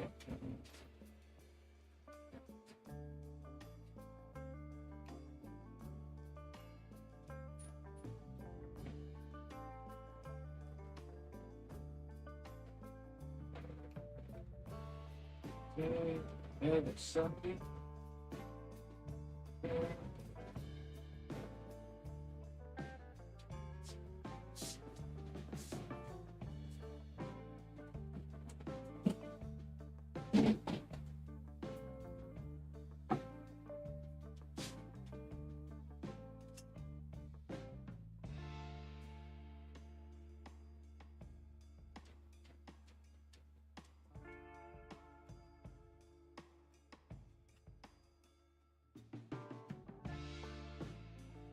Boy, look at that picture on the screen.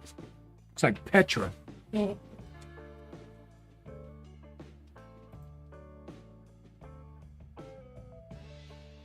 Yeah, Petra and Jordan. I always wanted to go there. That would be cool. Yeah, it's just incredible.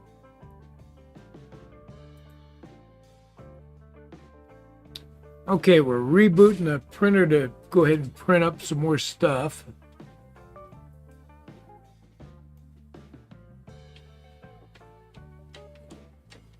Yeah.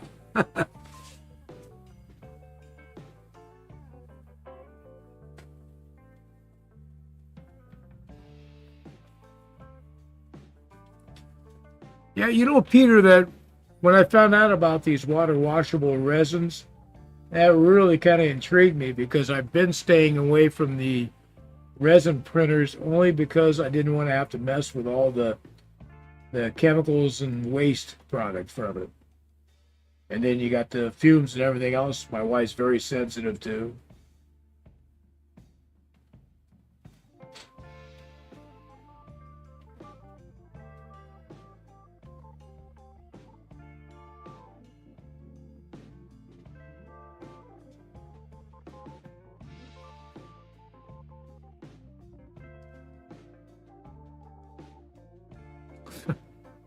I wasn't paying attention. I've had this thing on the printer all this time.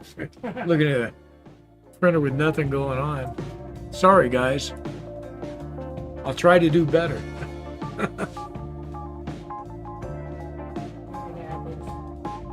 Yeah. Well, I get wrapped up in what I'm doing at the moment. I'm not paying attention here. Oh, yeah.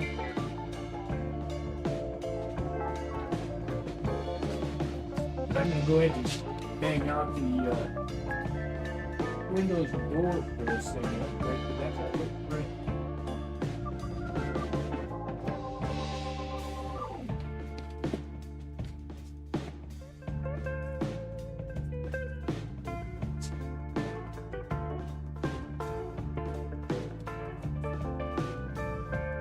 So that painting's coming along, Roxy. That looks nice.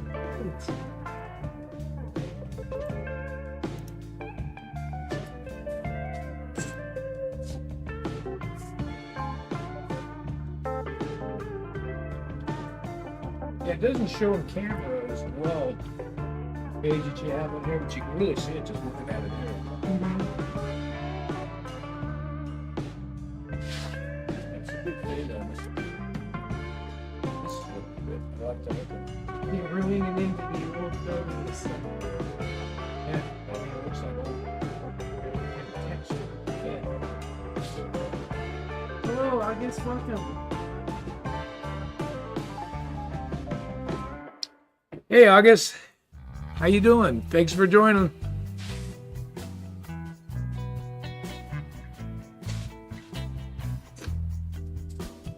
We're all just sitting around watching paint dry. Yeah.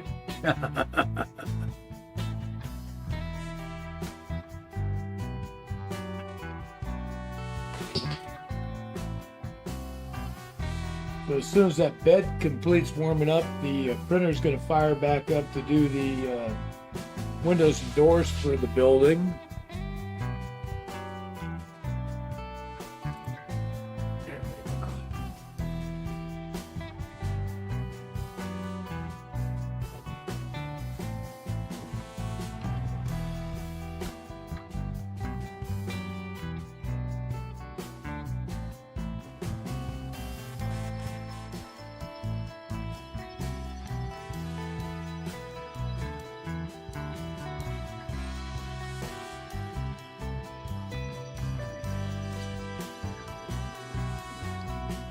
We're doing great, August. We've just been busy working on the layout and getting things done around here. We're pretty happy with the progress we made this past week.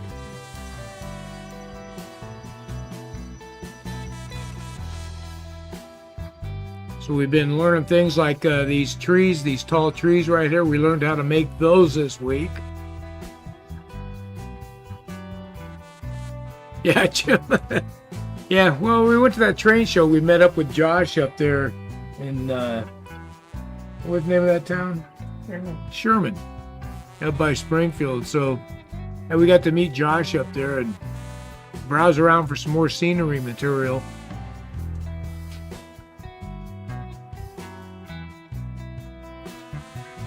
Yeah, UV lights and everything.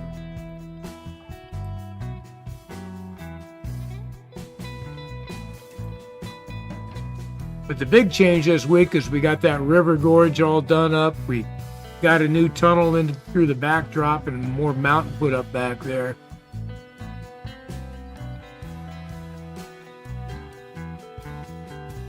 Yeah, you know, the printer's just become a hobby all in itself. I kind of enjoy doing it. Yeah. It's a lot of fun.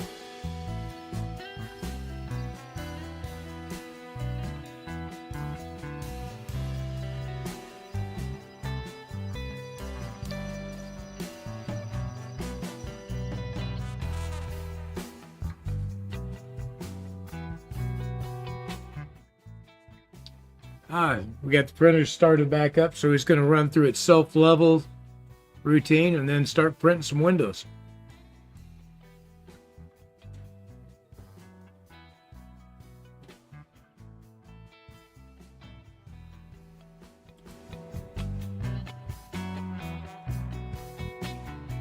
Yeah, 3D printing, I mean, you can get...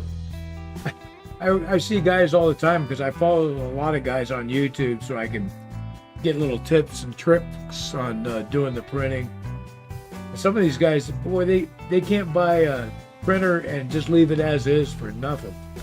There are so many mods they do to them, it's just insane.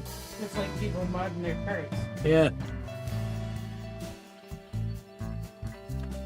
So the big thing for me is I've been trying to learn the Tinkercad so that a lot of these things you can take even other designs, get them into Tinkercad and manipulate them and redo them different.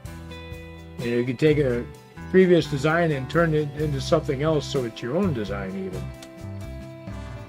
So I've been trying to learn the Tinkercad so I could design some things myself.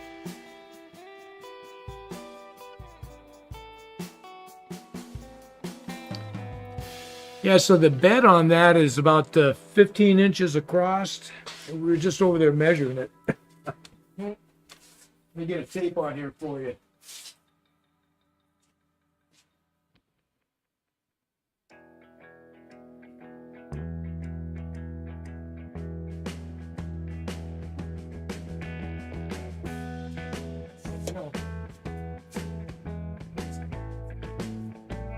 Yeah, it's a 15 inches by 15 inches, and the plate drops down 15 inches, so it's a nice big cube for the build volume on it.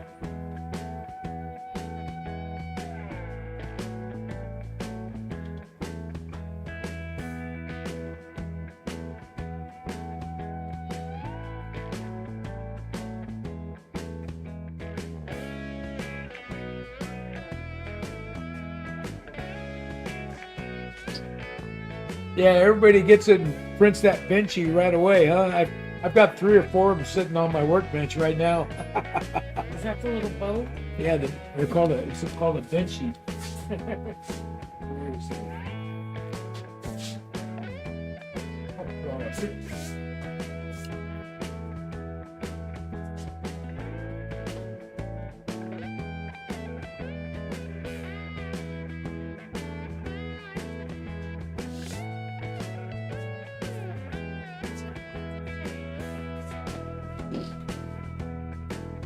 I've had this printer about, maybe almost 3 years now. Yeah, it's been about that long.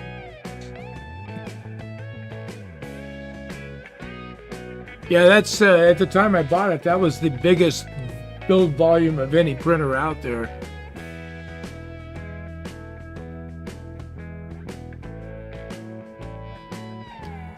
So Now Tinkercad, you go in there and when you open it up, they don't have building files. What they have is you click a button that says tinker this.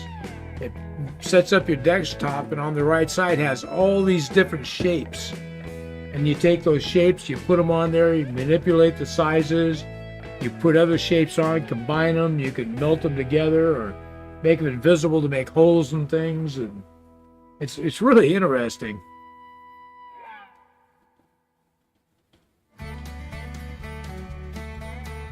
But yeah, Peter's got it right there. So you go on Thingiverse, and that's where all the downloadable files are for building. And that's all this stuff I'm printing here. I got all off of Thingiverse.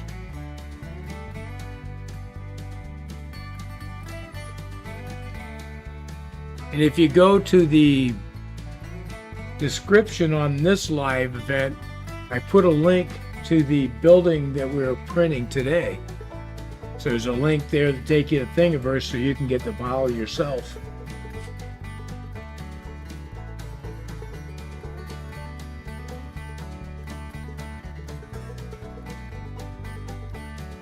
So the benchies, so I just set, so these two little tugboat things, these are called benchies.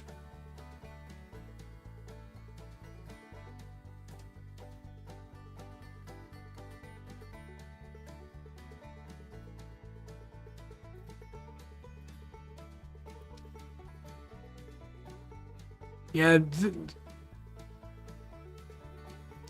yeah, exactly. I haven't run out. If I just go in there and I just type in HO scale, it's hundreds of pages, just page after page after page of stuff people have designed. But these benchies now, this is like a calibration tool, so you can use it to check to see how it's doing, how it does layers, how it keeps from stringing, a lot of different things on them. They're really fun to print and see how well they come out. But you can see them, they got like the wheel inside. These are all done without supports or anything.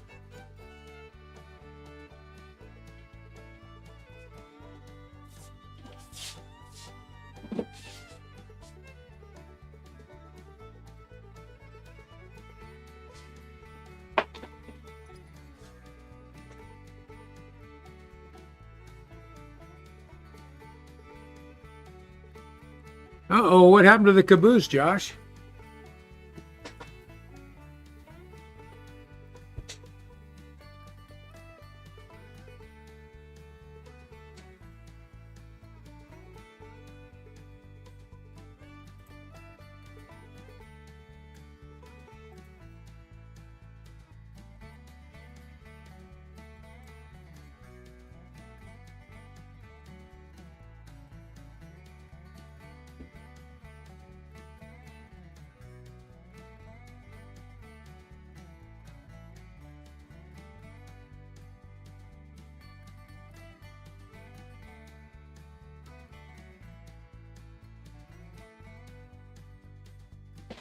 So here's the link to the designer. I get most of my designs from. This guy Kabrumble does great work.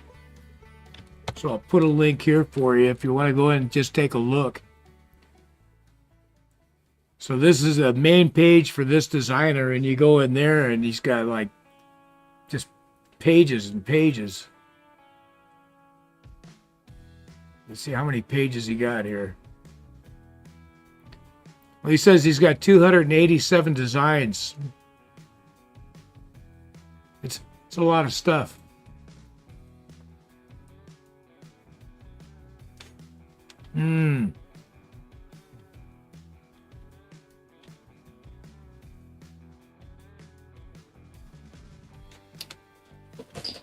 So are the trucks just stiff? Or are they just too loose?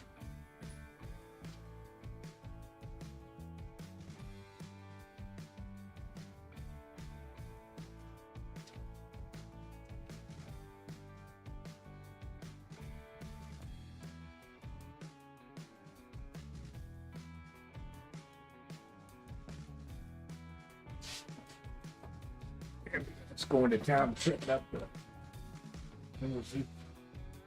Not our job. Man.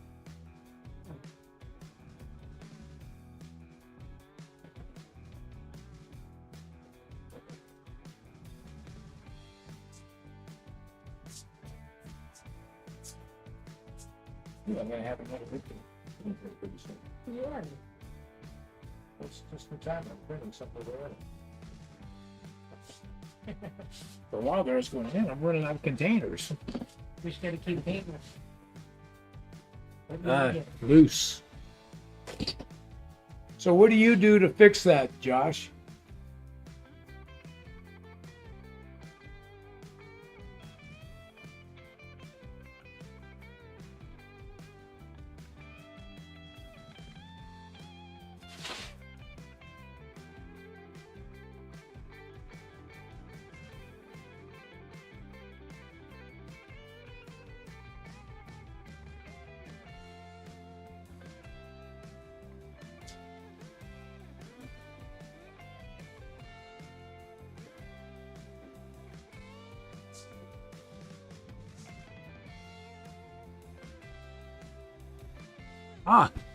So all of his designs are free to download. You know, everybody that puts on there, you can give them a tip if you want to. Just put a screw in. Okay, Josh. But, it doesn't cost you anything to download the buildings. And Kabrumble, now he is a really responsive guy. So I contacted him directly through Thingiverse, and him and I went back and forth on emails, and he designed a shed for my dad for his O-gauge, because we weren't finding something exactly that my dad wanted. Didn't charge anything. He just designed it up and sent me the file.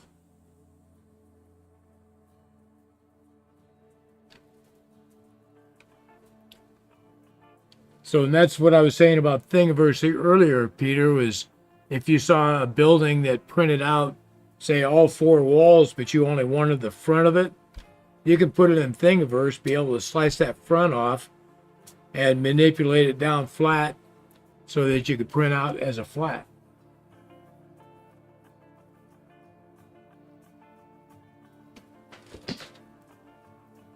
But yeah, Kabrumble, if you have very specific designs, you can contact him, and he'd probably do something for you.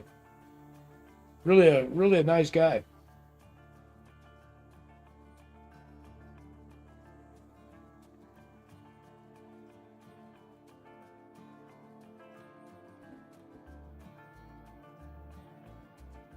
What do they call that? It's a sciences lab. It's a maker space, or. I think so. So he's an instructor for Makerspace. He's a retired guy. Oh yeah, yeah. I think he was an engineer or something like that. Yeah, and shares all the stuff he's learned. Yeah. But he's an instructor for Makerspace. He lives up in Seattle. Mm-hmm. Well, when we retire, you gotta find something to do to keep yourself busy. Yeah. Pretty sharp, pretty cool guy.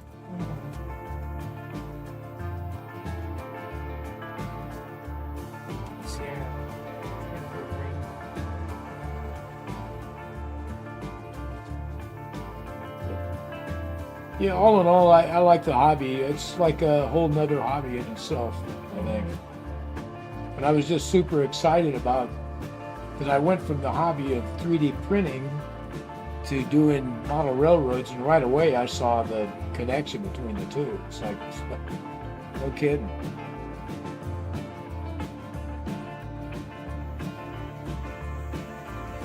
Because all the buildings I have on here, I 3D printed all of them. The tunnel portals and block walls were all done on my printer. We spent forever looking for a double-track truss bridge and finally bought the Walters one. And what was funny is right after that we found a file for it. Yeah, yeah. So we could have printed it, but we didn't. Although it was good to get a chance to try out those kits. So the biggest, I saw some outfit here not long ago was putting out a Kickstarter program for a printer, and this thing was like, 4 or 5 foot across and tall. It was huge. Couldn't believe it. And I know there's another 2 companies, I think, that are making 3D printers that have the same build volume as this Ender 5 does.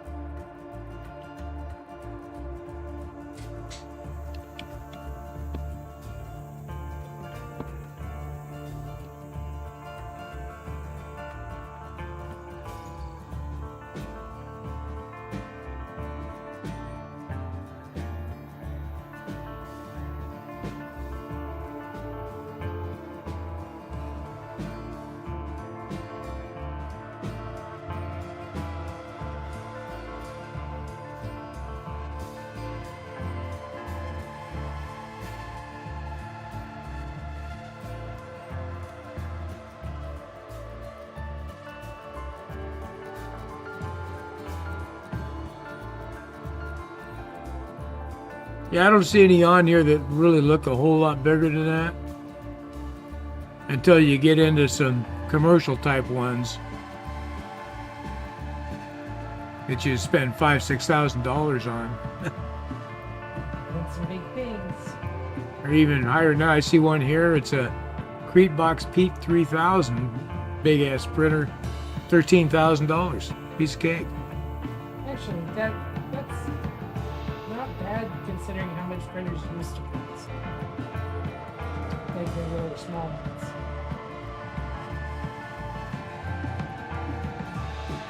Here's one that's 27 by 27 by 32. That's pretty good. That's bigger than this one.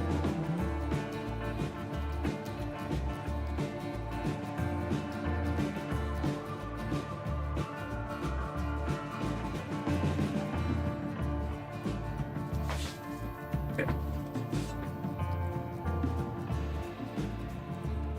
right back.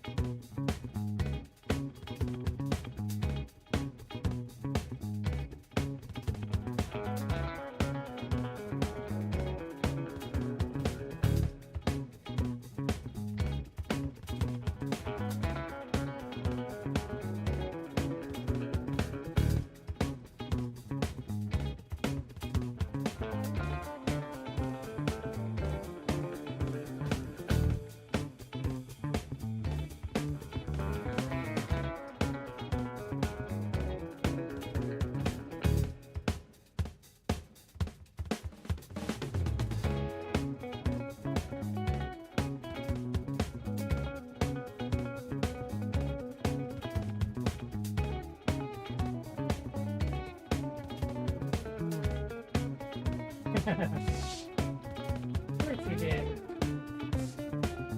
You did such a job.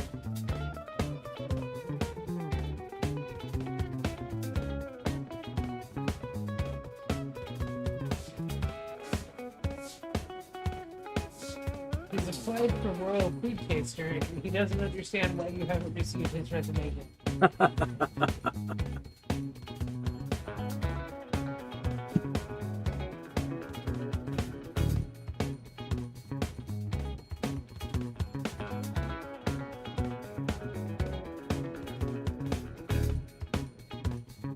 So Josh wants to know how many buildings you painted.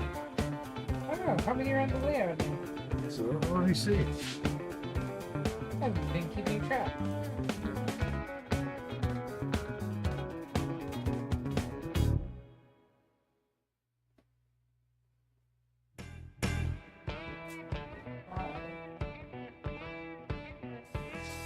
This one's number 6. They're adding up. And she's working on number 6 right now, Josh.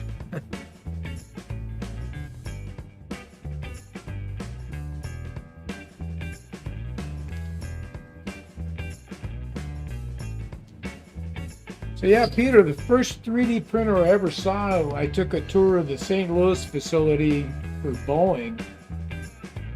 The facility they have is for military aircraft. And they had a big room set up with these printers. And there's like millions of dollars for this setup. But they used it to print prototype parts for jets, for fighter jets. Because you could print up a prototype part and be able to fit them to make sure that the design was correct before you spent the money on fabricating it out of metal, which to me it made a lot of sense.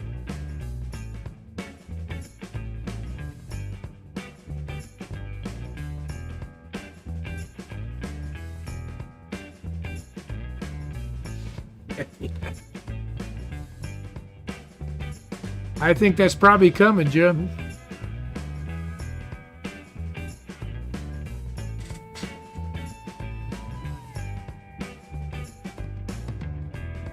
Yeah, I've got a little Rook chess piece that they printed for me over there at the Boeing facility, and it is so detailed. And you look in the little windows on it, you can see a spiral staircase coming up all the way up the middle. It's really cool.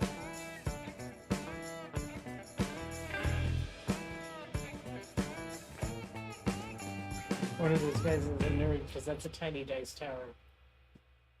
Yeah, Yeah. yeah.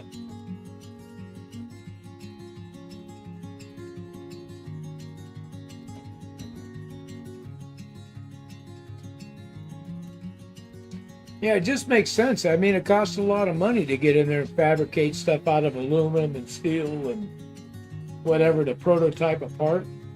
When you can 3D print it in a fraction of the time for a fraction of the cost, prove out the fit and form of the part to begin with before you spend that kind of money.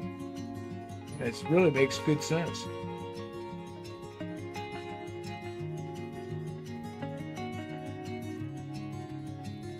Wow. Peter says dentists use 3D printers to make teeth. They do. I didn't know that. Now. There's some crazy stuff you can do with the 3D printer now. I mean, there are different kinds that print with different materials, but it's super cool. Yeah, I agree, Josh. These all these prints I'm making, it would be just plastic parts if it wasn't for Roxy.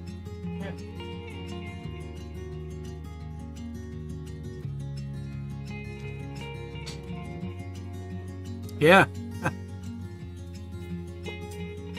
Plastic teeth. Then it would be really cheap to have like fancy ones.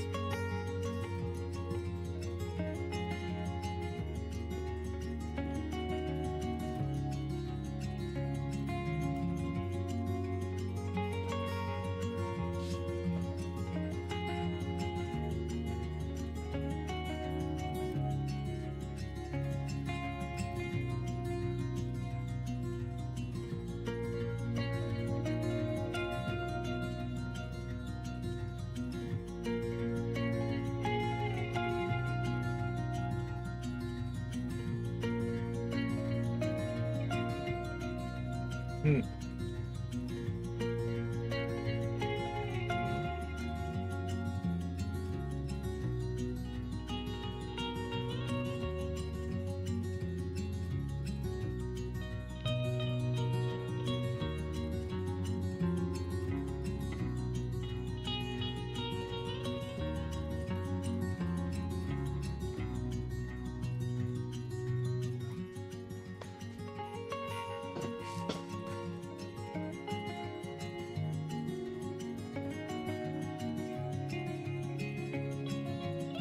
Yeah, it's already 34% done. It's really fast.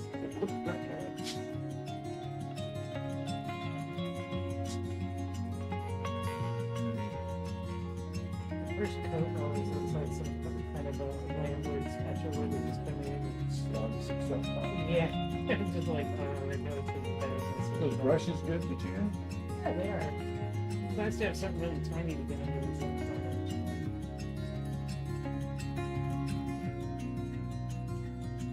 And I muddied up this thing with some black and some gray. Yeah.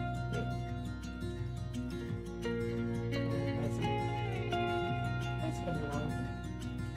Now let me see the dry so I can make up the phone. If that's the same size as the other one I've got. Oh, I don't know. We got a couple like that? Yeah, I think I got one sitting right.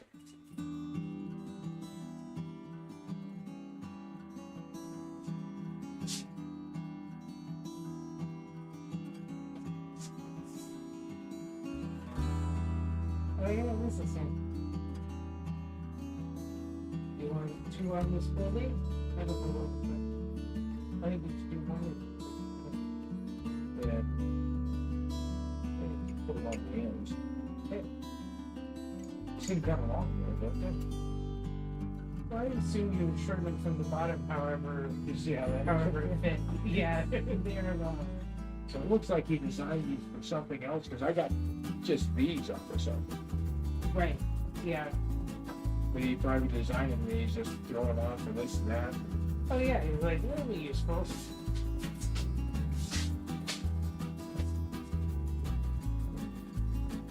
And sure enough, we can just shorten them from the bottom for whatever we want.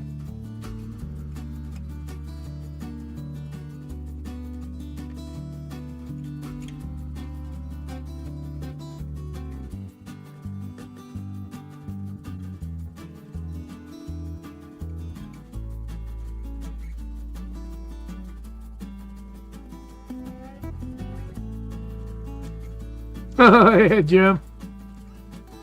It's always a good time, huh? Enjoy your week, bud. Thanks for hanging out with us. Always good company, buddy.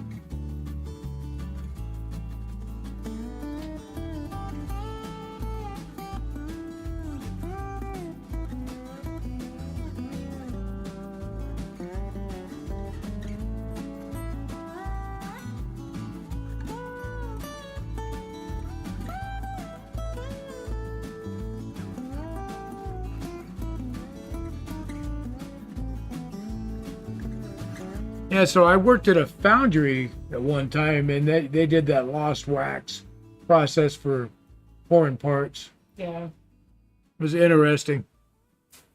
I worked down in the heat treat side of it.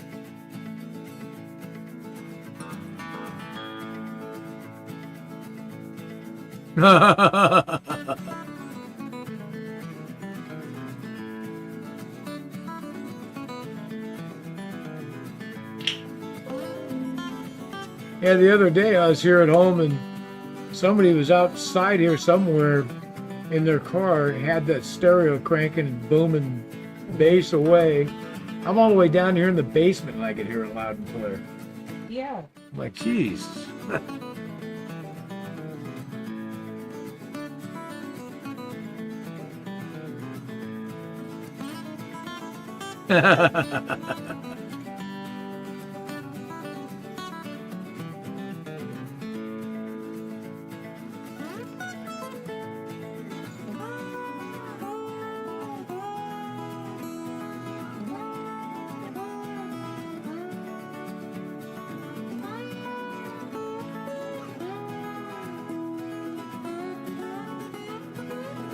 Yeah, I've only got just the one O-gauge diesel Illinois Central that was my dad's. That was the one where I learned about O-gauge. Yeah, he got it, and it didn't work, and I had to work on it, get it running for him. They're very different from the original trains, aren't Yeah, yeah. And they had that E unit on them that they used for forward and reverse. they? Mm-hmm. And I'd never heard of such a thing. It took a while to be able to understand how it worked, how to repair it. I stripped that one down and completely rebuilt it. Come out pretty good. Oh, Dad was happy. Yeah, he was.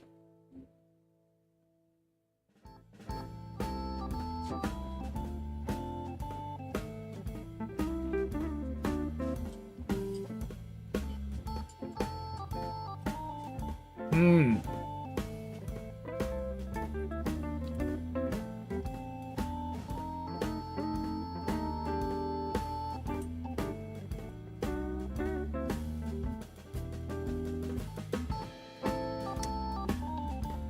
I wonder what those look like.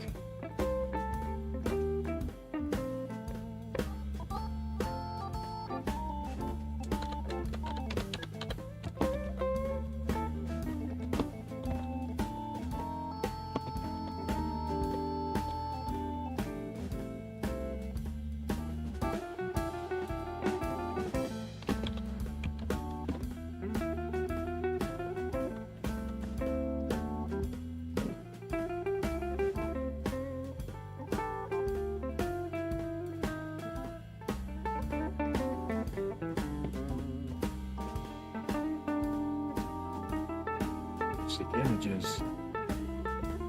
Oh.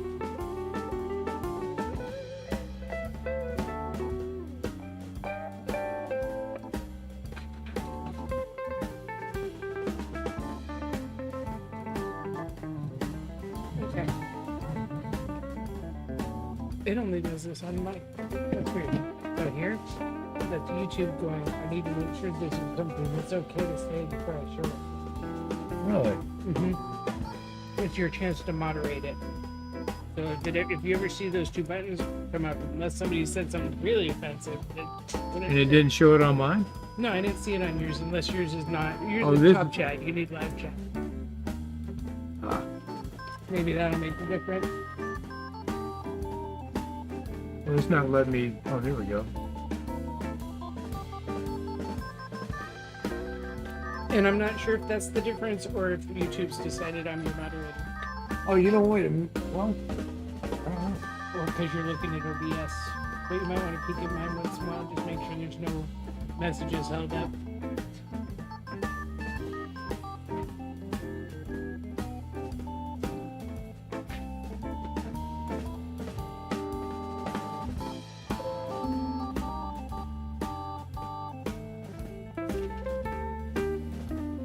yeah, Peter, I was just looking at some pictures of them. They're kind of cool looking.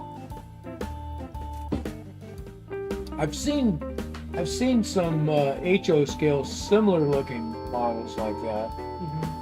But Peter does N. So I imagine it can't be that difficult to find them. He's looking for very specific Illinois Central electric commuter cars that he used to ride when he was in Chicago.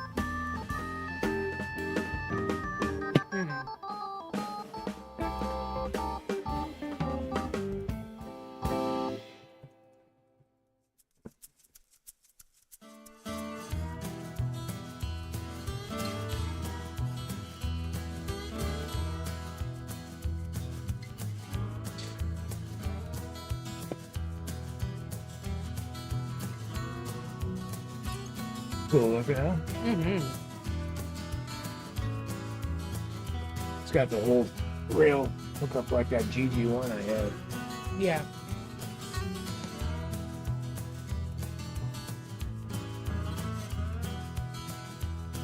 Well, we'll have to keep our eyes peeled. You're more likely to find them around here. Yeah. Yeah. At the various places.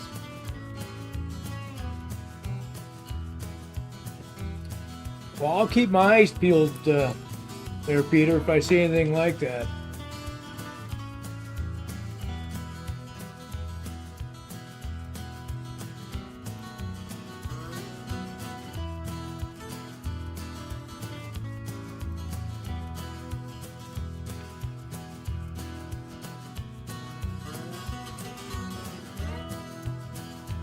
Those Pullman cars are super cool. Lots of history in that. Yeah. I gotta tell you, that's one of the things I really enjoyed about living in Japan was the just using the trains and the subway to go every place. Mm-hmm. I mean, we didn't even have a car the whole time we lived there. Mm-hmm.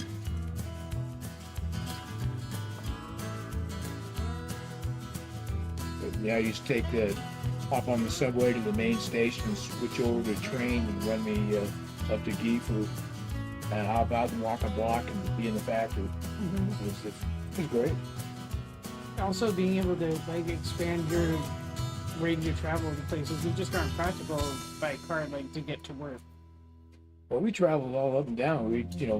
From Nagoya, we'd head up to Tokyo, we'd go down to like Osaka, Mm-hmm. go to Kyoto. Yeah. We go everywhere.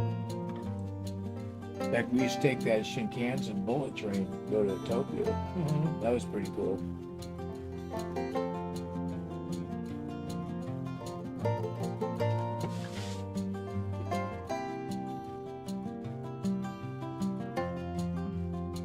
I love our little river gorge.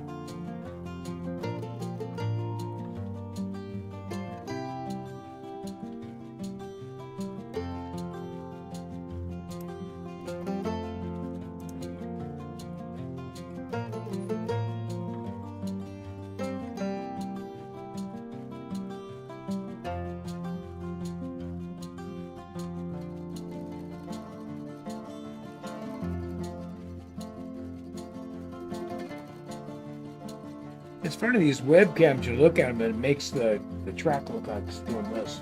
Mm-hmm.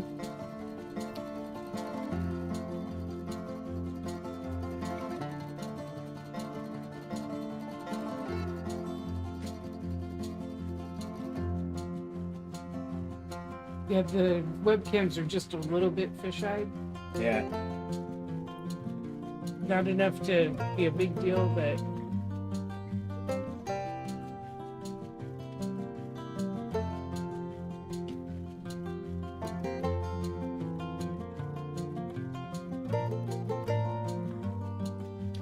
I did. I've got all of the controllers at the mark speed. They're all going the same as they were.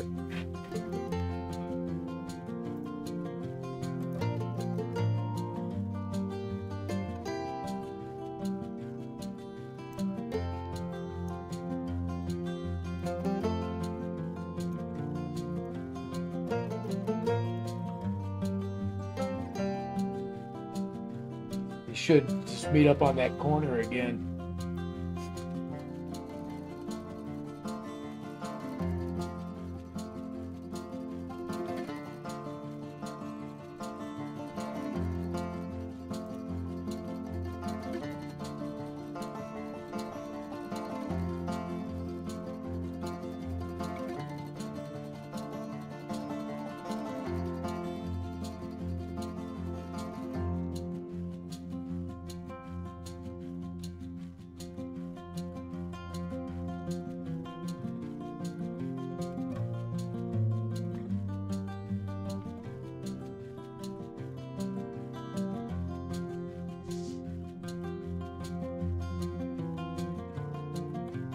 Hi Jeff, how you doing?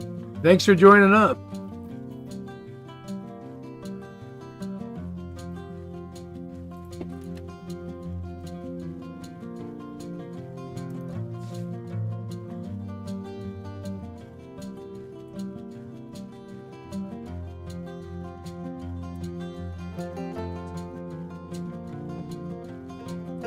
that's the curve.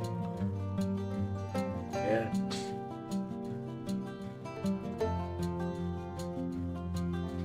Now we're doing good. We're just hanging out around some trains. Roxy's been painting some buildings we 3D printed. Oh, thanks, Jeff. Yeah, it's coming along. We've made a lot of movement on it this week. So all this area here where you see this river and these banks and that pink mountain in the back, we just put all that in this week.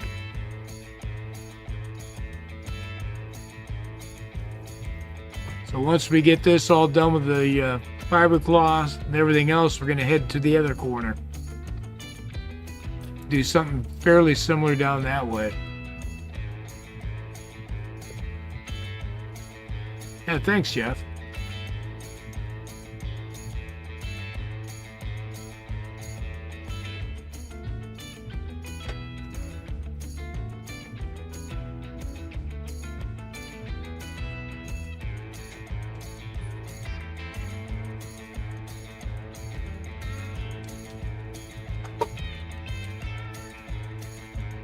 Yeah, we used to have a really cool camera angle shot right at the bridge and tunnel. You could see everything just crossing the bridge up close and going in and out of the tunnel right there. But then we turned around and put all this pink foam in place, and I couldn't put the camera there anymore. So I had to rearrange cameras this week. Yeah, I can see where this is going to be a long range deal.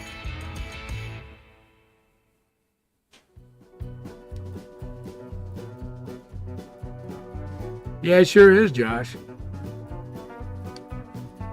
Yeah, the landscaping part, it is absolutely fun to do.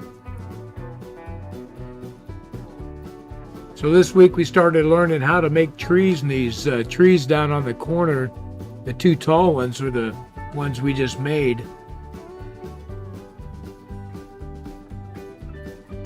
Yeah, all the buildings on here we've made on the 3D printer here.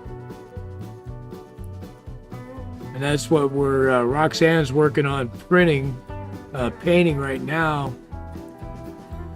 Another building flat here.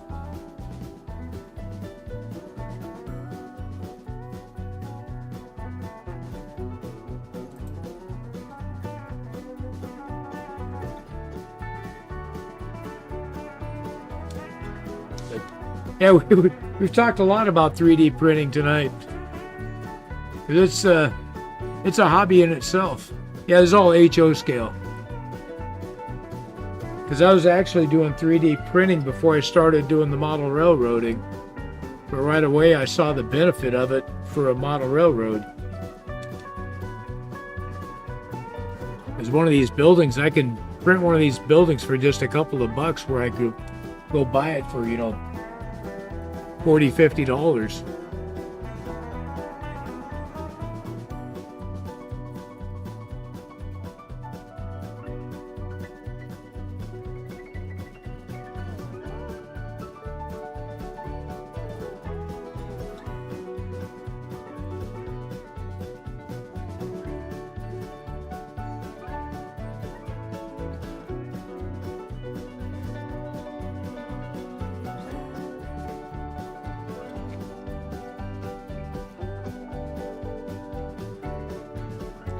You don't model in HO scale, Jeff?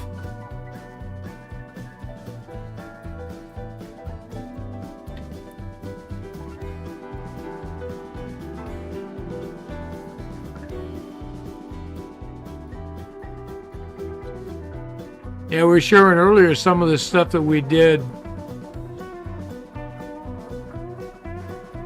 Oh, absolutely, Jeff. So like this here is a flat building I 3D printed and just got it finished this past week.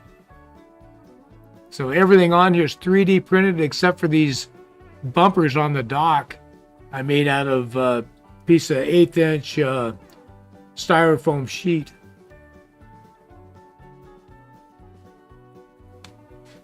N scale. Yeah, Peter, who's joined us every week, he does N scale. But to me, the way that N scale is so small. So there's the other thing we're learning this week. This building I 3D printed. But these trees, I just learned to build these, supposed to look like Doug fir. So that's a new thing we're learning this week, because we're going to need a lot of trees on here.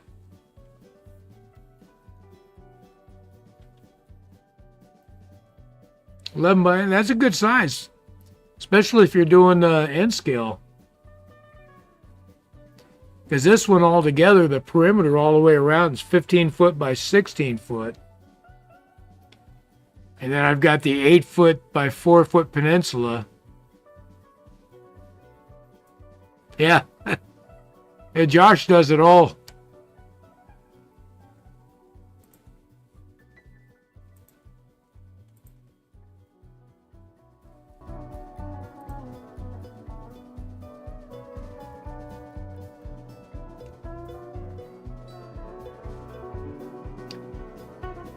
Yeah. Well, I figured by the time I'm done with the scenery on this, I'm going to need well over 200 trees probably. So Roxy and I have been kind of investigating different ways, and this is one method using furnace filters that we saw that looked interesting, so we thought we'd try it. And I think we're going to use this method for a bunch of them, because I like the way they come out.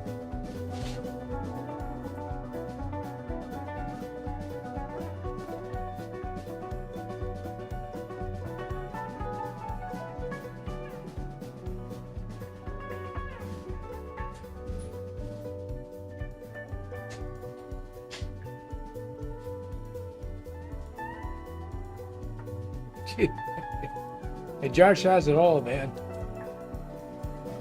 Yeah, the O gauge, I inherited my dad's O gauge. He's got a couple Lino locomotives, fast track, a lot of coal cars, some box cars and a tanker, I think, caboose. So this winter, we're going to be putting his layout together.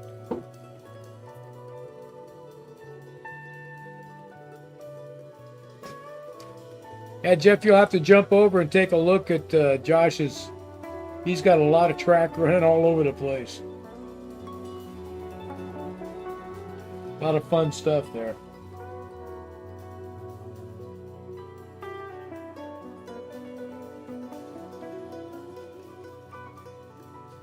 Yeah. Yeah, right now I'm really focused on this HO, trying to get it done up. We got a lot of scenery to do here. It's been a fun project. This is the first layout my daughter and I have ever built. So it's been a great learning experience. Let's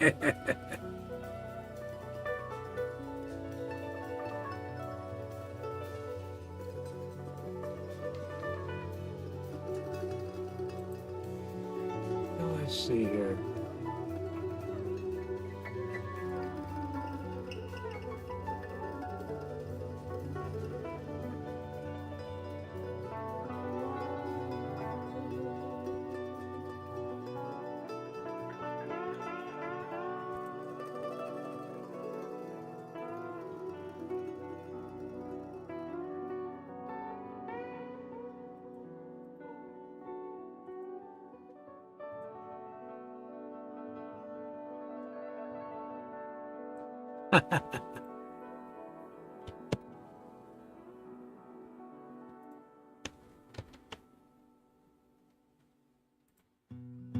There you go. There's a link for Josh's channel there.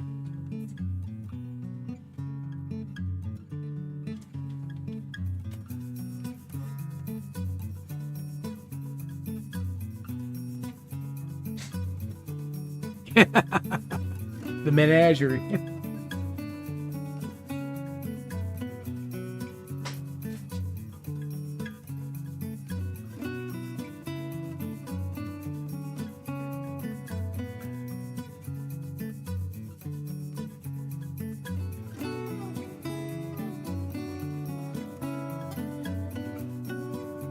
Hey, you're welcome. Sure, Josh appreciates the send.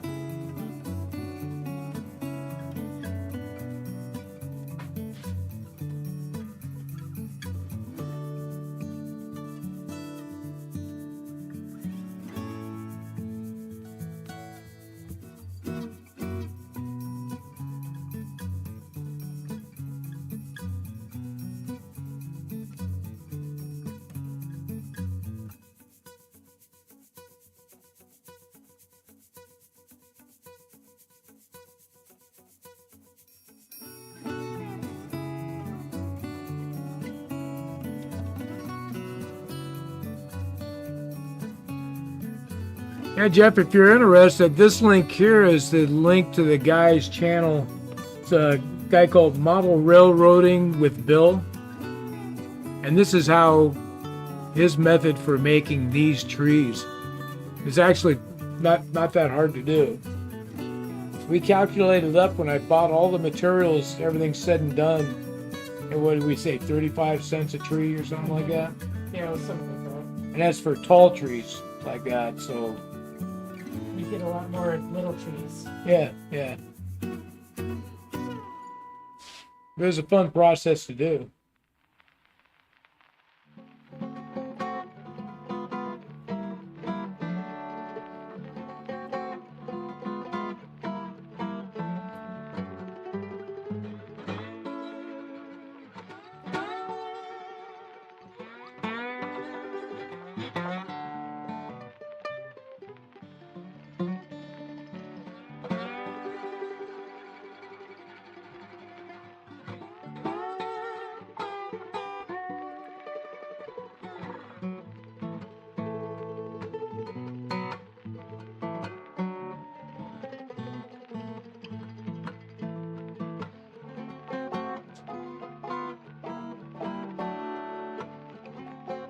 Welcome back, Josh.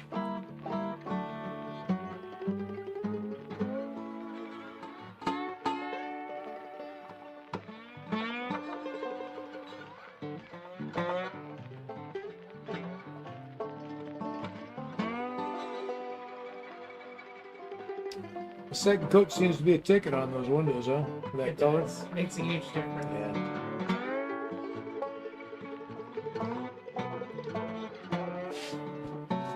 Yeah, Roxy put that together.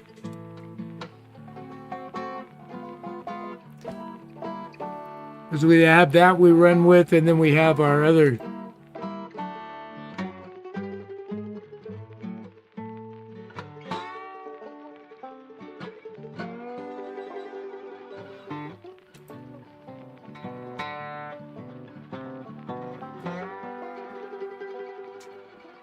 Lancaster, I used to live in Palmdale. I grew up in the Santa Clarita Valley in Saugus. There you go. So those SP tracks used to just run right through town, right through New Hall, Saugus, Canyon Country. You see them all the time growing up.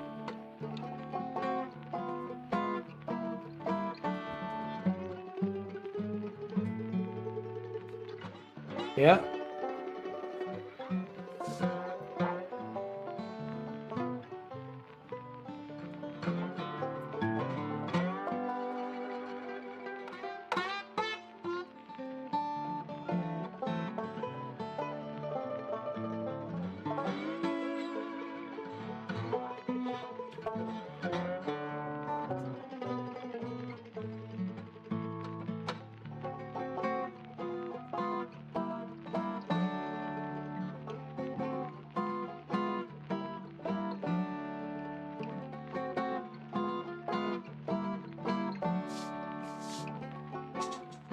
Ah, 75. There you go.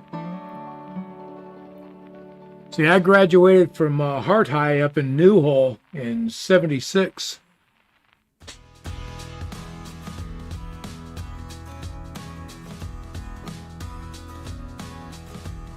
Yeah, I saw a method for that, Peter, using pipe cleaners for pine trees.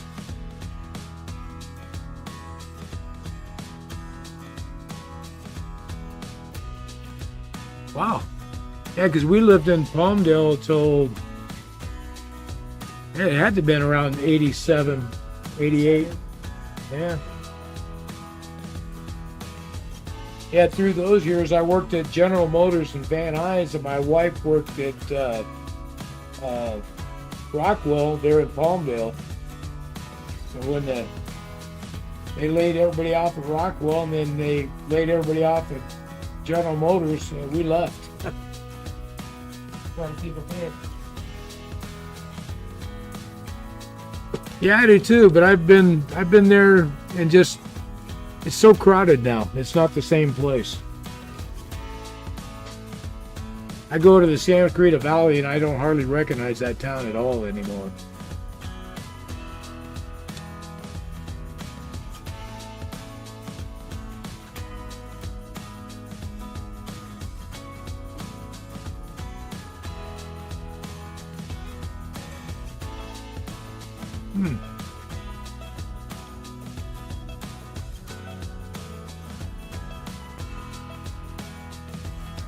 Yeah, there was a girl that ran around with us all the way through high school, Darla O'Connor, that her dad was the forest ranger.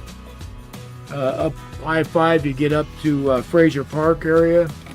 So up in the Angeles National Forest up there.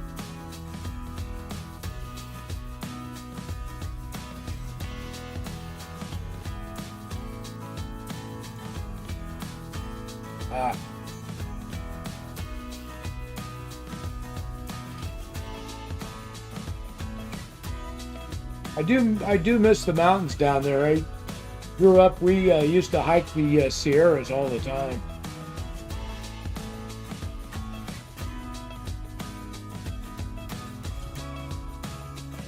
I love that whole eastern slope of the Sierras.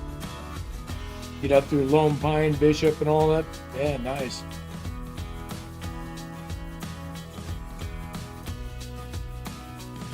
Highway 395, that's what it was.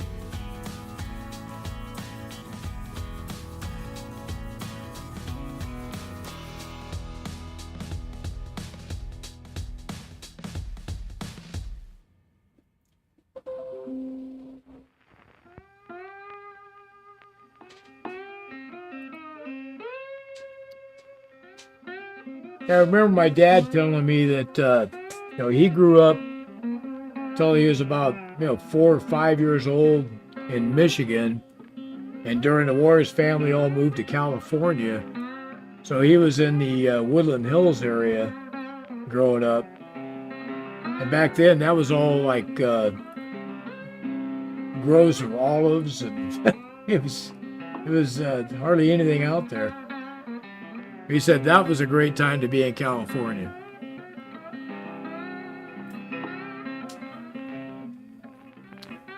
I just copied the link and put it right in the chat. I'm not sure. I think you have to approve it when other people do that. Oh. Yeah, if you want to post the link up here, Jeff, I can go in here and I can approve. I think I gotta approve any posts like that.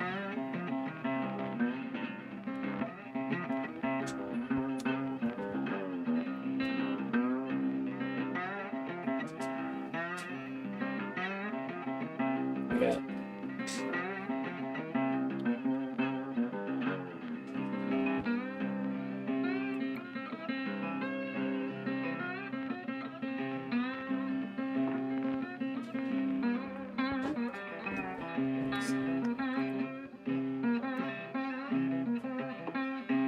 You're going to be able to go here and go. No, that's only if you can do that, but it just keeps it from being able to. No, it's not a pretty good thing.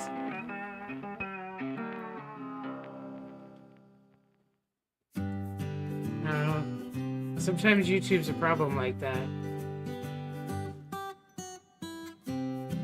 If you tell us the title, we'll look it up and post the links ourselves so we can see it.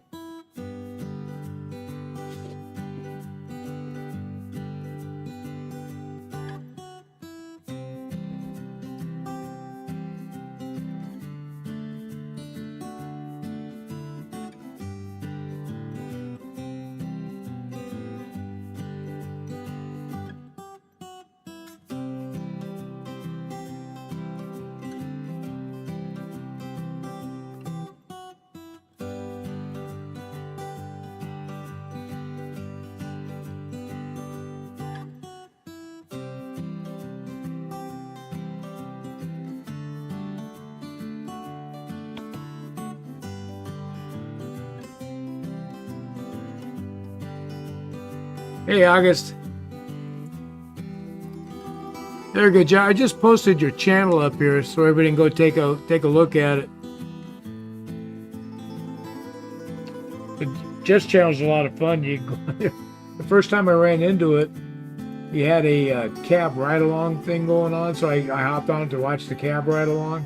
It's going along, comes around a corner, and all of a sudden there's a dinosaur. He's got a a car up in his jaws. It was so unexpected. It was awesome. I've seen that. That was awesome. It was great. I thought it was so cool.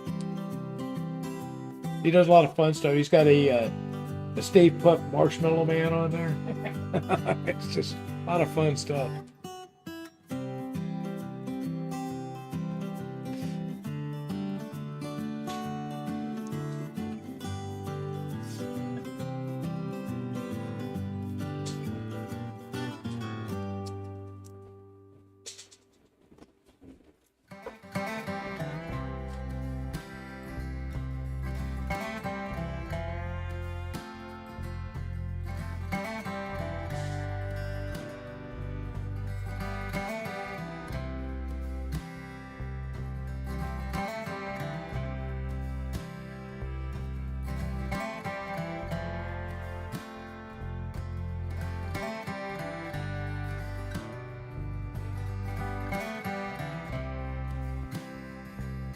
Let's see if I can find that video real quick that had that. It's so awesome.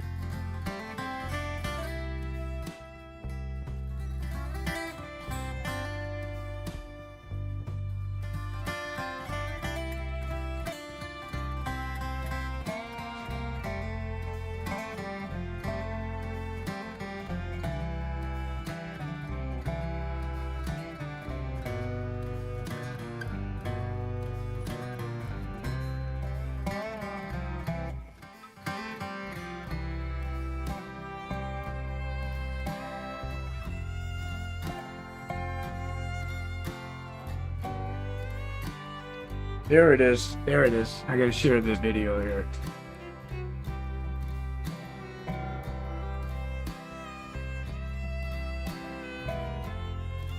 So here's the video the first time I ran across Jeff's channel. I love this video so much. If you guys should go take a look at it. It's just so awesome. It's just so cool. Thinking about doing some stuff like that with Dad's O gauge. That would be fun. Yeah, I think we got to really have fun with that. Yeah.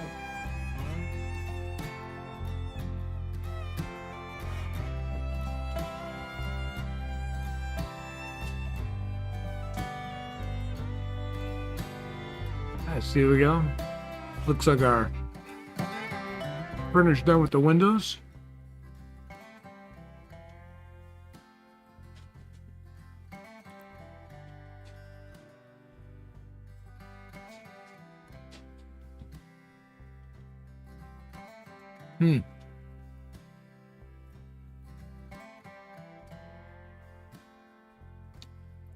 Yeah, I always go to YouTube Studio and it lets me know, shows me if somebody's made comments.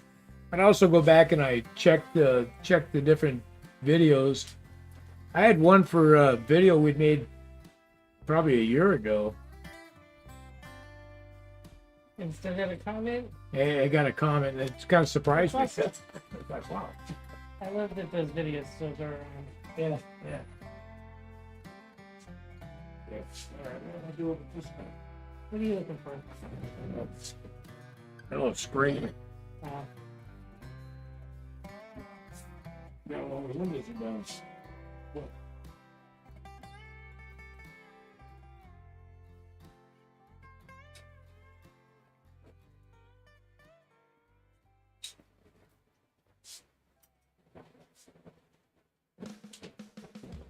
These things you gotta be careful when you're popping this stuff off. You gotta put a finger on them because they'll go boinking off somewhere and you gotta chase them down. There we go. Then we got our little doors. This is the whole window section for an upper part.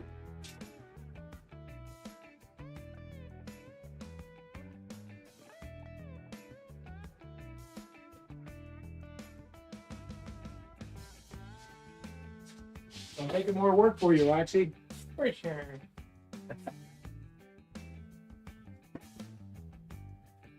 It's all done there, Josh. So we just got the windows and doors for that building.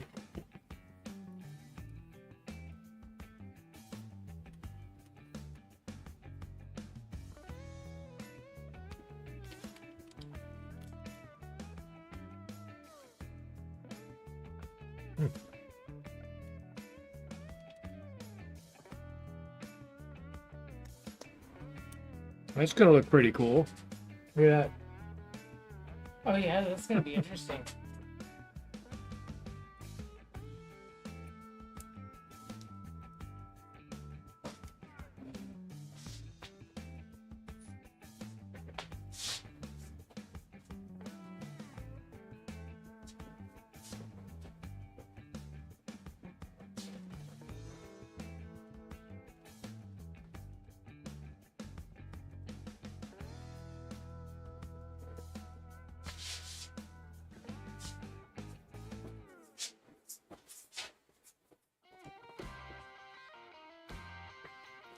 So just the windows and doors right there, it was less than an hour That's not bad at all. for all these parts. So altogether, we had about just under 3 hours of printing. I printed the front, the back, all the windows and doors. Now the sides are longer term prints. I'm not sure why they're taking as long as they are, but they're like 5 hours.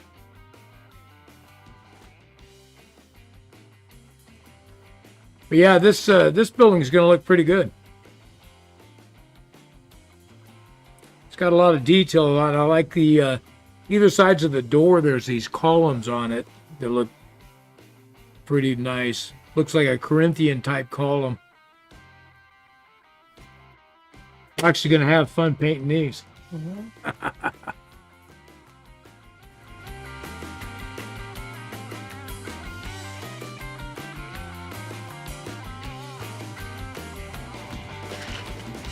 I guess I better get a.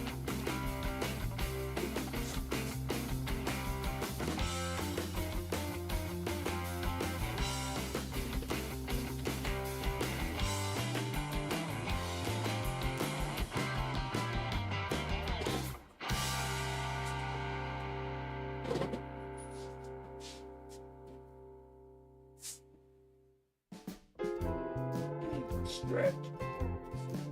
Yeah.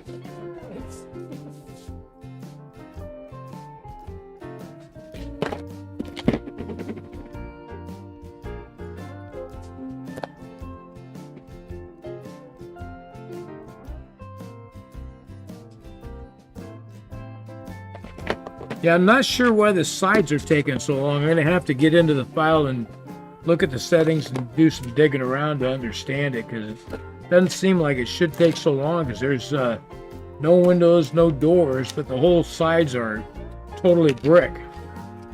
So I don't know if it's just because of the brick pattern or what's causing it, but it's... I got two sides here. We're looking at 10 hours of printing just for two sides.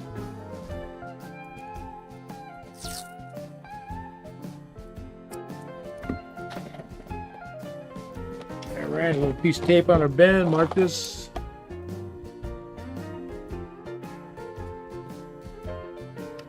Yeah, some great stuff, huh, Derek?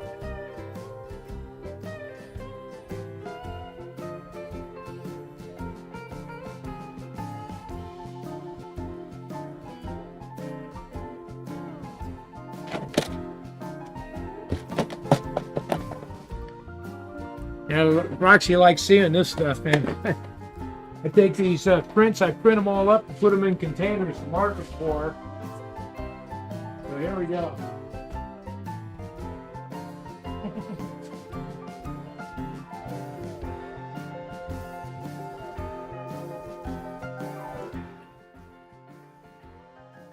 That's the gift for Roxy right there. So I put them on there, we label them what kit it is, and then I'll take these and I'll get them all primed up and everything, and I'll put another piece of tape that says it's ready to paint, and then she'll paint them up, and then I'll replace that and put one ready to assemble, and then we just stack the kits up. At one time we had, I think, 9 kits stacked up there.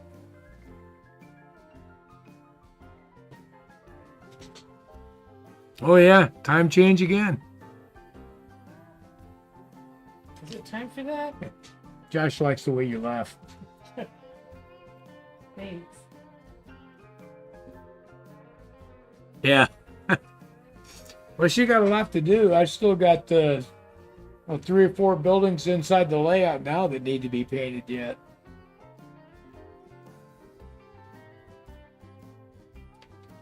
But this way, using these little containers is perfect because these buildings, most of them fit completely in with the lid on, and I don't lose parts. So you can keep them getting them mixed up and.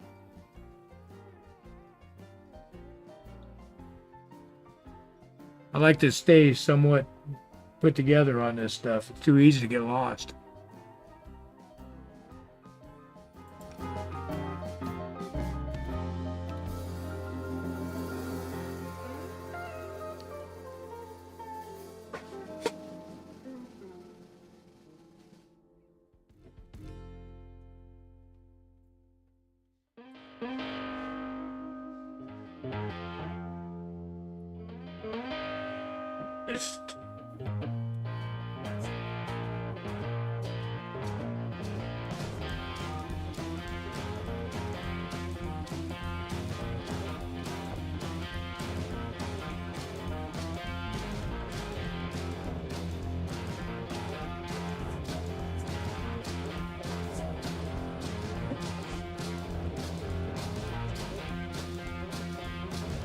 Oh, these containers were, I think what the heck they're, These are like meal prep containers you can get for. yeah, they're like, meal prep containers. When I was a truck driver, my wife used to make meals and she'd put them in these containers and then I could take and heat them up in the microwave in the truck.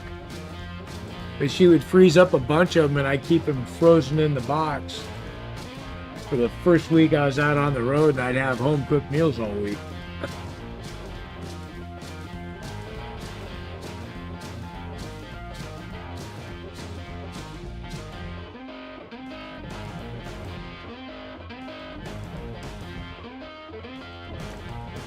Yeah, I think that at, because they all say, who you are and it says at and then your handle. Yeah.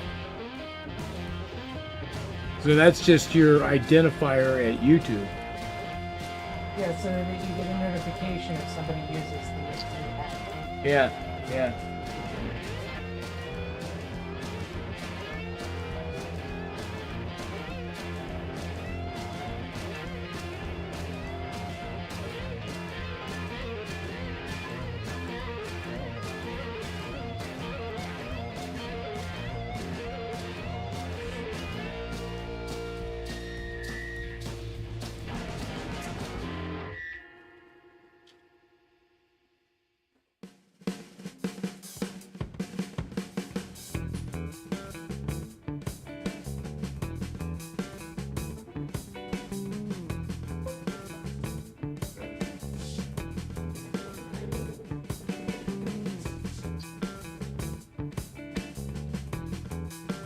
Let me check these other prints, see if I can figure out what is going on with it.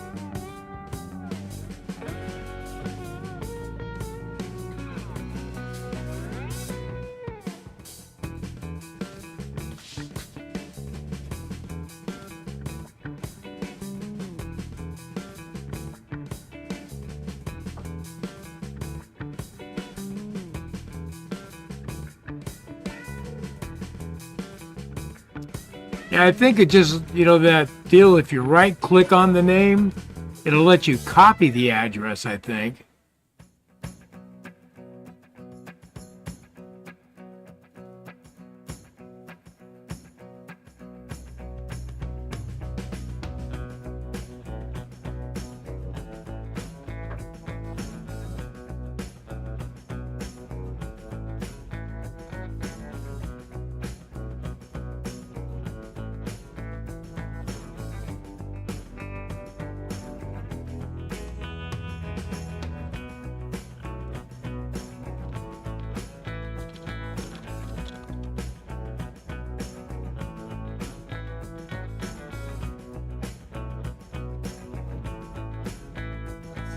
Huh. Yeah, I didn't know that, Shadow Wolf. Learn something new every day here. So if you type add, you can select from there. It'll let you select the name, People that are present. I guess. Cool. That's handy. Yeah.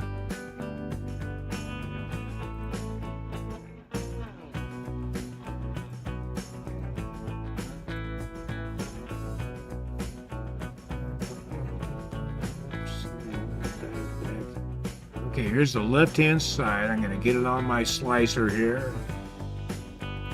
There it is.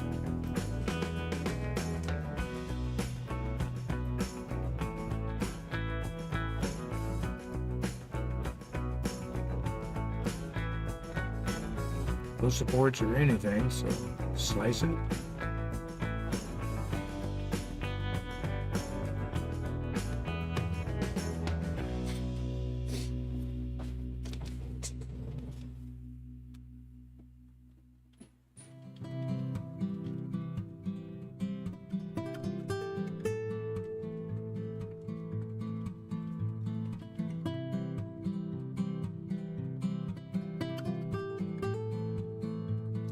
The metal structure that the train goes underneath.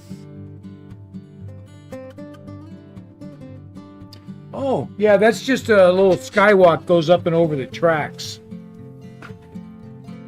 It's just like a pedestrian walkway so you can safely cross the tracks there. That's probably not a permanent place. I'm going to be putting it over next to one of the factory flats.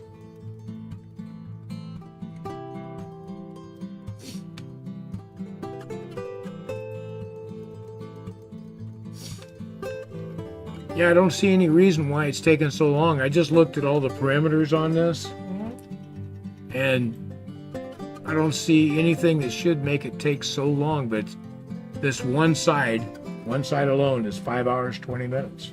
That's crazy. I'm not sure why they... What if you take that particular file and go and open it in Tinkercad to see what it looks like there? I suppose we could do that. If we save it, maybe it's something saved in the original file that we don't want. Yeah.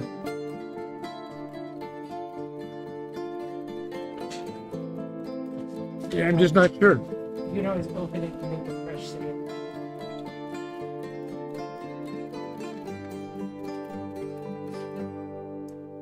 Hey, that's what you get for using the MacBook.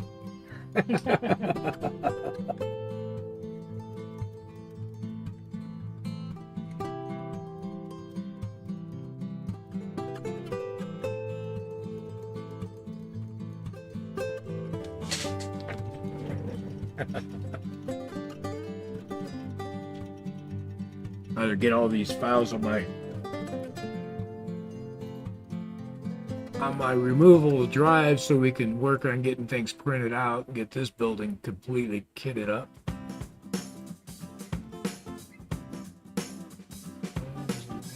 Using door glasses.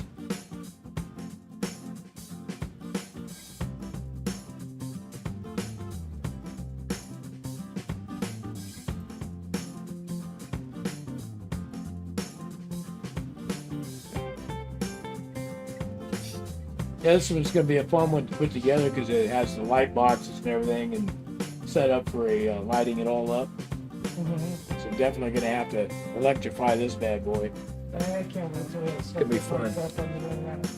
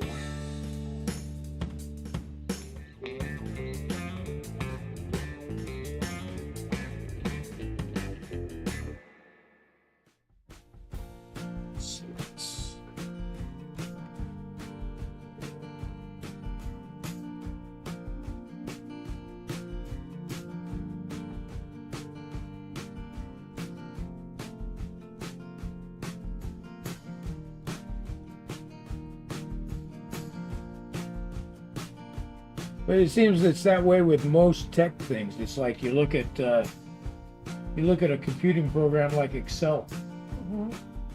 About the time you figure out like, all the bells and whistles of that, they got to change it. And why? Well, I used to go here to copy and paste, but now you got to go to this, and this, then do that. So every time you get it all wired in and dialed in where you're running along in a program, they got to change it. Yep. Drives me crazy. And the last file, save to removable.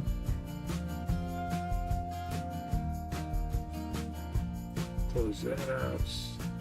Open that up. Rename it so my machine will understand it.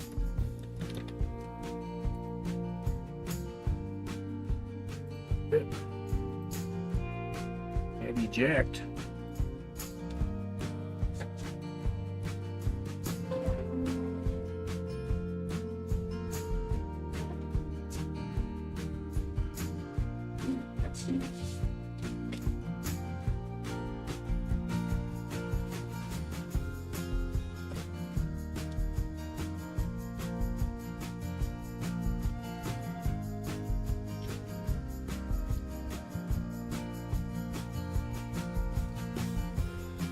So are you saying that you have to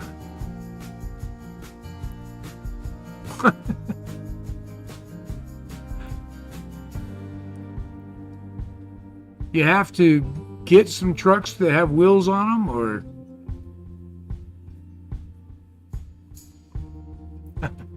somebody's having a party here, man, all kinds of emojis flying by.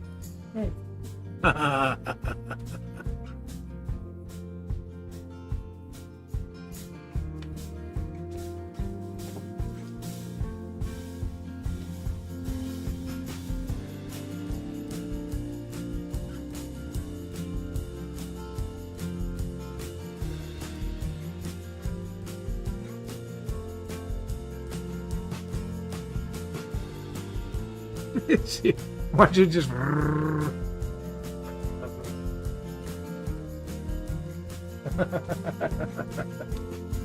Someone's having fun.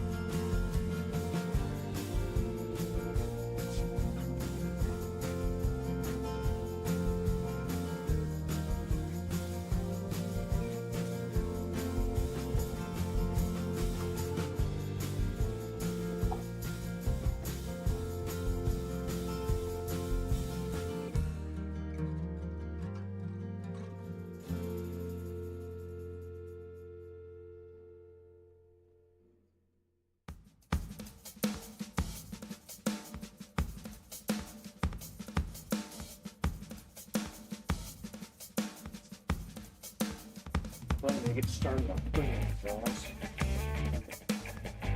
Bring it on.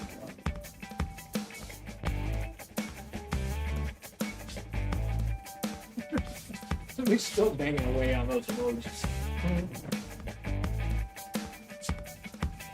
That's funny.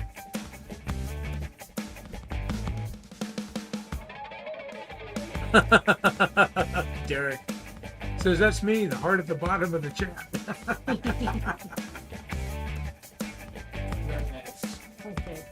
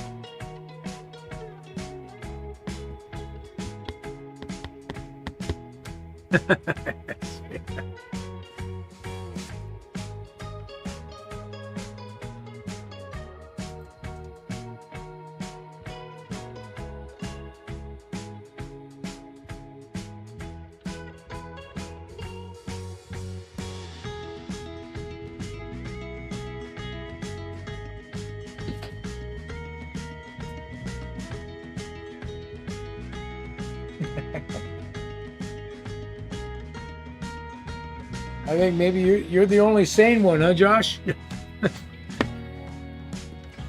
rest of us are all a little goofy. That's okay.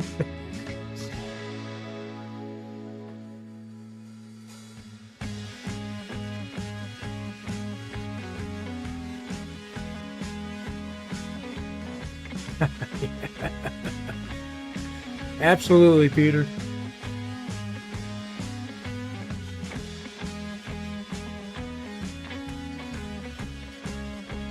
I say the world's crazy enough out there. Why not come here and have a little fun?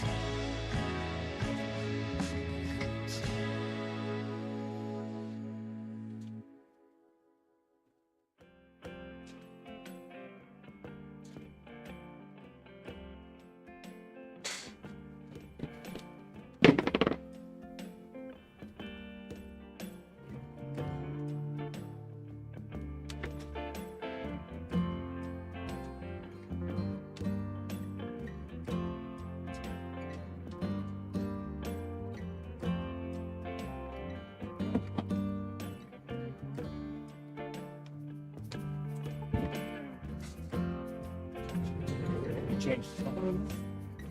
You know, just doing kind of the same thing I did with those places. Not adding something. And then changing something. I like the way this turned out. Yeah. So I was just using a couple of kinds of gray and then going back. So, And you did the brown undercoat on? for this one's gray underneath. Very good screwy sometimes. But, you know, I think some of this stuff I just kind of stick with it with a dry brush. Is that what you're going to do on these? Yeah, I was kind of doing the same thing. Kind of running it around a little bit so it doesn't look super new against the building.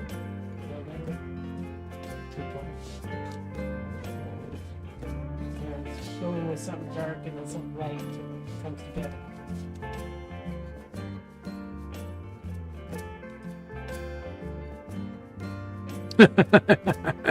Shadow Wolf. See, he says he's here for the watch 4 get 1 free gift card. He's rocking it.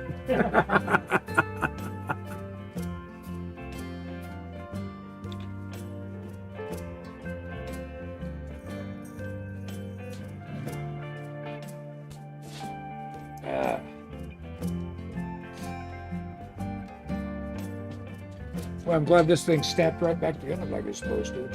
Yeah. Really nice box for it.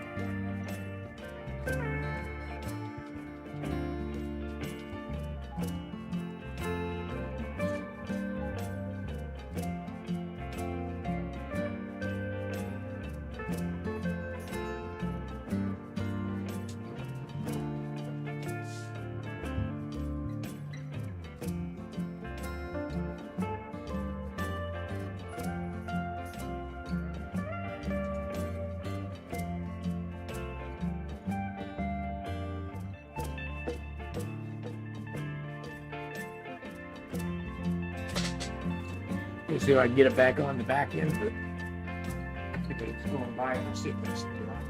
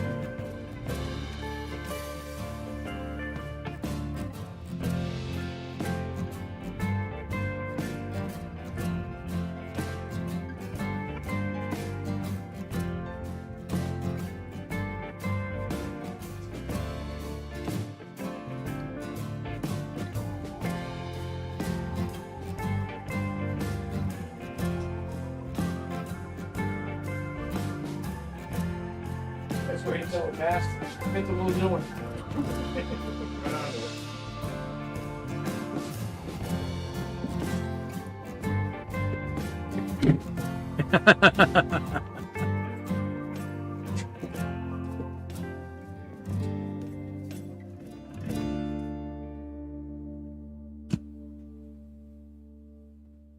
Stalker.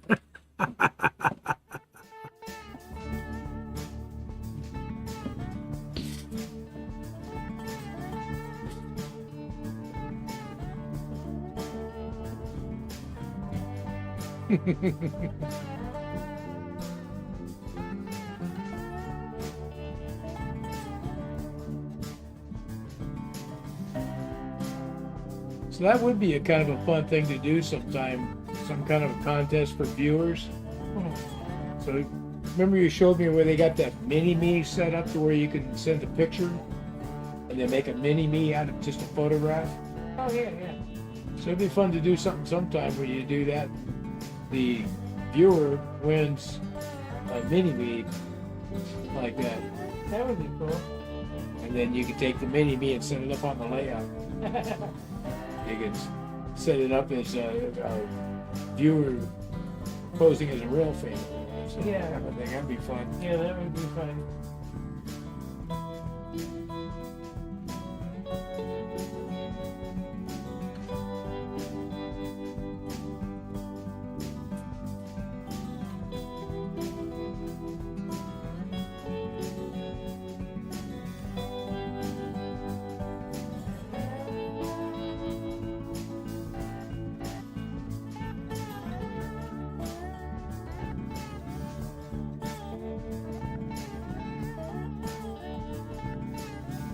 Josh's cat doesn't like it when he mocks him. No, they tend not to.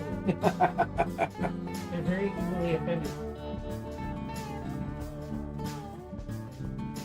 I always found cats to be kind of snobbish.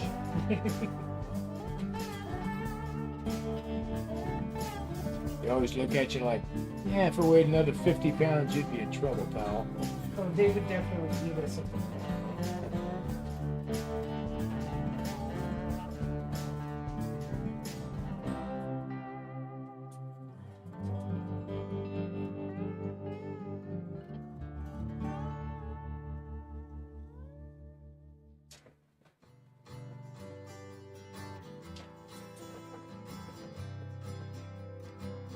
So I got in there today with the Q-tip, the re-railers. 'Cause, Uh-huh. you know, I'm always cleaning the tracks all over the place, but because of the plastic around the re-railers, you can't really get to the tracks well.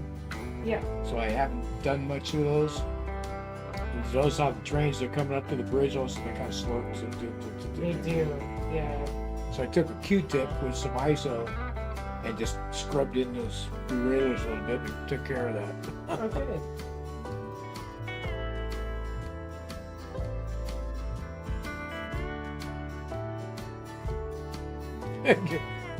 Chip's cat gives it the stink eye.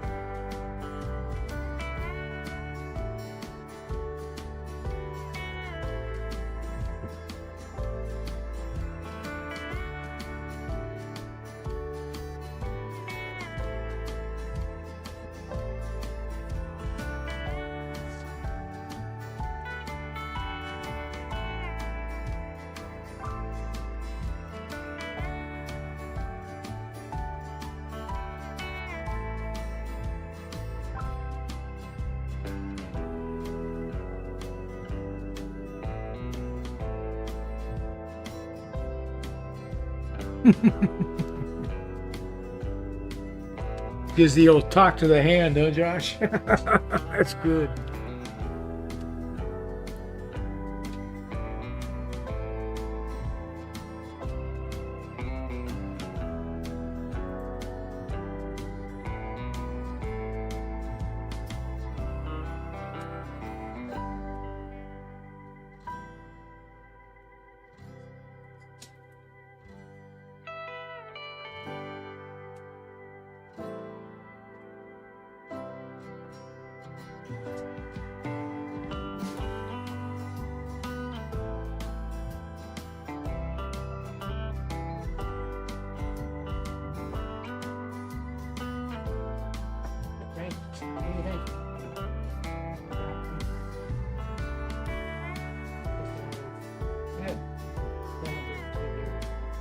a little way with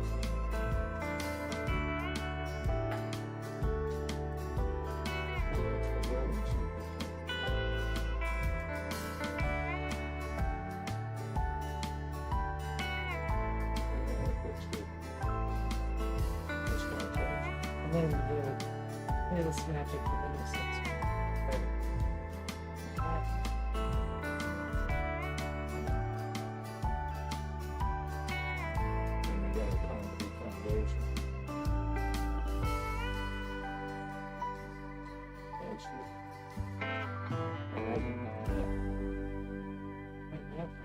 Because you also got to figure we're going to be putting some bushes and Yes, shrubs. and once the things like windows are in, it'll change it up that. to. Oh, yeah.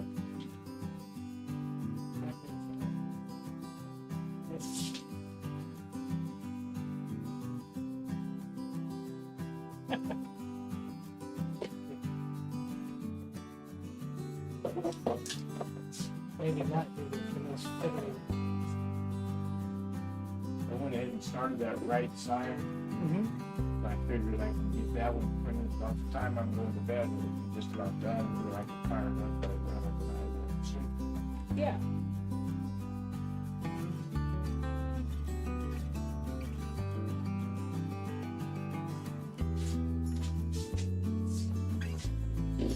Let me set it where people can see it.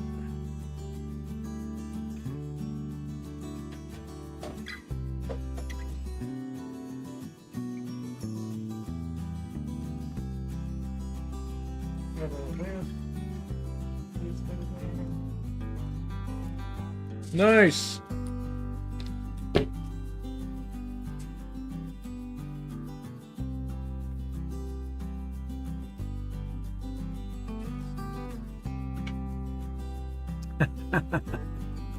Yeah, Roxy would enjoy that.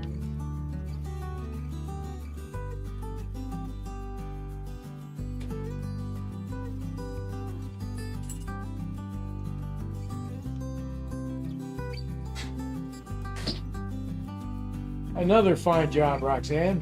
Thanks, Dad. No wonder they call you the painter in chief. You told me that. They all do. Yeah, good job, Roxy.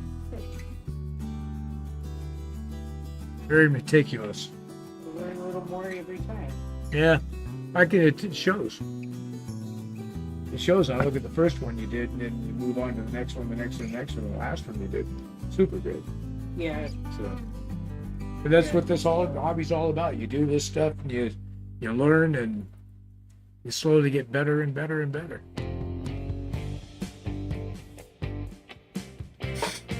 Quite nice. Yeah, it'll make a nice addition. Oh,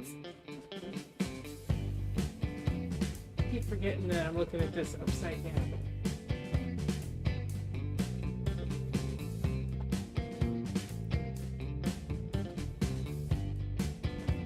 Very sure lag in there. There he is. There it is. We're laughing about the lag in the time we do something before you guys actually see it. So like Roxy had taken a turn that whole model and standing over next to me afterwards. We're looking at her screen going, huh. Then finally you can see her hand come in and move things.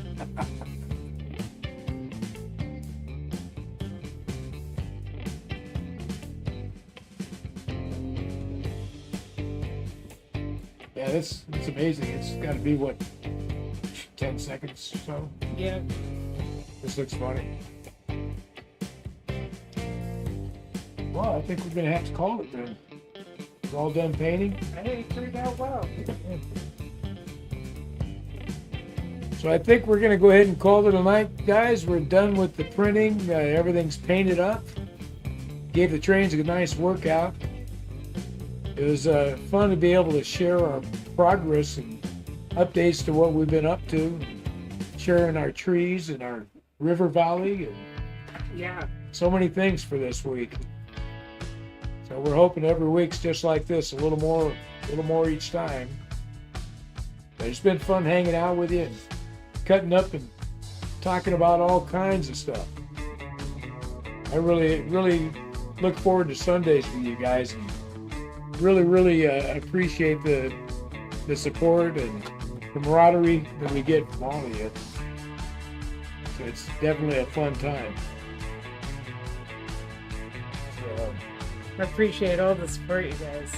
It's awesome. Yep, we'll be here next weekend. Yep. Next Sunday, 4 p.m. Same In the meantime, you guys have a great week. Make sure you run your trains, work on your layouts. And we'll see you back here next Sunday on Getting Back on Track for Steve. and Roxy. You betcha. Bye, all. Bye, guys.